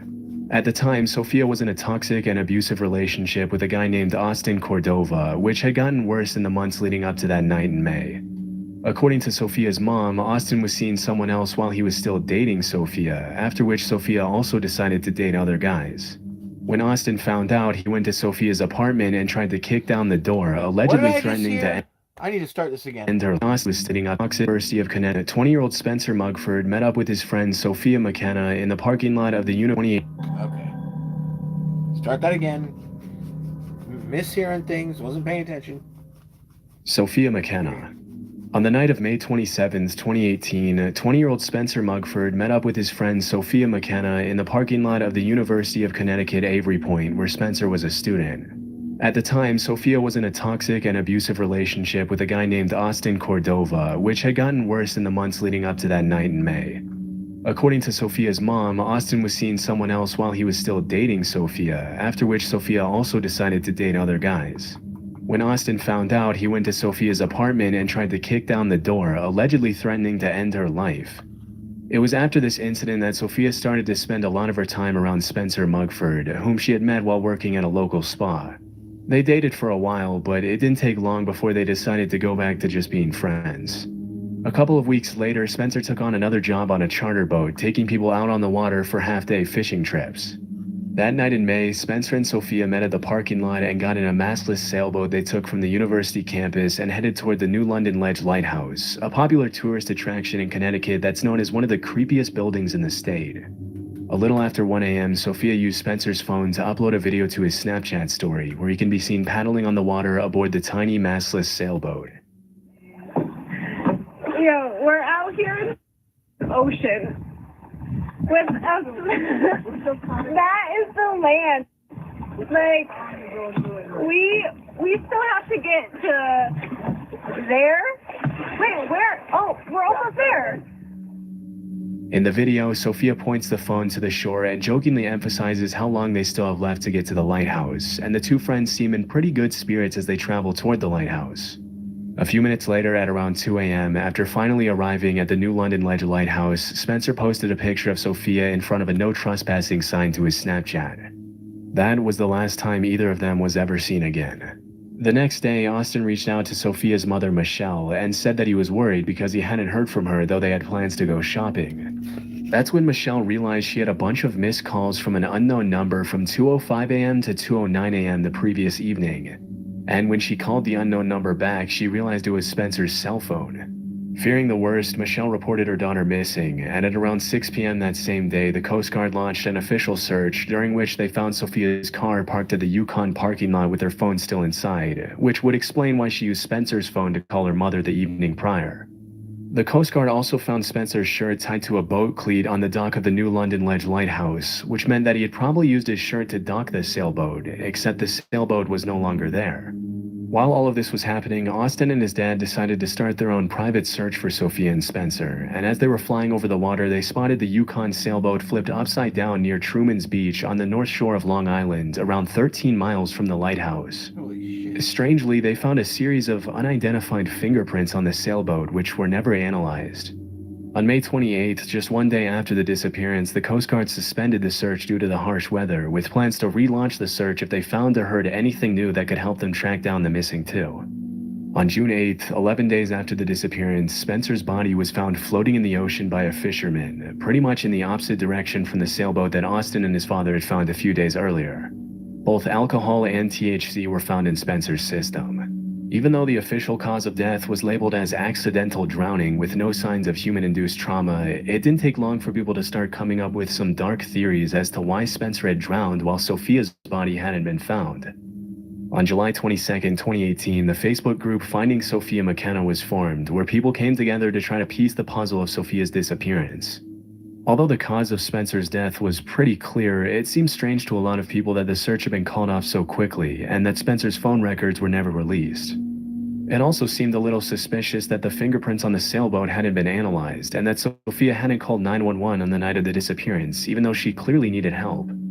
The heap of unanswered questions made a lot of people point fingers at Austin, alleging that he had somehow murdered Spencer and later took Sophia to another location before murdering her as well. As of August 2024, there isn't much evidence to support this theory, and even Sophia's mother claims she never believed Austin was responsible despite their troubled relationship. Based on the information that surfaced during the investigation, it's very likely that the sailboat became untied and started floating away at some point in the night, and that Spencer may have drowned trying to bring it back to the dock. But what happened after this is anyone's guess. One of the most popular theories that spread online was that after Spencer drowned, Sophia was left alone at the lighthouse screaming for help. According to this theory, a lone boater may have stopped to offer help and then kidnapped Sophia to either murder her or sell her to traffickers. This is a pretty unlikely theory, especially because the chances of another boater going out to the lighthouse so late in the night are pretty slim, but there's no definitive evidence to prove this isn't what happened. Another theory that was thrown around on TikTok and Facebook was that Spencer and Sophia had allegedly gotten into an argument at the lighthouse, which led to both of their deaths. However, to me this is even more unlikely than the lone boater theory, as the two appeared to be really good friends and didn't have a history of violence. I mean, if you look at the Snapchat video that was uploaded to Spencer's story just a few minutes before the calls took place, it's pretty clear that they enjoy each other's presence, and something very unexpected would have had to have happened to result in such a tragic accident. As of today, the exact cause of Sophia's disappearance is still unknown, though the cops and Sophia's family now fully believe that Spencer drowned while trying to bring back the sailboat, and Sophia probably didn't want to call 911 out of fear of getting in trouble for trespassing. It's impossible to know if she drowned while trying to rescue her friend, if she fell into the water by accident, or if something else happened to her while she was alone at the lighthouse. Nancy Ng. In October 2023, a group of 12 Americans traveled to Guatemala. I mean, naturally, I'd be like, it sounds like the ex-boyfriend did something, somehow got away with something, but I just don't feel like he was following them on the water. That seems a little bit too much. For a Be the Change yoga retreat next to the beautiful Lake Adilan, the deepest lake in Central America. Among those 12 people was 29-year-old Nancy Ng, a California woman who had been to the same retreat the previous year with the same instructor and had enjoyed it so much that she decided to go again in 2023. Well, stop it. At around 10:30 a.m. on October 19, 10 people from the group went kayaking in Lake Adilan. Before paddling to the middle of the lake, a video was taken of the entire retreat group where Nancy could be seen waving at the camera as she paddled a few feet from the shore.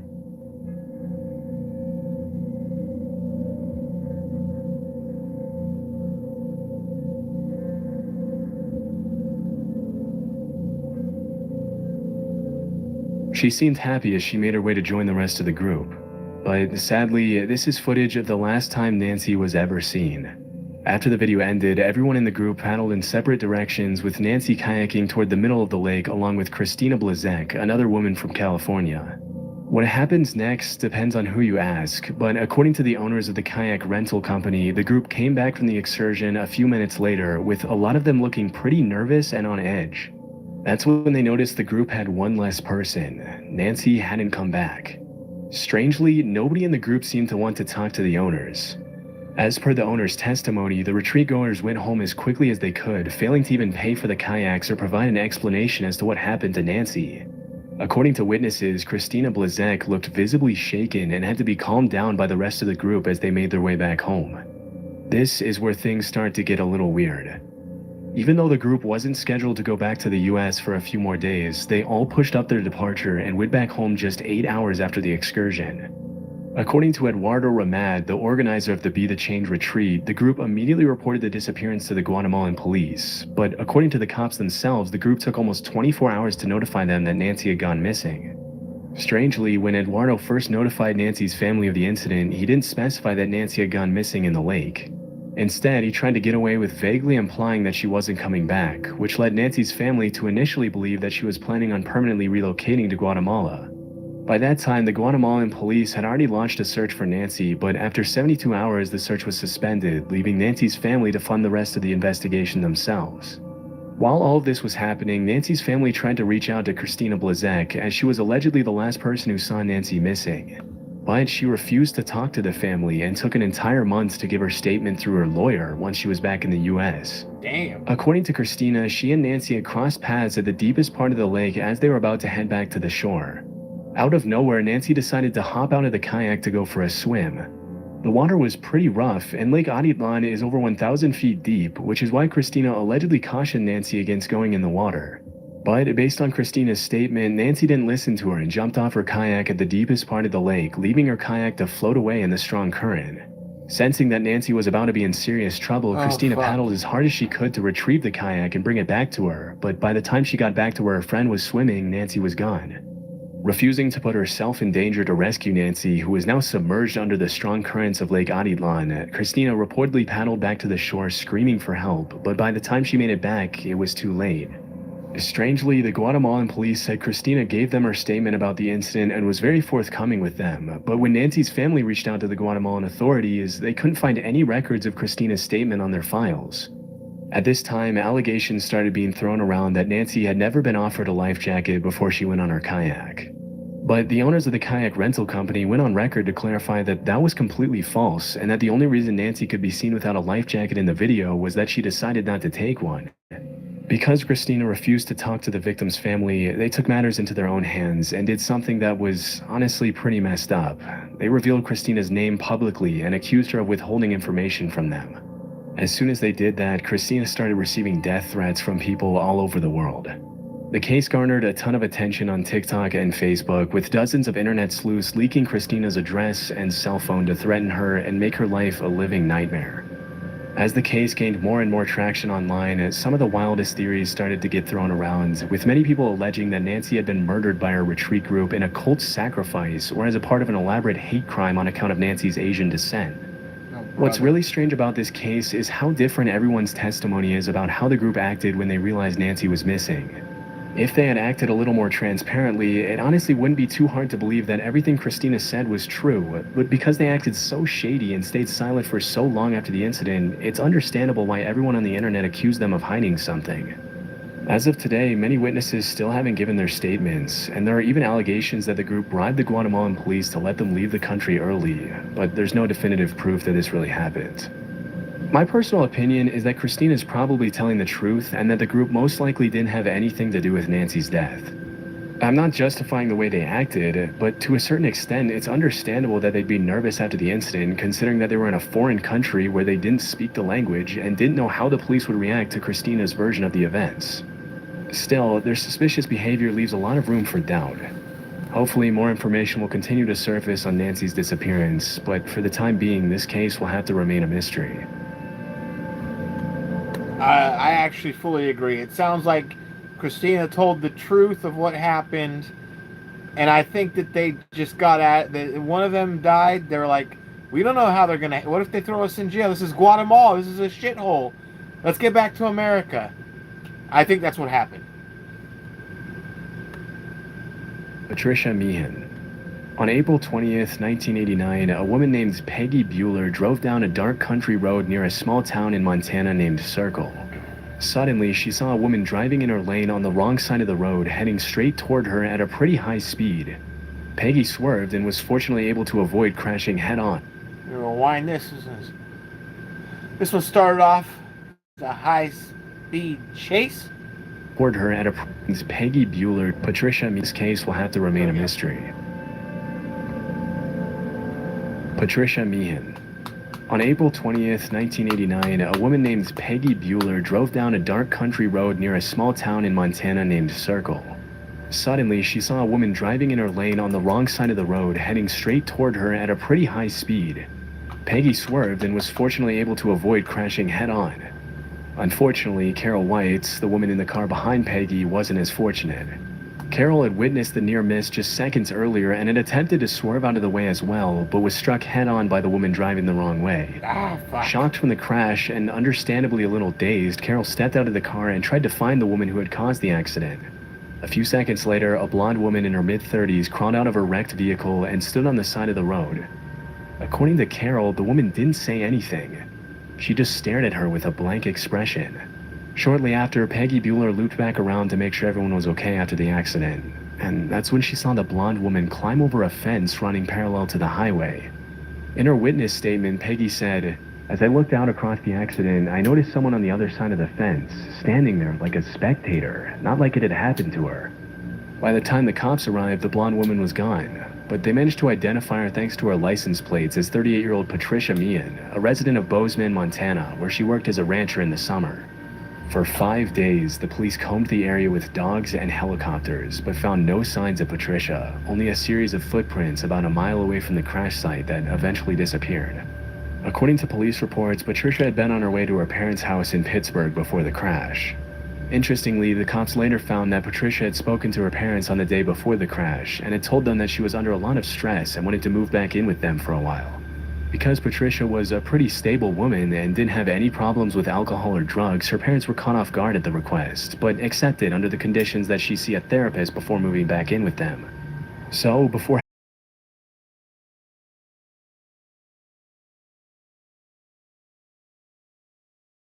identity and her family's statements, the cops tried to find a viable explanation as to where she could have gone. After a while, they narrowed it down to two possible theories. Either Patricia had hitched a ride after disappearing into the darkness, or she stowed away on a hay truck that the cops had seen a little more than a mile from the crash site. This is where things get a little strange. Over the next few days, a bunch of people started calling the cops, claiming that they had seen Patricia Meehan at different truck stops and diners along I-70, acting dazed and confused and asking strangers for rides. By the end of June that year, more than 25 sightings had been reported to Patricia's parents, who had both traveled to Montana in hopes of finding their missing daughter. Interestingly, a lot of people who claimed to have seen Patricia verified that it was her when her parents showed them pictures and videos of her, but every single one of them had failed to report the missing woman to the actual cops. It was as if she was doing everything to stay one step ahead of the cops and her parents, even in her seemingly confused state. In the fall of that year, more and more sightings and reports of Patricia started surfacing. In September, Patricia allegedly hitched a ride from a woman in Victor, Montana, who offered to let her stay with her and her husband for the night. The next day, they dropped her off at a truck stop to bring her closer to some friends she said she was visiting in another part of the state, and by the time the couple realized they had a wanted missing woman on their hands, Patricia was gone. While all of this was happening, Patricia's parents found a roll of undeveloped film in one of her cameras, where they found a pretty haunting self-portrait that was taken shortly before the accident and disappearance. In it, Patricia can be seen staring at the mirror with a vacant expression and a camera between her hands. As far as we know, this was the last time Patricia was ever photographed. As of today, at least 100 people have reported seeing Patricia Meehan since her disappearance, but the authorities haven't managed to locate her. With the extremely bizarre nature of the case, everyone from the cops to internet sleuths to the general public has been left wondering what on earth could have happened to Patricia. And this has obviously given rise to all kinds of theories to explain her disappearance. According to one of the most popular ones, Patricia may have suffered from amnesia after the crash, which is possible when you consider the state of mind she was in before she made the trip to Pittsburgh. Multiple psychologists have weighed in to explain that a period of intense stress combined with a potential head injury could have resulted in full-on amnesia, which hauntingly could have made Patricia want to travel across the state in a desperate search for her lost memories.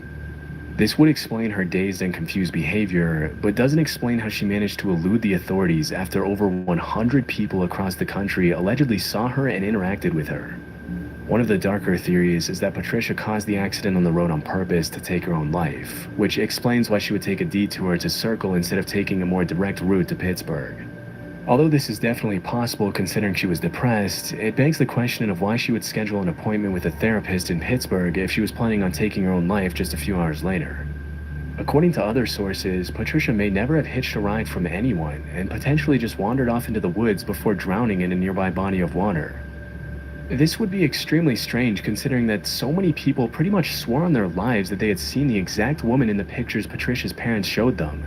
But stranger things have happened, and a couple of detectives have mentioned this is definitely possible. Because the incident happened so long ago, it's unlikely we'll ever know what happened to Patricia Meehan, and this will probably just have to remain one of the strangest, most haunting unsolved disappearances in history. Kaylin Lauder. At around 9 p.m. on September 26, 2014, a woman named Kaylin Lauder made a panicked 911 call in which she alleged that there was a fight going on inside her condo's clubhouse. When she asked if any weapons had been involved in the fight, she claimed she had heard gunshots. When the cops arrived at the condo, they saw a wedding reception full of happy guests and had trouble believing what Kaylin had told them. According to the police report, one of the guests admitted he had previously lit a firecracker, which Kaylin may have mistaken for a gunshot. Strangely, a few hours later, Kaylin once again called 911, but hung up before the dispatcher picked up. A few minutes later, the cops called her back, and they reported that she sounded pretty confused. Although the cops had trouble understanding what she was saying, Kaylin did confess that her roommate thought she was acting delusional and paranoid. A little after 8 a.m. the next morning, she once again called the cops, and this is a call that is most often referred to as one of the most disturbing recorded 911 calls publicly available. I'll play a fragment of the call so you can hear it for yourself. When I have an intruder across, Repeat the address for verification. they're stealing from my house. Okay, say your address one more time. I'm having a hard time hearing you. Get them out of my house. Okay, do you know who this person is? No, I don't. I just know that there's an intruder in my house. You don't know who they are. No, I don't. Were weapons involved or mentioned? They're not talking or responding. I'm just telling them to leave so I can hear them taking things. So you haven't seen them, you can just hear them? Yes, correct. During the call, Kaylin tells the dispatcher that there's an intruder in her apartment, but then contradicts herself several times and starts saying a bunch of things that just don't make any sense. At one point during the call, Kaylin's roommate Carol walks in her room and sounds pretty confused at the allegations that someone broke into their apartment. A few seconds later, Kaylin explains that the previous night she had seen multiple people stalking her through her window and apparently were planning on breaking in. Okay, where exactly are you? I'm in the back bedroom. Where did the suspect enter the building? There's only one door. Get out of my house. Is there anyone else in the building who belongs there? Yes, there's 6 apartments. Okay, is there anybody else in your apartment that should be there? I believe she is here. I have a roommate. Hey, Carol, lock the door. There's something down there. There. Come here. Here. They might have left.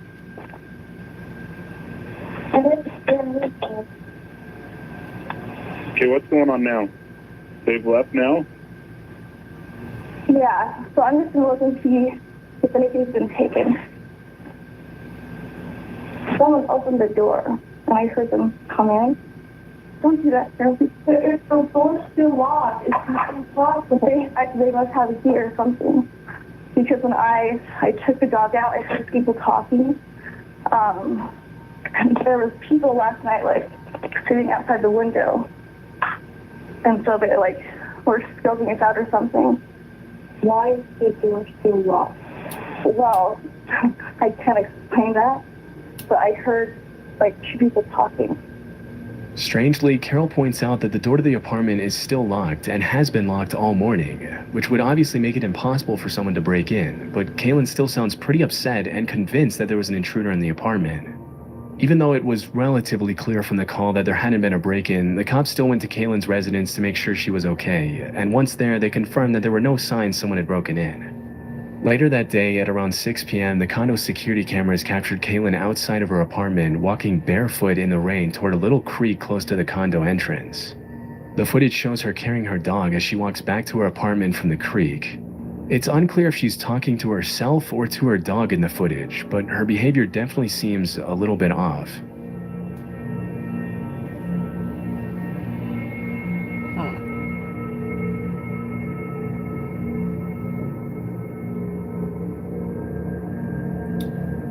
She looks dejected. She looks like she's A trying few to... seconds later, she can be seen running back to her apartment, as if she was running away from someone.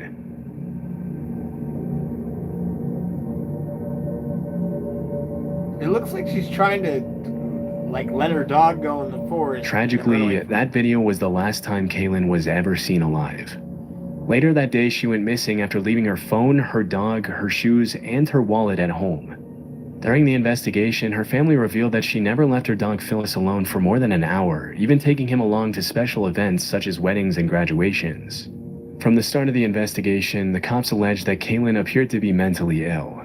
Although police combed the entire area, the initial search for Kaylin was unsuccessful, and it wasn't until 2.5 months later, on December 1st of that year, that her body was discovered by West Valley City work crews looking at a drainage pipe in the middle of the river, partially hidden by plants. But because her body had been decomposing in the water for so long, it took the cops a while to determine her age and gender. And even when they confirmed her identity, it was impossible for them to determine the cause of death, which added another layer of mystery to the case. From the moment the body was discovered, Kaylin's family claimed that foul play had been involved, but this was impossible to confirm due to the level of decomposition in her body. What's strange about this case is that her body was found pretty far away from where the authorities speculated she had accidentally fallen into the creek and drowned. The river she allegedly fell into is pretty shallow, and even with the heavy rain, it seems unlikely that her body could have been carried all the way to where it was found without getting snagged on a branch or stuck in the mud. Even though the authorities chalked up the whole thing to an accidental drowning that stemmed from what they assumed to be a psychotic break, there are a lot of details in the case that simply don't add up. For starters, Kaylin didn't really have a history of mental illness. Although she was finding it hard to find a job and had allegedly been a little down for a few months according to her father's testimony, pretty much everyone else in her life had described her as stable and relatively happy. However, earlier in 2014, Kaylin had gotten a job at a school but was let go a few months later, which according to her dad made her a little depressed. In the weeks leading up to her disappearance, she had been rejected from another job opportunity, which probably didn't do wonders for her emotional state. I was able to find that there had been some events in Kaylin's past that may have contributed to her deteriorating mental state. 3 years after she graduated from college in 2006, her twin brother accidentally murdered their uncle while they were both under the influence of drugs, for which he was sentenced to 5 years in prison. Even though the incident obviously shook her up, she remained pretty stable and never showed signs of her mental health deteriorating, at least not to the point where it would seem normal for her to suddenly start making disturbing 911 calls where she appeared to be delusional. From what I found, there are two main theories to explain what happened to Kaylin. The first theory is that Kaylin suffered from a sudden psychotic break due to all the stress she was under from not being able to find a job. The investigators who proposed this theory claim that Kaylin probably walked barefoot in the rain until she was so tired that she fell into the river. This is definitely a possibility, but one thing that stands out to me about this theory is that nobody reported seeing Kaylin walking around on the street on the day of her disappearance. The second theory is that even if Kaylin was a little paranoid, she wasn't wrong about someone wanting to harm her, and if she truly was being stalked by someone on the night before she called 911 to report the supposed gunfight, they may have gotten to her before the cops could intervene. Still, based on her roommate's testimony, it's possible that Kaylin was really just imagining the whole thing due to her worsening mental state, but we'll likely never know. The case just left dozens of big unanswered questions. For starters, who was Kaylin really talking to in the surveillance video? Was it just her dog? Was she talking to herself? Or was she talking to someone else? Why was she walking barefoot in the rain in the first place? And if she was paranoid and delusional, what could have triggered her mental breakdown? With over 10 years having gone by since the incident, it's very likely that whatever happened to Kaylin Lowder on the evening of September 26, 2014 will remain a mystery. Dale Kerstetter. On September 12, 1987, a 50-year-old security guard and maintenance man named Dale Kerstetter went to work as he usually did at the Corning Glass Works plant in Bradford, Pennsylvania. At 11 p.m., he began his night shift as a weekend security guard. The next morning, at around 7 a.m., the day shift security guard named John Lindquist came to relieve Dale from his shift, but he was nowhere to be found. John immediately went to the cafeteria to see if Dale was there, but the only thing he found was Dale's lunchbox with his food still inside. Strangely, a few minutes later, Dale's truck was found in the parking lot of the plant with his keys, a pack of cigarettes, his backpack, and an empty pistol holster still inside the truck.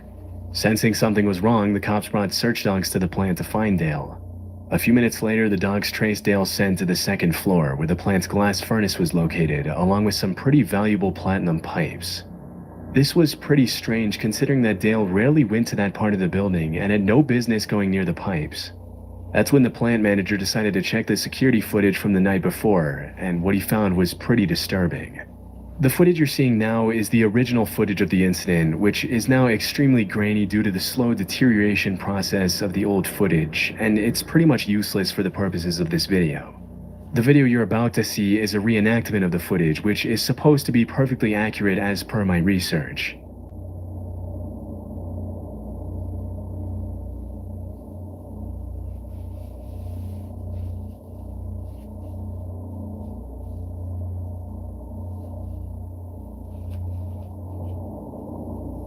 In the footage, the manager saw a masked man walking around the plant, apparently scouting the building. Shortly after, the man ran up to the second floor of the plant where the highly valuable platinum pipes were located.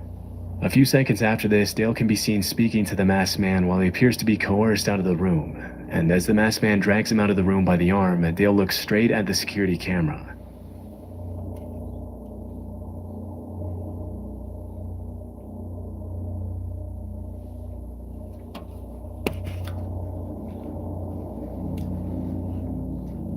At one point in the footage, the masked man can be seen dragging a heavy bag out of the building with a manual forklift.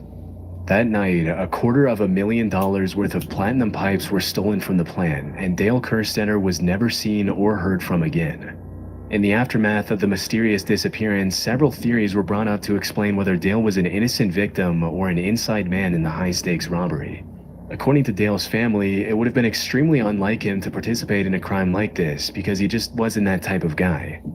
He was described as an honest, loyal, family-loving, and fun-loving man who just happened to be at the wrong place at the wrong time.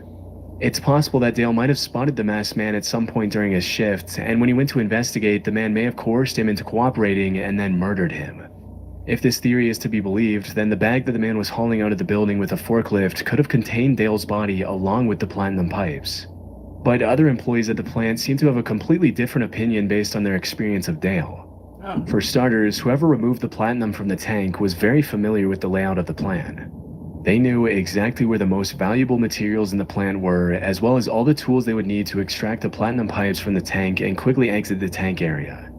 Even though Dale had never stolen anything and was generally a good person, he had gotten into trouble several times with his employers for being a slow worker and having a bad attitude.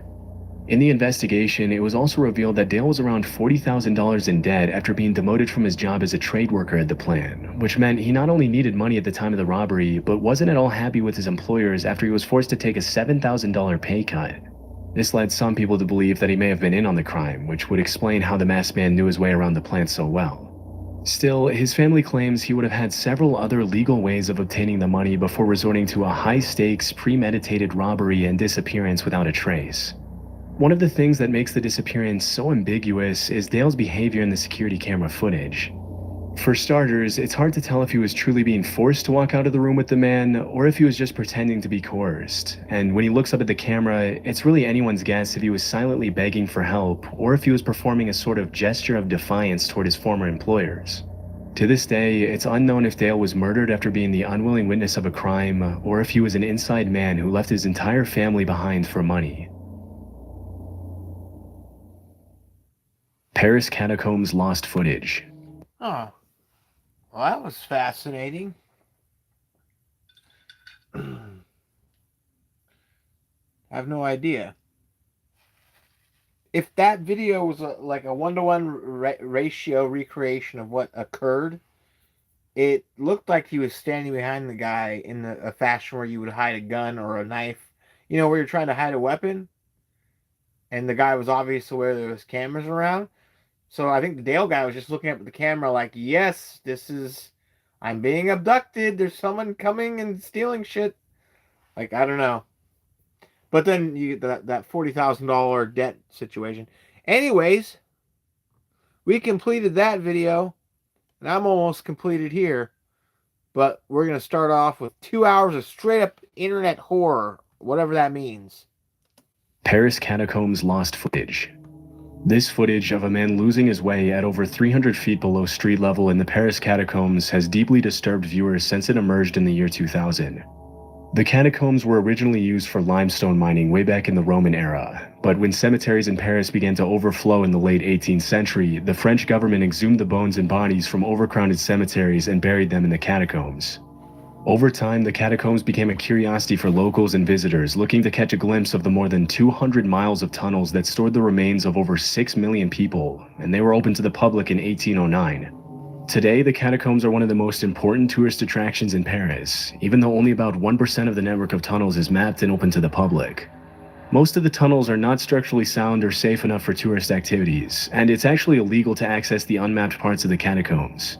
But this hasn't stopped hundreds of locals from exploring the seemingly endless network of underground tunnels. For several decades, French authorities have done everything in their power to cover the hidden entrances to the tunnels, but people keep finding manholes and secret access points throughout the city that lead to the off-limits areas of the catacombs. Although this footage was recorded in 1993, it wasn't released to the general public until the year 2000, when it was shown as a part of an episode on the ABC Family TV show Scariest Places on Earth. The episode features Francis Friedland, a French filmmaker who says he came across the mysterious tape when it was given to him by a catacomb explorer who found it in one of the tunnels. Disturbingly, in the episode it's mentioned that the man who recorded the point of view footage was never found or identified. This video camera was found deep in the catacombs. It was picked up by a catacomb explorer, some of the people who wandered down there. It was given to me. I looked at the tape. It's very bizarre. This person occasionally stops and he photographs bones, often in the shape of an arrow. These arrows point in a direction. Occasionally also, he stops to photograph roomfuls of bones, which means that he's very, very deep inside the catacombs. What happened to him? Nobody knows. Some of the clips show rooms full of bones, arrows painted on the ground, and even a strange painting of a silhouette of a person on one of the walls.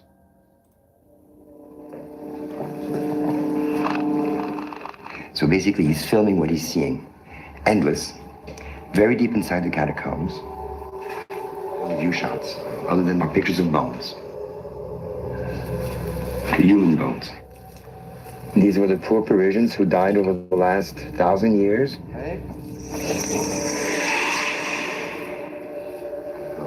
At times you'll see there's signs, painted signs on the wall, which is not uncommon. People have been painting in the catacombs for centuries. So it is possible with these paintings that we may be able to retrace an itinerary to some extent.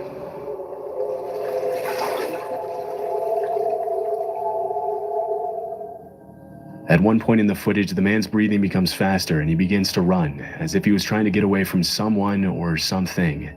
Occasionally, the man stops, presumably to get his bearings and find a way back to the surface. We hear his breathing get louder and louder, as though something was scaring him. He's frightened. Occasionally he stops, perhaps to try to decide which way to run among all the many different corridors. He's running faster and faster and faster, deeper and deeper into the catacombs. And all of a sudden,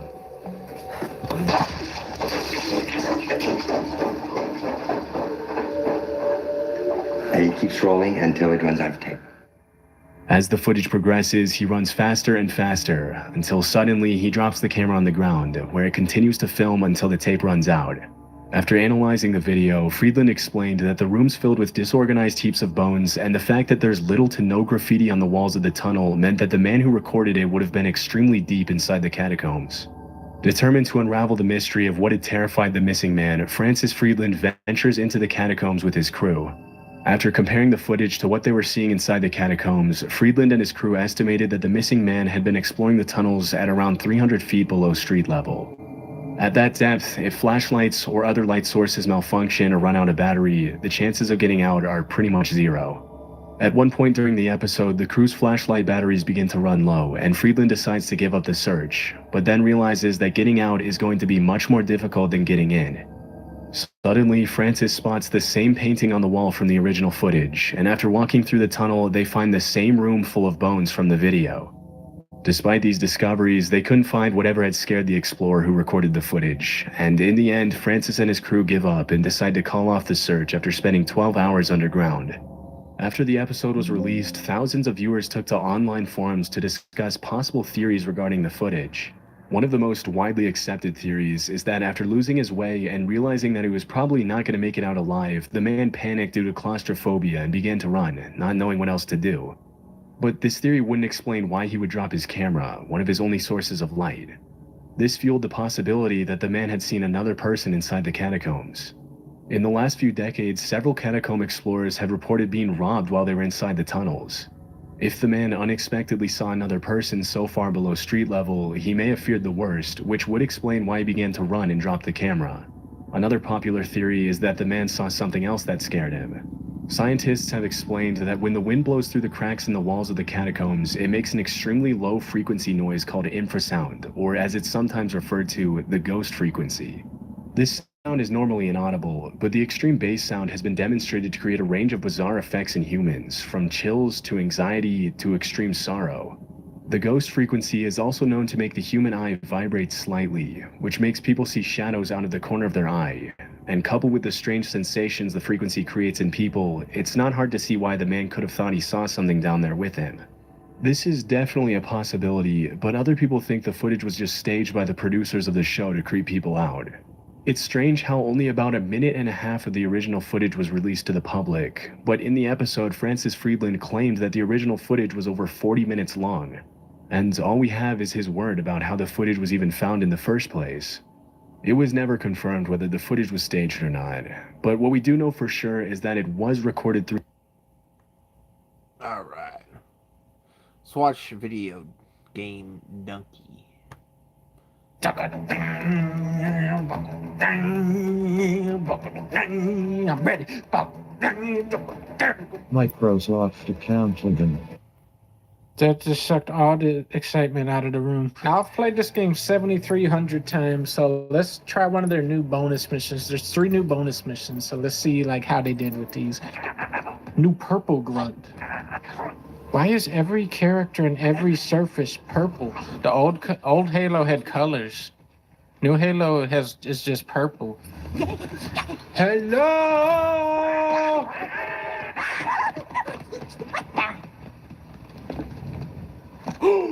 Green? Boo.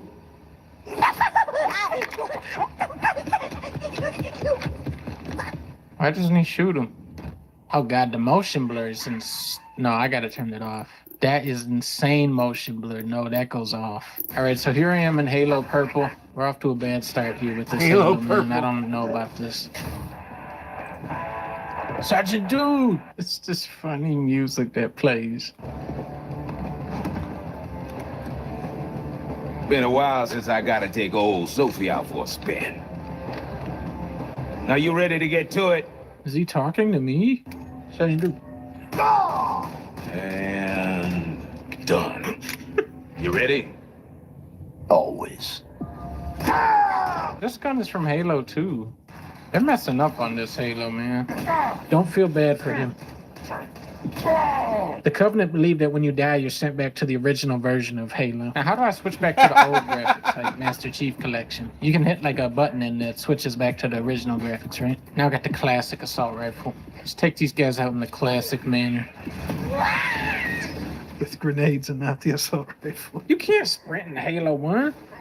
Halo Soft has never even played Halo. Don't you know? I can sprint now. Guess you were behind the times.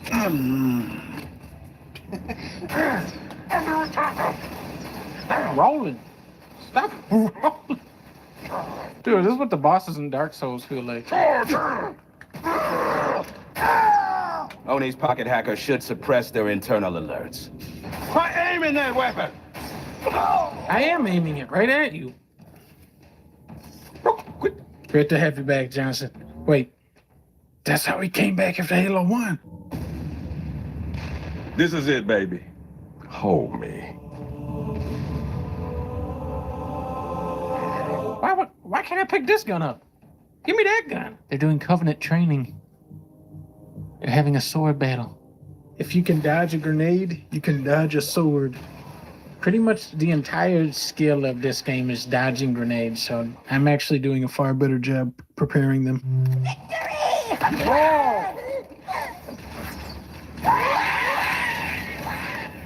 Hey, where'd you go? Oh, jerk. Jerk. Chief, that sand ain't moving on its own. Wait, do they actually, the invisible elites actually make tracks in the sand? I can't tell. Is that really how it works? Oh yeah, look at that. Just stand in the sand. Hey, I'm looking at the sand. Just let me lock on. Just let me lock on. Let me just get a little bit there. What if you shoot the sand? Nothing. Getcha. Yeah, deformable sand. That's what I said, but I only said it once. In this game, he should go perp, perp, perp. Really?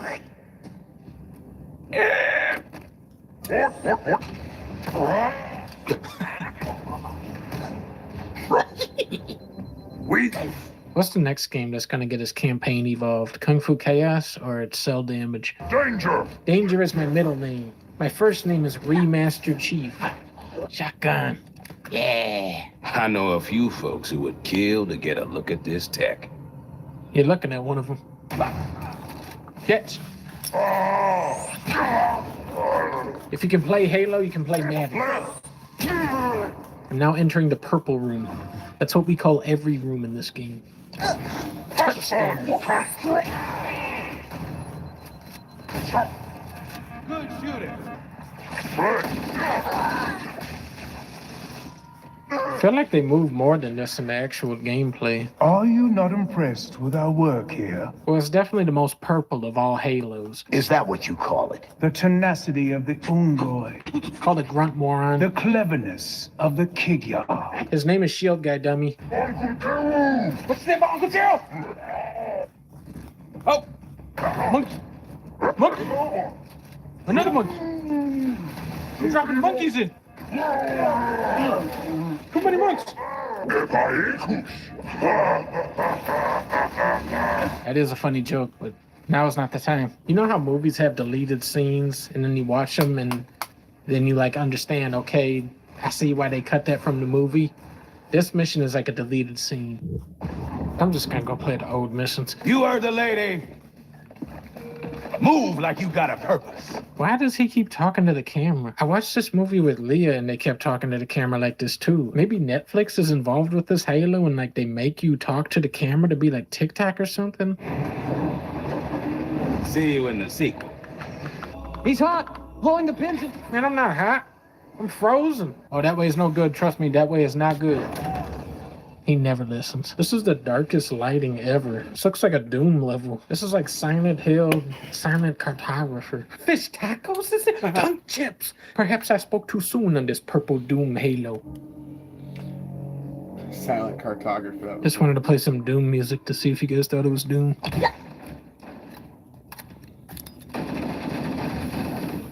He was already dead. Huh?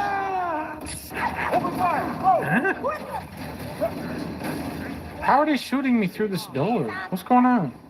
Oh, that door is fake. That's just that's just a fake door. Okay.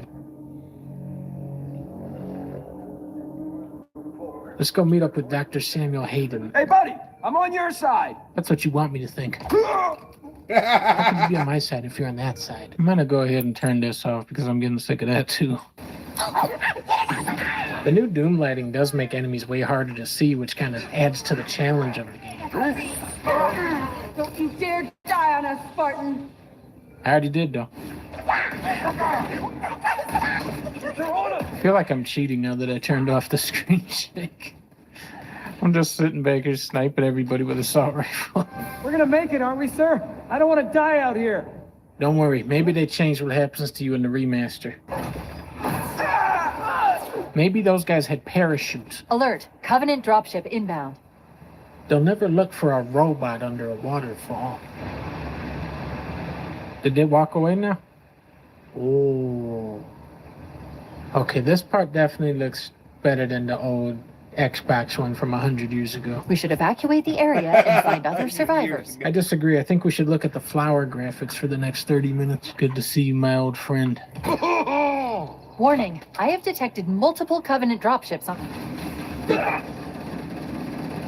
This is a new exclusive gameplay feature. What, the stuttering? I just wet myself. Did his game just fucking stutter? Detected 30 minutes. Good to see you, my old friend. Warning, I have detected multiple Covenant dropships on... Okay, it did stutter. This is a new exclusive gameplay feature. I just wet myself. For whatever reason, I assumed Video Game Donkey would have like the highest end system, but he's playing the game with DLS on high, so I don't know. Maybe he's playing it at 4K or something. But oh, and he's playing it on high graphics settings instead of ultra. I don't get it. Gotcha. Wee. The sprint is powerful, man. Can you grenade the fish? No, these fish are a greater threat than the Covenant. Area secure. Halo 1 assault rifle can't even kill a crab.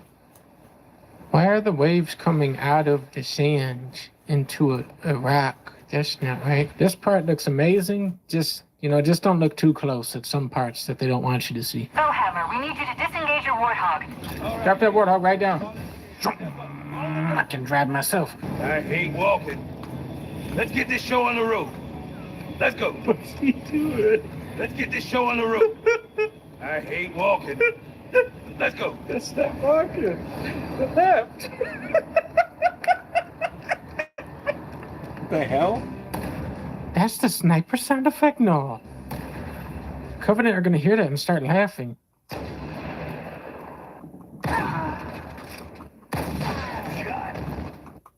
Oh, snapshot.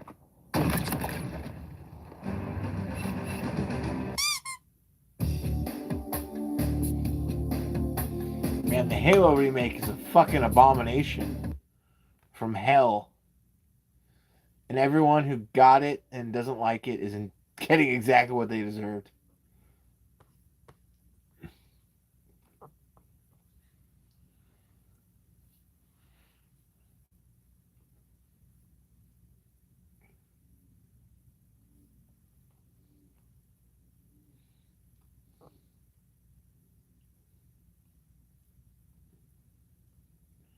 I explored Area 51.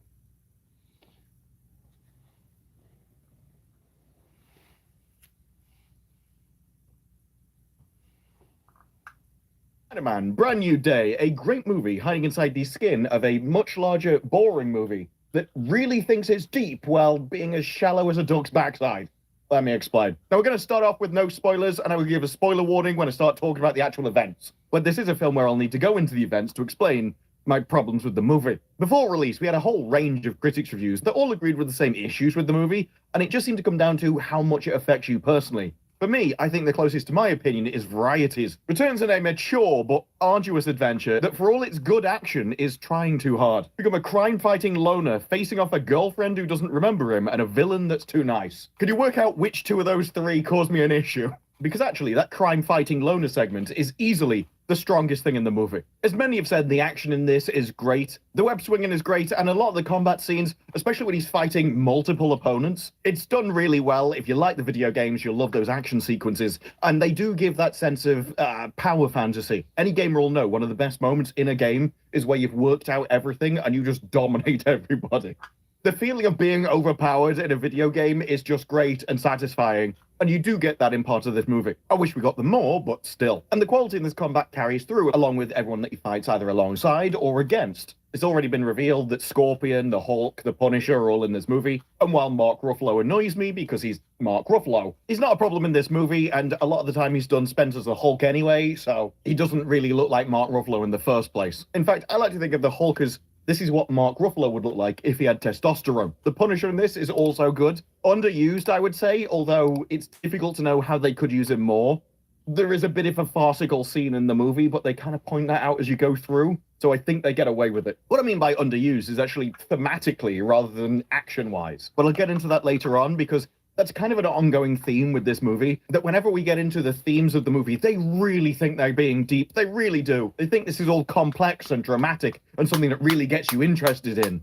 And I'm just bored out of my mind. Everything they think is important and complicated is the most basic level of storytelling imaginable. And that comes down to the characters involved in the movie. A lot of people have said that this is a really busy movie, and it kind of is, but also isn't. I don't even think it's that there's too many characters in the movie. I just think there's too many people in it that shouldn't be there. They serve absolutely no purpose to the story, and if they were deleted, if their scenes were cut, if their story arcs were removed, it'd be a better movie. That's how you get your 90-minute movie, as all movies should be. It would actually be good. Instead, we have to spend this extra hour of time with just irrelevant nobodies. Oh no, my girlfriend doesn't remember me. That I decided to do voluntarily. Could we not have just set this further into the future where he would have gotten over it and moved on to somebody else? One of the rules of good movies is exactly how we see in Bond. Gets the girl at the end. There's a reason for that. It's because it doesn't make good entertainment. All of the scenes with Zendaya in them, except one, could have been happily removed, and the movie would have been better for them. I was worried that she'd be in it a lot more, but instead they kind of just try and use her as an emotional through line through the movie, which fails. And it kind of gives me the impression that I'm sure Tom was watching this and reading the script and going, oh my God, this is really emotional. This is really important to me. And I'm like, of course it is. It's your wife. Of course, when you're reading this story about your wife, it means something to you. She's not my wife. Means absolutely nothing to me, though. I think this is one of the reasons why probably acting with your wife in this kind of role is a big mistake. You lose that kind of objectivity of, is this a good pissing story?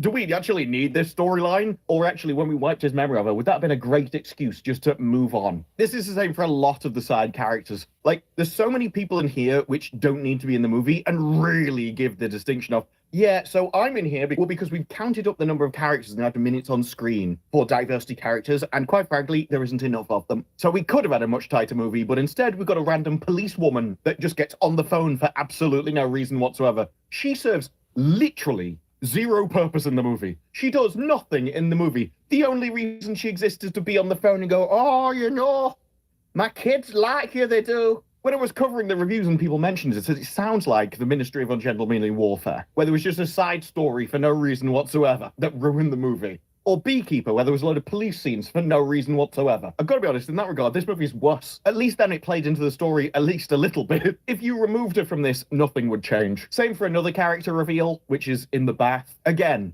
literally no purpose could have been removed from the movie. I don't even know why they set it in a bath. The water's blue, you can't see anything, and it seems to have been systematically stripped of anything that could have been, like, for the dads at all. They may think crowbarring in these characters makes you like them more, maybe increases their screen presence. All it does is add bloat onto this good movie and grinds the entire story to a halt, which is the main problem with it. You have the great action scenes. You have great characters fighting. There's an interesting story here, which I don't think they actually knew what to do with. But then every time it gets going, it just slows down to a halt so we can just whine about nothing for ages.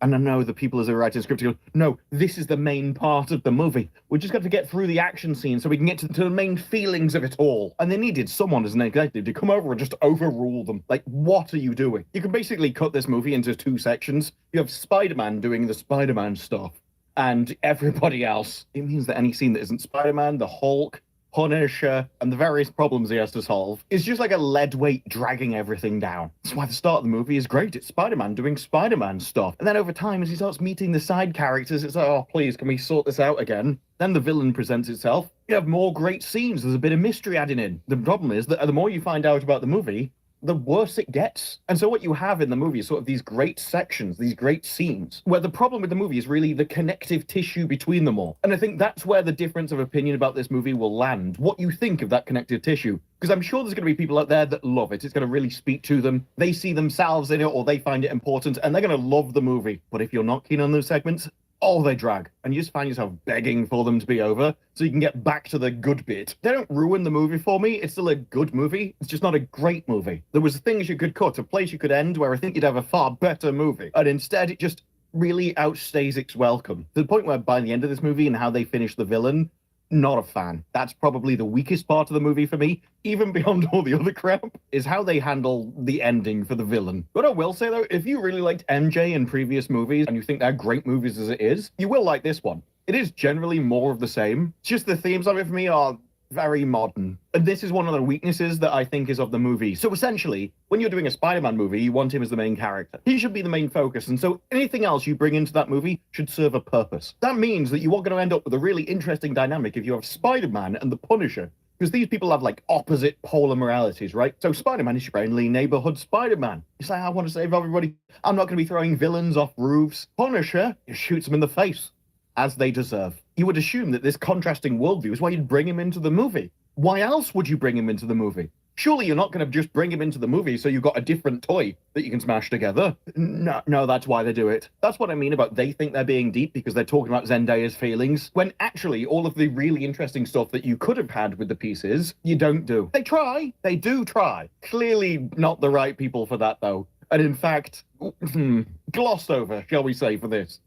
But overall, yes, if you like the Spider-Man movies, you'll like this. Go see it. It's got great action. Just unfortunate the scenes you have to sit through to get to it. Okay, spoiler warning, we are going to be talking about the movie. I don't give a toss about Zendaya. I don't care about Tom's feelings for her. This constant thing of, oh no, but I thought we were going to kept it careful again. The entire movie is pissing annoying. But maybe I'm getting a bit ahead of myself, because if I'm let free rein, I'll just talk about the ending, which was ass. You had the perfect setup of the Punisher and Spider-Man, and you end up doing some really just weak, pathetic ending that would have made Mark Ruffalo proud. Soy is not the word. Kill the evil cow. Getting ahead of myself. This movie is like two movies in one, and they are aimed at entirely different audiences. Seems like it couldn't decide who its audience was, and as if they tried to make a movie for everybody, the four quadrants as Hollywood likes to say, but instead made two separate movies that are tonally opposite each other and couldn't decide which one they wanted to go for or which audience they wanted to satisfy. As such, a load of scenes couldn't stand. Load of scenes, great. And then you even have two endings in this movie, one for one audience and one for the other, which undermines the first one. This is actually the same in the plot. It's revealed as a bit of a mystery, but when you get to the end, it undermines what you saw at the start, and in fact, like, lies to you. Because the simple fact is, if you can remember what happened at the start of the movie, the ending doesn't make any sense. I don't really care why the evil person was doing their evil machinations. They're still evil. Punish them. That's the concept of justice. But to explain why the ending is as bad, we have to start, as all things, at the beginning. Spider-Man's very upset because everyone's forgotten who he is, and that means he's going to whine over MJ for a bit. We could have just skipped forward to have him move on and realize, I'm a big boy now, I'm going to have to grow up. But no, we're going to have to constantly have him cyber-stalking her. One of the themes of this movie is Spider-Man's sort of coming-of-age story. It is literally him growing up, maturing, and you would have thought as part of that, he could have realized that becoming an adult is realizing you're going to have to accept the consequences of your actions and your decisions, and therefore he's going to have to leave behind people of the past as a cost for saving the world. It's the heroic sacrificial identity. Well, we don't get that in this. Immediately undercutting your themes. So they go through the start and he's saving a load of people, but he's also stalking them. There's the policewoman who should have just been cut from the movie, but it's like, no, tick, she's another main character, adding bloat and boredom to the movie, dragging down the story, all four tick boxes. This is why when people go, no, but you can still get through to the Oscars just with backstage stuff. Yeah, but they don't, do they? They don't, because that message is actually a message to everybody that if you want awards, then you do this. Because otherwise, if it wasn't important, they would remove it. But it's a statement of intent that you have to have this. And so now every movie is adding it in, even where it doesn't fit. And ruining the rest of their movie, you have to have extraneous characters shoved in, because there's no other... Close. All right, what's going on here?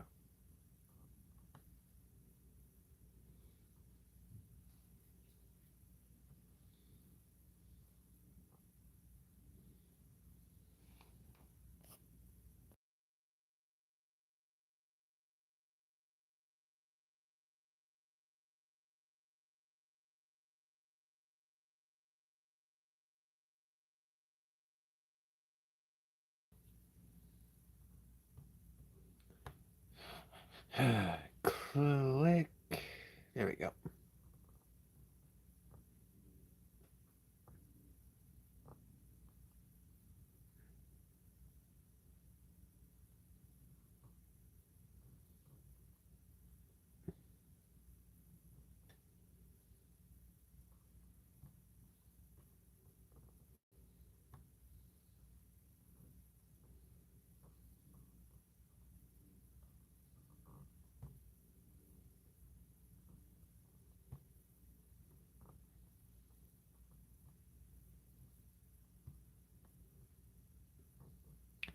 Ah, Zima Blue. 1 hour and 5 minutes. Nice.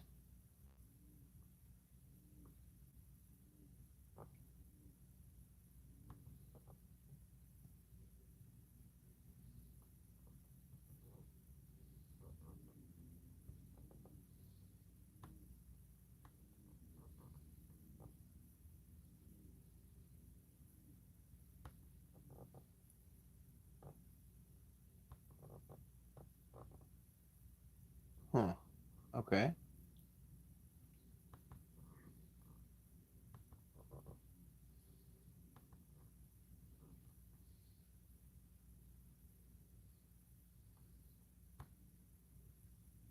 That you wouldn't do? Is there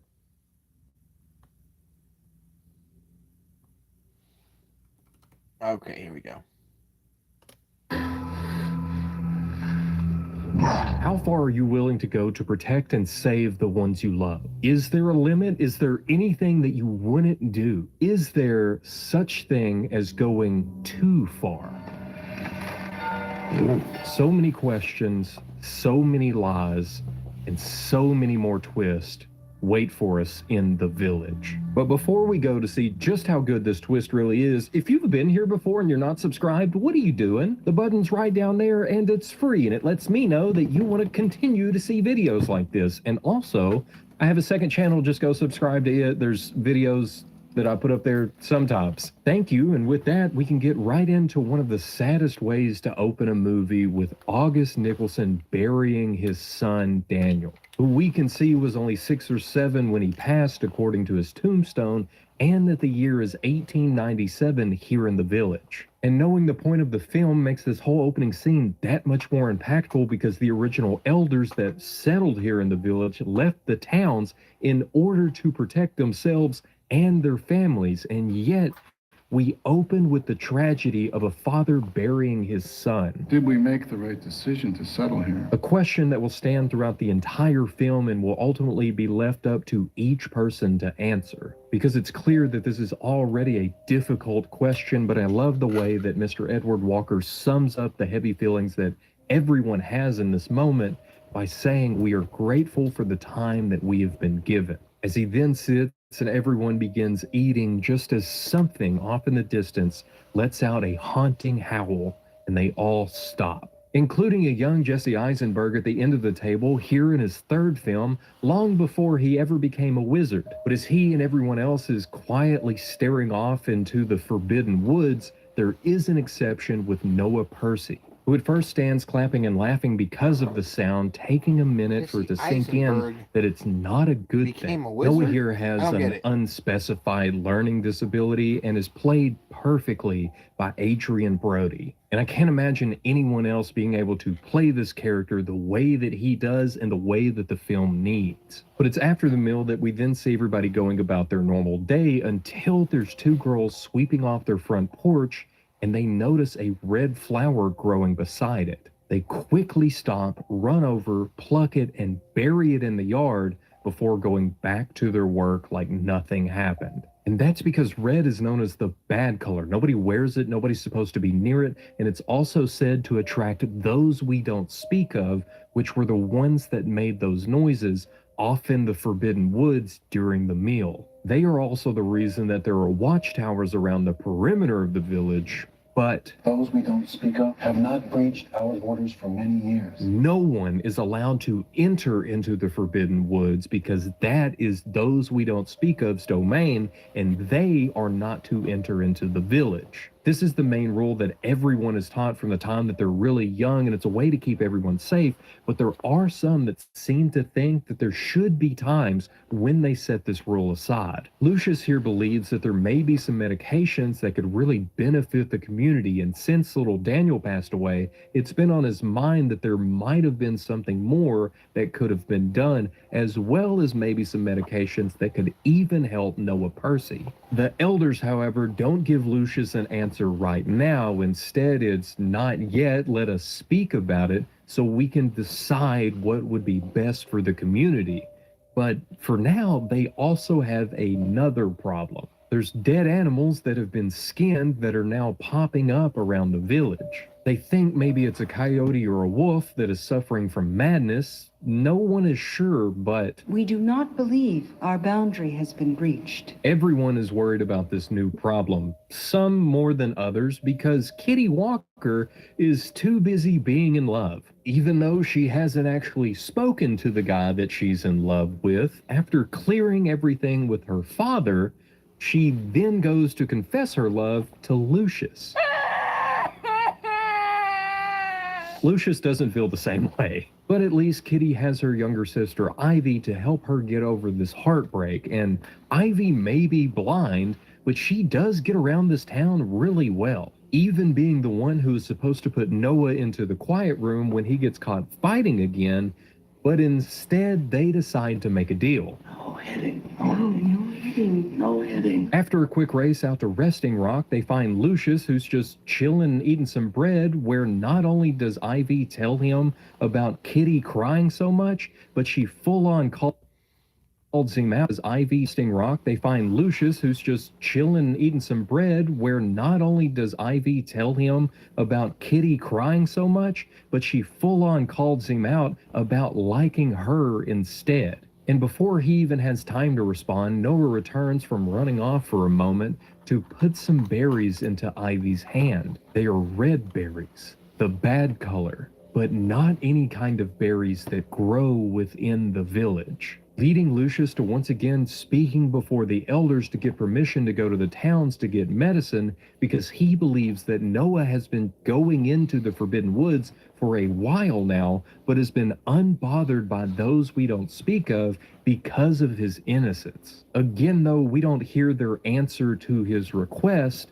but it is clear from the conversation that he has with his mother Alice that evening that no one is in favor of him leaving. And then she explains what happened to his father, that one morning he got up and then never made it back home. Instead, they found his body days later in the river, having been robbed and killed. Why'd you tell me this blackness? She just wants him to understand how dangerous it is, not just in the woods, but also in the towns. She's so scared that the worst could possibly happen to him, and that's the reason that none of them can allow him to leave. 3 things happen after this. First, Lucius calls out all of the secrets that are hidden throughout the village. So many people have these locked boxes with their past inside, never to be opened, but never to be forgotten. Second, he tells his mother that Edward Walker has feelings for her, using the same logic that Ivy did on him earlier, because when they were kids, he used to hold her arm and help her to get places, but when they got a little bit older, he stopped touching her altogether, and Edward Walker never touches Alice either. And he even tries to quote Ivy and completely messes it up, making it even more confusing. Yet others know we want to do things, so we don't do them. His look after this always cracks me up, because he even realizes that that didn't sound right. And lastly, he still makes it clear to her that he wants to travel to the towns to hopefully help those around him, which is why the very next day, he decides to walk into the Forbidden Woods and pick some of the same berries that Noah had. And while he wasn't seen by anyone within the village, he was seen by something in the woods. Then that evening, he finds Ivy playing hide and seek with Noah, or at least trying, because Noah is nowhere around. He walks her home and they talk about his wanting to go to the town. She also tells him that Kitty is engaged and has already fallen in love with another guy named Christoph, which does mean that Ivy is now available for anyone that would be interested. But it's after she goes inside that we see through the window that Noah is actually hiding in a closet. Of course, Ivy doesn't see him, and when she goes to shut the closet, his giggling gets me every time. But all of this good news and fun times is cut short by something going on at the watchtower. Lucius crossed into their territory, and now they have done the same. The bells are rung, the people are warned, and everyone runs for the cellars in their homes. Except for Lucius, who is running around helping everyone that he can get to safety, and he makes it just in time to hide behind the edge of a house when we finally get to see one of those we don't speak of passed by right where he was. And I gotta say, this is such a cool design, and I'm glad that they went with this one because it stuck with me ever since watching this. But originally they were going to go with more of a wolf standing on its hind legs, which is what we see a drawing of on Resting Rock earlier in the film. That would have been cool and all, but this here, I 100% If I could have one of these somewhere in here, that would be awesome. But as one of these creatures is lurking around the village and everyone has made it to their cellars, Ivy still has not, because she knows that Lucius is still running around outside, and she is sure that he will be there soon to make sure that she is safe. Even with Kitty and Noah begging her to come over to the cellar and to get to safety, and one of the creatures now making its way around the house, she still stands there and stretches her hand out. Everything about this scene is great. The music fits it perfectly, but it's not just that Lucius saved her, it's that he took her hand again. The exact thing that Ivy called him out for earlier, and the reason that she knew that he had feelings for her. He had wanted to be there for her and be there with her for so long, and now he's finally there, hand in hand, not just saving her, but admitting his true feelings for her in this moment. The next morning, a town meeting is held to decipher why the boundary was crossed and why they seem to have left markings on so many doors as some sort of warning. Through a letter, Lucius admits to his actions of first crossing over into their woods.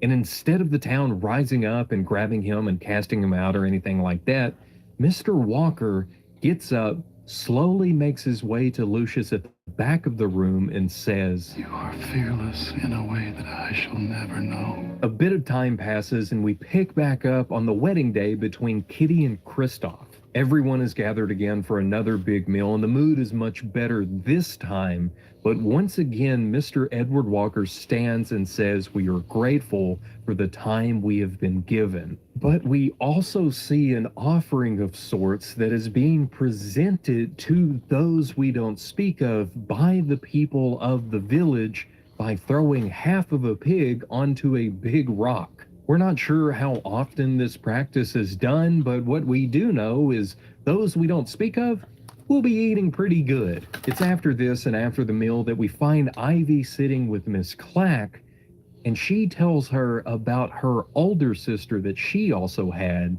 that didn't make it past her 23rd birthday. A group of men took her life in an alley by our home. This, along with Ivy's question as to why she didn't come to Covington Woods, the village, I found really interesting on a rewatch. Because it's not a secret that the village hasn't always been there. Everyone knows that the elders used to live in the towns and then decided to move and settle there in the village, afterwards realizing that they are not alone in those woods, making a deal with those we don't speak of, and then trying their hardest to forget about the lives that they left behind.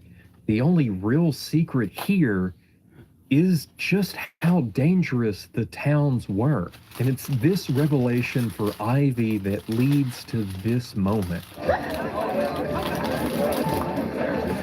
Likely, this is the first time in her life that she has really thought that something could happen to her sister. All of this time that they've spent together having fun, laughing, crying, and loving one another could end so much sooner than what she would hope for, which is why those words that Edward Walker speaks before every meal carry so much weight. We are grateful for the time that we have been given. And speaking of Edward Walker, Alice decides to test the theory that Lucius had about him never touching her because he likes her. And he completely leaves her hanging. It could be because he does have feelings for her, or it could be because he's married to his wife Tabitha and they have 5 kids. Either way, the wedding party continues. They dance, they laugh, some kid screams in the distance. Their cries continue until everyone at the wedding stops and scrambles to figure out exactly what is happening. In the confusion, Ivy tries her hardest to make it through the crowd when again, her hand is taken by Lucius, who leads her through. These moments are so small and yet so good. The screams were coming from 2 boys who saw and were seen by one of those we don't speak of in the village. They claim that it was leaving more warnings and wants them gone, and oh boy, have they been busy. Many more skinned animals lay all over the ground, and even some hang from the porch of the Hunt's house, which is Lucius and his mother Alice's home. So much of their livestock has been taken and killed, and it's all to serve as a final warning to not cross the boundary. I'm sure all of this made for a restless night for many others, but it is Ivy who we see being startled awake and then making her way outside to sit next to Lucius on her porch. Now, I know what you're thinking. How in the world did she know that he was sitting out there on her porch? Because she's blind after all. And I assume that it's been a while since you've seen this movie, especially since it's not streaming anywhere, but Ivy does answer this exact question earlier in the film when they make it out to Resting Rock and find Lucius sitting there eating bread. She claims that certain people do put off a bit of color, and that's all she ever sees, and Lucius is one of these people, even though she will not tell him what his color is. I say all of that so you don't have any more questions about one of my favorite scenes in this movie. Why are you on this porch? It is not safe. There are other porches, other places that he could be, but he's here. And she asked him, how is it that he is so brave when everyone else is so afraid? Even when he was a boy, he was still braver than the rest of them, and proved it with the stump game, where they stand on a stump at the very edge of the boundary with their back facing the forbidden woods for as long as they can, and Lucius holds the record. And he claims that his bravery comes from him not worrying about what will happen, only focusing on what needs to be done. When we are married, will you dance with me? He doesn't give an answer to this, only looking down at the ground, causing Ivy to question why is it that he can't just say the things that are in his head, to which he just asks her why she cannot stop saying what is in hers. And finally, he just opens his mouth and lets his feelings pour out. Why does she have to lead when he wants to lead? If he wants to dance, he will ask her to dance. And if he wants to speak, he will open his mouth and say whatever needs to be said. Everyone all the time is plaguing him to speak more, to speak further. But why? What good does it do for him to tell her that from the moment he wakes up, she is in his every thought? Sometimes not even being able to think clearly or focus on his work because she is on his mind. Who does it gain for him to tell her that? The only time I feel fear as others do is when I think of you in harm. That is why he is on her porch instead of anywhere else, because he fears for her safety above all others. And yes, I will dance with you on our wedding night. This is the point of the whole film. This scene is the most important scene to make sense of what has happened and what will happen. Everything about it is perfect, and it raises the question of how far are you willing to go to protect the ones you love? And word of this love between Ivy and Lucius spreads throughout the village very quickly. With Ivy getting Kitty's blessing and a wedding in the plans, Noah is struggling very much with this news. He loves Ivy and always has, so he goes to visit Lucius to try to speak with him, but just can't seem to be able to get the words together to tell him how he feels about this. And luckily, Lucius understands, so he also does his best to get him to understand that there are different kinds of love. No, Noah, what have you done? This hurts so much more because of the last scene, and even Noah is hurting in this moment, and he doesn't know what to do. He first sets the knife down and then goes to leave, and then thinks about it for a moment, turns back, grabs the knife, goes to leave again, but then looks back down to Lucius, kneels down beside him, and stabs him again. And this is one of my other favorite scenes in this film for very different reasons, but it's a scene that causes a full shift in the story, and again has us to ask the question of how far are you willing to go to protect the ones you love? The aftermath of what Noah has done is heart-wrenching, and seeing him realize what he's done when he still has the bad color on his hands is hard to watch.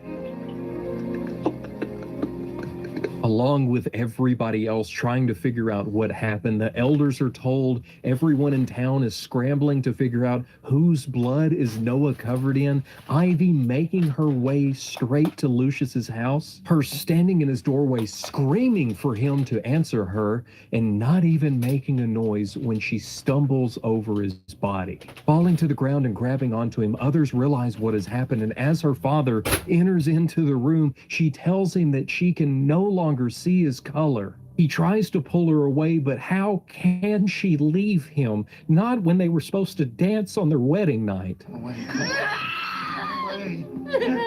I was also crying when I was writing this script. Just going on. This whole thing's just so painful to watch. Ivy is now the one covered in the bad color, but nobody says anything to her about it. Everyone is still just in shock from what happened. They've taken Lucius and laid him in a bed and wrapped his wounds and can now only hope that he'll make it through. And they've also taken Noah and put him in the quiet room where Ivy is led. And without a word, she walks up to him, still covered in Lucius's blood, finds his face, and just begins to beat him until she is pulled away, leaving Noah locked in a room with the knowledge that the woman he loves now hates him. Ivy is now the one to ask her father for permission to travel to the towns to get medicine to help her love. Because as the doctor, Victor, tells Edward and Tabitha,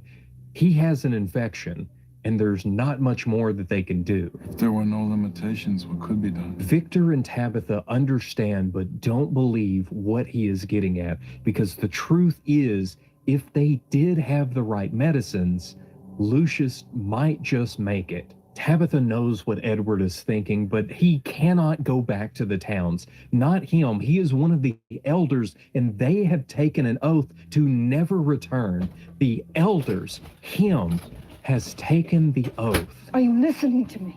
You have taken the oath. But not Ivy, because as difficult as it may be for them to allow it, they understand just how much she is hurting, but more importantly, they know that something can be done. So Edward takes Ivy for a walk where he tells her about his father, the wealthiest man in all the towns, who was shot dead in his sleep. And he tries to explain this so maybe she will understand the reason that the elders have made the decisions that they have.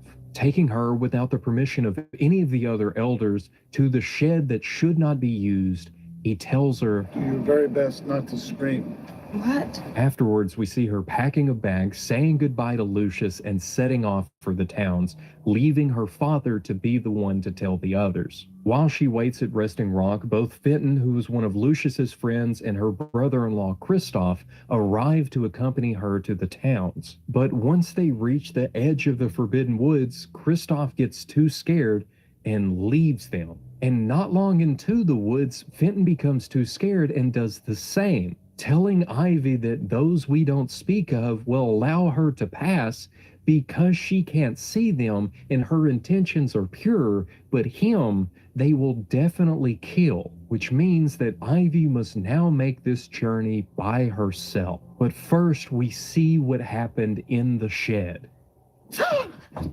Those we don't speak of. 3 suits of those we don't speak of hang within the shed, all of them fake and to be worn from time to time by the elders. All of it is just a mimicry of old rumors that surrounded the woods, but everything is fake. The suits, the noises in the woods, which we can see how they were made in a deleted scene, the ceremony where they throw meat onto the rock, and even the drills. We did not want anyone to go to the towns, Ivy. But the skinned animals that have been appearing around the village is still a mystery. Edward thinks that it might be one of the elders, but he isn't sure. But what he is sure about is the reason behind their lies. It was only to protect them. All of the elders know what it is like to lose someone close to them, to experience the most awful of feelings, and to even question living. It is a darkness I wished you would never know. They lied, but they did it as a way to hopefully protect everyone from all of the pain that is out there in the world. This pain that is now shared between himself and Ivy is the reason that he sends her on her way with a list of medicines and instructions on how to get to the towns, because there is still a chance that she might not have to live with these feelings. It is all Edward can do, but it might just be enough. So he tells Alice this, for it is all that he can give her, and nothing more. Heartbroken as she may be, and as he may be, he has still done what he can to hopefully save her son's life. And this is the same reason that he tells the elders of why he sent Ivy away. All of it to save Lucius. There is a chance, there is still hope, and he cannot look and see the pain that is in Augusta's eyes and expect someone else to also have to carry that pain, not when there is still a chance. It is too painful. I cannot bear it. The others still think that this whole thing is a mistake, that everything they have built there could come crumbling down because of this. But if they don't, the innocence that they have preserved there within their village will now be gone. The future that is their children will be ruined, and their pure intentions will now be lost. The question of how far are you willing to go to protect the ones you love is something we can all relate to and understand, and is the reason that William Hurt does so good throughout this entire movie, but especially in this scene. Because there is still a chance to save Lucius, and Ivy is willing to go any distance to save his life. Ivy's running toward hope. Let her run. The next day, Ivy is still running towards that hope. That is until she comes up on a giant hole that then gives way on the edge that she's standing on, and she nearly falls to her death. Luckily, she's able to grab onto the roots that were left from the tree that fell and caused the hole and climb her way back out. Only now she has another problem. Her cane cracked and is now broken, but when she snaps it in two, she hears another stick in the distance snap as well. Recalling what her father had said about the rumors of real creatures in the woods, she begins to run through them, only stopping to catch her breath right in the middle of a patch of the very same berries that both Lucius and Noah had picked earlier, when something grunts not far away from her. It's not real. It's not real. Slowly, she begins to walk away, but the creature grunts again, causing her to turn, and we now see that it is facing her. Standing still, both silent for a moment, until the creature spreads its arms and begins to sprint towards her, with her jumping out of the way just in time as it passes and stops, giving her just enough time to dash through the woods to try to get away. But as she runs, she finds her way back to that very same hole, and she realizes what she has to do as she throws her stuff aside, puts her hood on, spreads her arms, and waits for the perfect moment.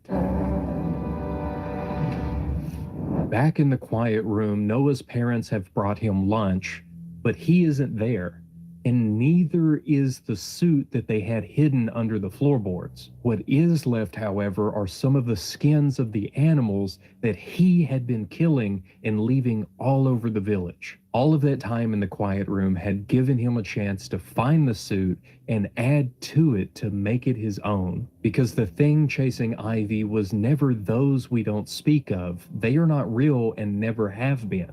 It has always been someone in a suit, only this time it was Noah, and he did not survive the fall. Standing at the edge of the hole with a new stick in hand and unknowing of what or who lies at the bottom of it, Ivy continues her journey. You are to tell no one in the towns where we are. She has found the road that will bring her closer to saving her love, and the walkers have found the courage to revisit their past that has been locked away for so many years. Ivy's path ends blocked by a giant hedge that she begins to climb, and Edward and Tabitha stand before the lives that they left behind, now just a box full of memories. Memories from the not so long ago past. And he shot my brother. They stuffed her in a dumpster. My father was shot. All of them bad memories. All of the elders having experienced such tragedies that they wanted something to change. And Edward Walker was the one that had the idea that would lead to that change. His father had the money, and after his death, it was left to him, an American history teacher at the University of Pennsylvania. He had the money, he knew a place, and he knew a time that was much more simple, less chaotic, and much easier for them to control. All of it an attempt to keep each other and their children safe from the darkness of the modern world. Mile 27, there's a girl. I'm gonna check it out. A ranger named Kevin pulls up in his Jeep and begins questioning Ivy, then telling her that she needs to return to her vehicle and leave because no one is allowed into the woods. But that's where she's from. She doesn't even know what a vehicle is or what made that sound when he pulled up and honked his horn at her. All she knows is that she needs to find a doctor so she can get the list of medicines to go back and save Lucius. Handing the list to Kevin, he's completely confused because he doesn't understand what she means that she came from the woods. But reading it, he understands that somebody must be hurt. And Ivy tells him again that they must make haste, but she also says, You have kindness in your voice. I did not expect that. With his kindness, Kevin tells her that he can get the medicines from one of their guard shacks just down the road, but before he leaves, she pays him with a very nice pocket watch, which causes him to wonder if she's tricking him or something, but she's not. So then Kevin, the ranger at the Walker Wildlife Preserve, asks for her name, Ivy Elizabeth Walker. At the closest guard shack, we get a cameo from M. Night himself reading a very tragic newspaper. Man sought in multiple slaying case. Body of 7-year-old found after 3 days missing. 11 die overseas in combat. It's through him that we learn that their entire job is just to patrol the border and keep people from going into the woods, and all of it is being paid for by some estate. It's a really easy gig, Kevin. Maintain and protect the border. That's it. M. Night goes back to reading his paper. Kevin acts as though he's only getting some snacks as he sneaks some medicines out of the cabinet, then goes around the back to get the ladder to help Ivy get over the fence without any issues. And she does. And then we also get this cool mirrored shot from the beginning of Ivy passing by with her reflection in the water compared to the beginning when we saw one of those we don't speak of's reflection in the creek. As now she is bringing life and joy with her back to the village instead of death and fear. She made it back, and we see all of the elders gathered together in Lucius's room with the door open as everyone outside is running to greet her. And then we have Jesse Eisenberg stopping in to tell the elders that Ivy has returned and that she was also attacked and had killed one of the creatures.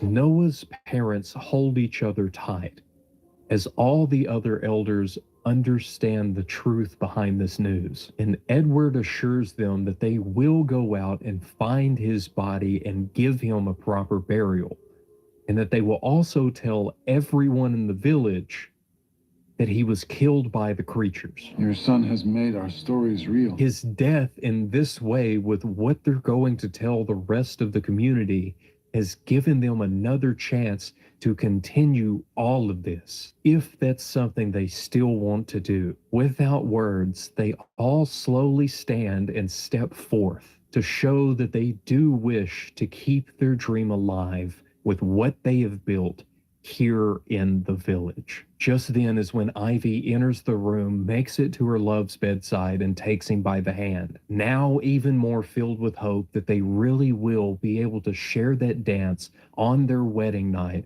as she tells him, I'm back, Lucius. Finally back, and having answered the question that we have been asking this whole time of how far are you willing to go to protect the one you love? And Ivy was willing to travel into the Forbidden Woods alone, fight off a creature that shouldn't have been there in the first place, and step into a completely new world that she couldn't even hope to comprehend. But that's where the horror of these twists really come in, because there's so much that she just doesn't know. As well as the entire younger generation within the village, Ivy is not the only one that is blind, it is everyone else too. It all makes you wonder if ignorance really is bliss, or is it just a handicap that leads to more problems? I'm sure August asks himself the same question every wakeless night when he's thinking about his son. They had done so much to protect their children, but it all comes back to the question Edward asked at the beginning. Did we make the right decision to settle here? And are they making the right decision by staying? When will Eliza end? When will the next accident happen? And will they allow someone else to travel to the towns when the medicine runs out? So many lies, so many questions, but the one that I can answer is, how good is this twist? And I've decided to do this one differently, since you should know the story, the acting, the predictability, the satisfaction, and my thoughts after everything you just watched. So here are the scores for each category. A 96 for the story, because both of the twists do serve the story really well. A 94 for acting / character, because the acting throughout this whole thing is really good, and Ivy's character is the same before, during, and after the twist. Now, the predictability is a 62, and I know a lot of people guessed the twist early on, but going off of the film, there's really not a lot to hint at the fact that they are in modern day and not the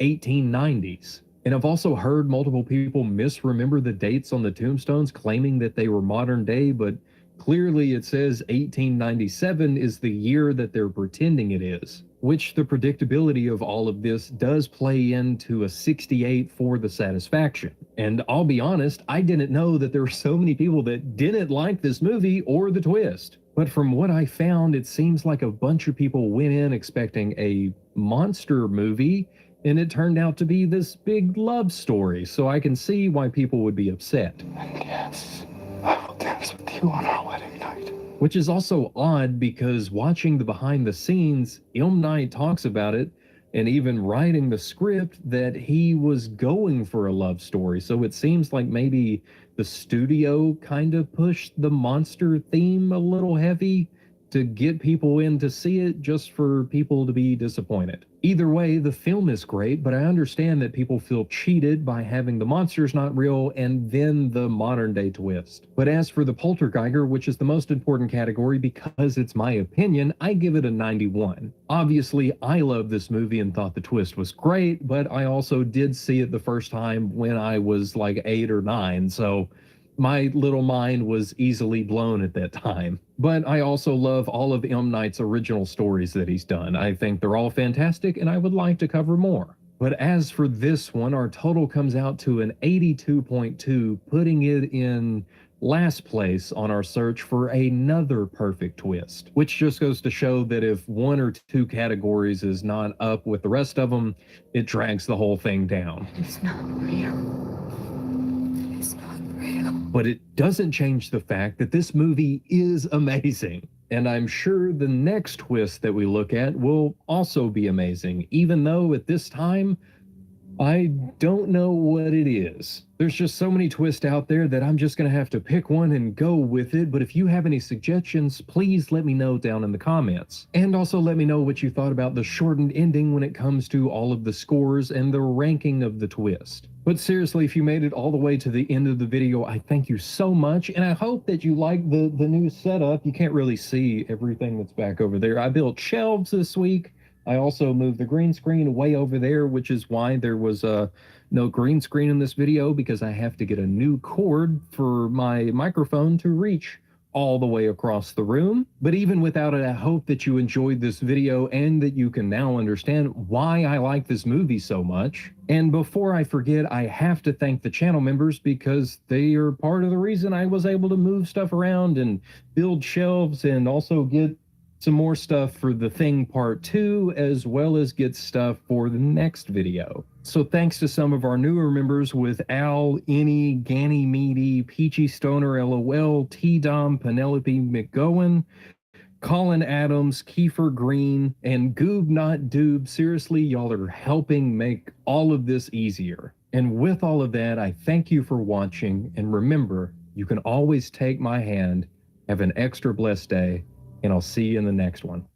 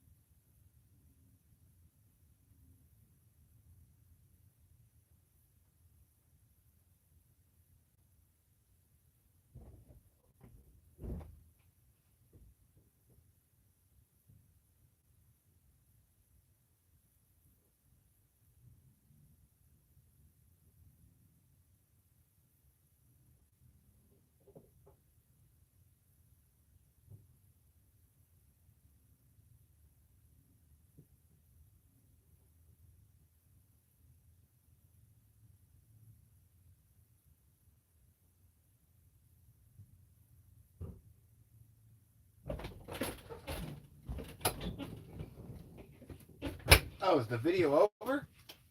No sound? What the hell? It did end. The video did end. Son of a gun.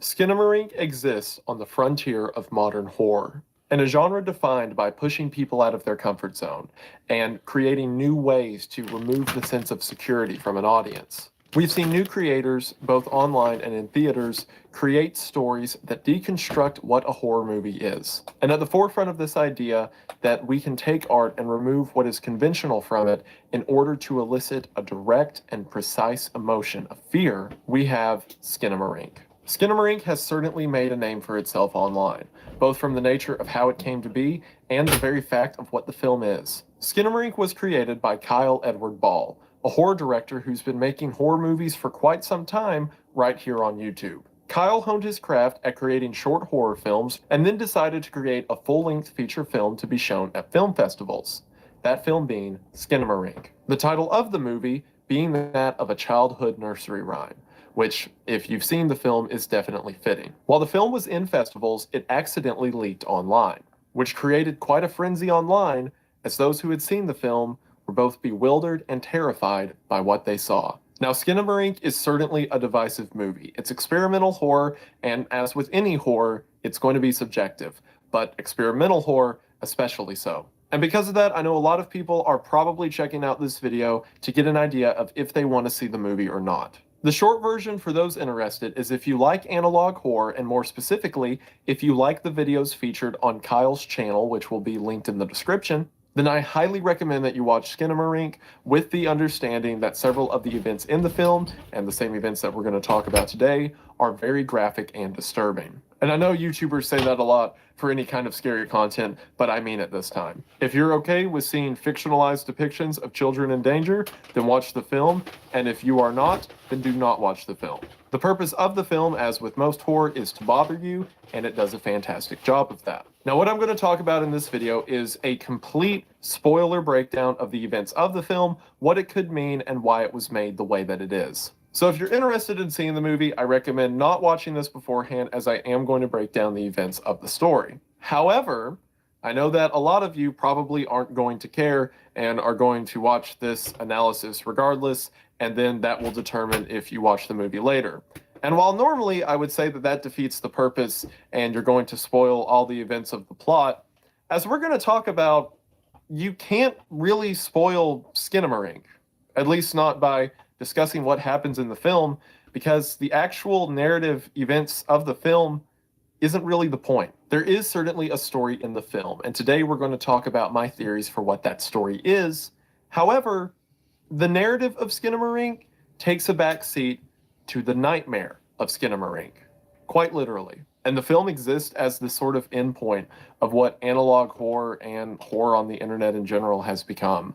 So even if you listen through this entire video and hear me break down all the moment-to-moment scenes of the film, I feel like you could still watch it and get what the purpose of it is in a personal and meaningful way. I'm sure this all sounds really confusing and existential, but hey, that's kind of the entire movie. So we're going to go through the movie, break down the moment-to-moment events of the story, talk about why the film is shot and composed in the way that it is, and then talk about some of talk about why the film is shot and composed in the way that it is, and then talk about some of my theories as to what it all means. And if anyone thinks this is too soon for me to give a spoiler breakdown of the film before it's out on streaming services, I messaged Kyle directly, and he said it was chill. So you can fight him about it. So if that sounds interesting to you, then stick around as we break down the living nightmare of Skinamarink right after we deal with whatever episode I'm going through over here.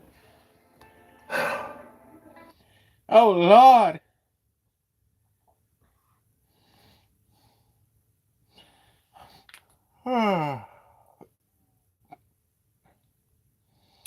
Well, it's that time. 5 hours. It's that time to end the stream and start the weed.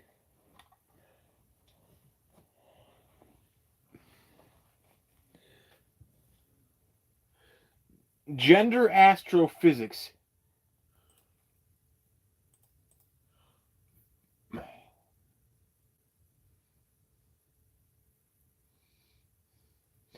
Drive the invaders from the Mongol territory.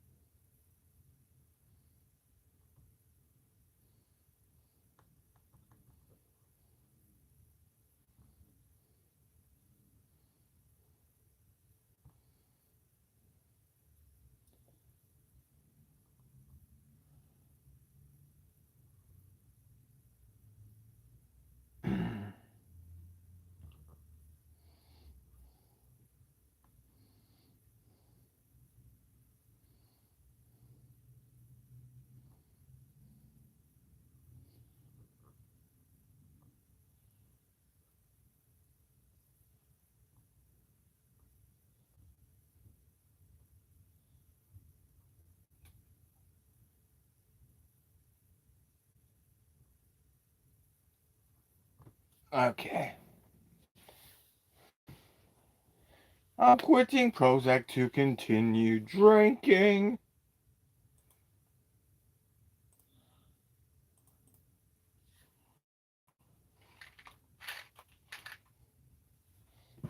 One of the funniest fucking songs.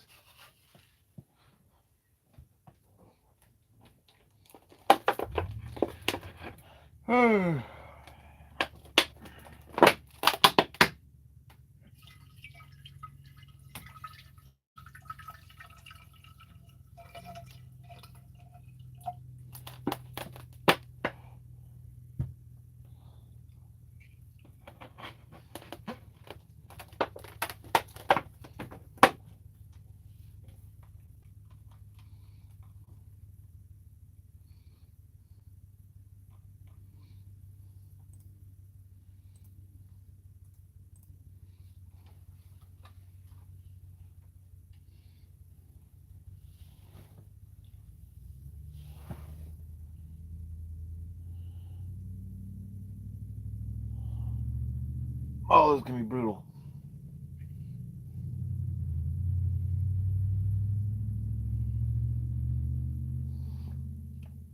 It's gonna be brutal.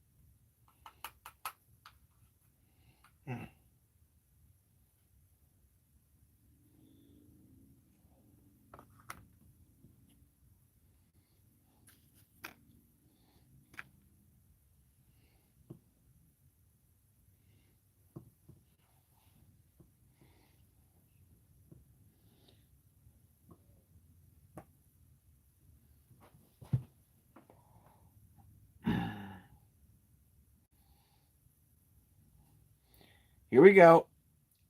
At the end of the stream.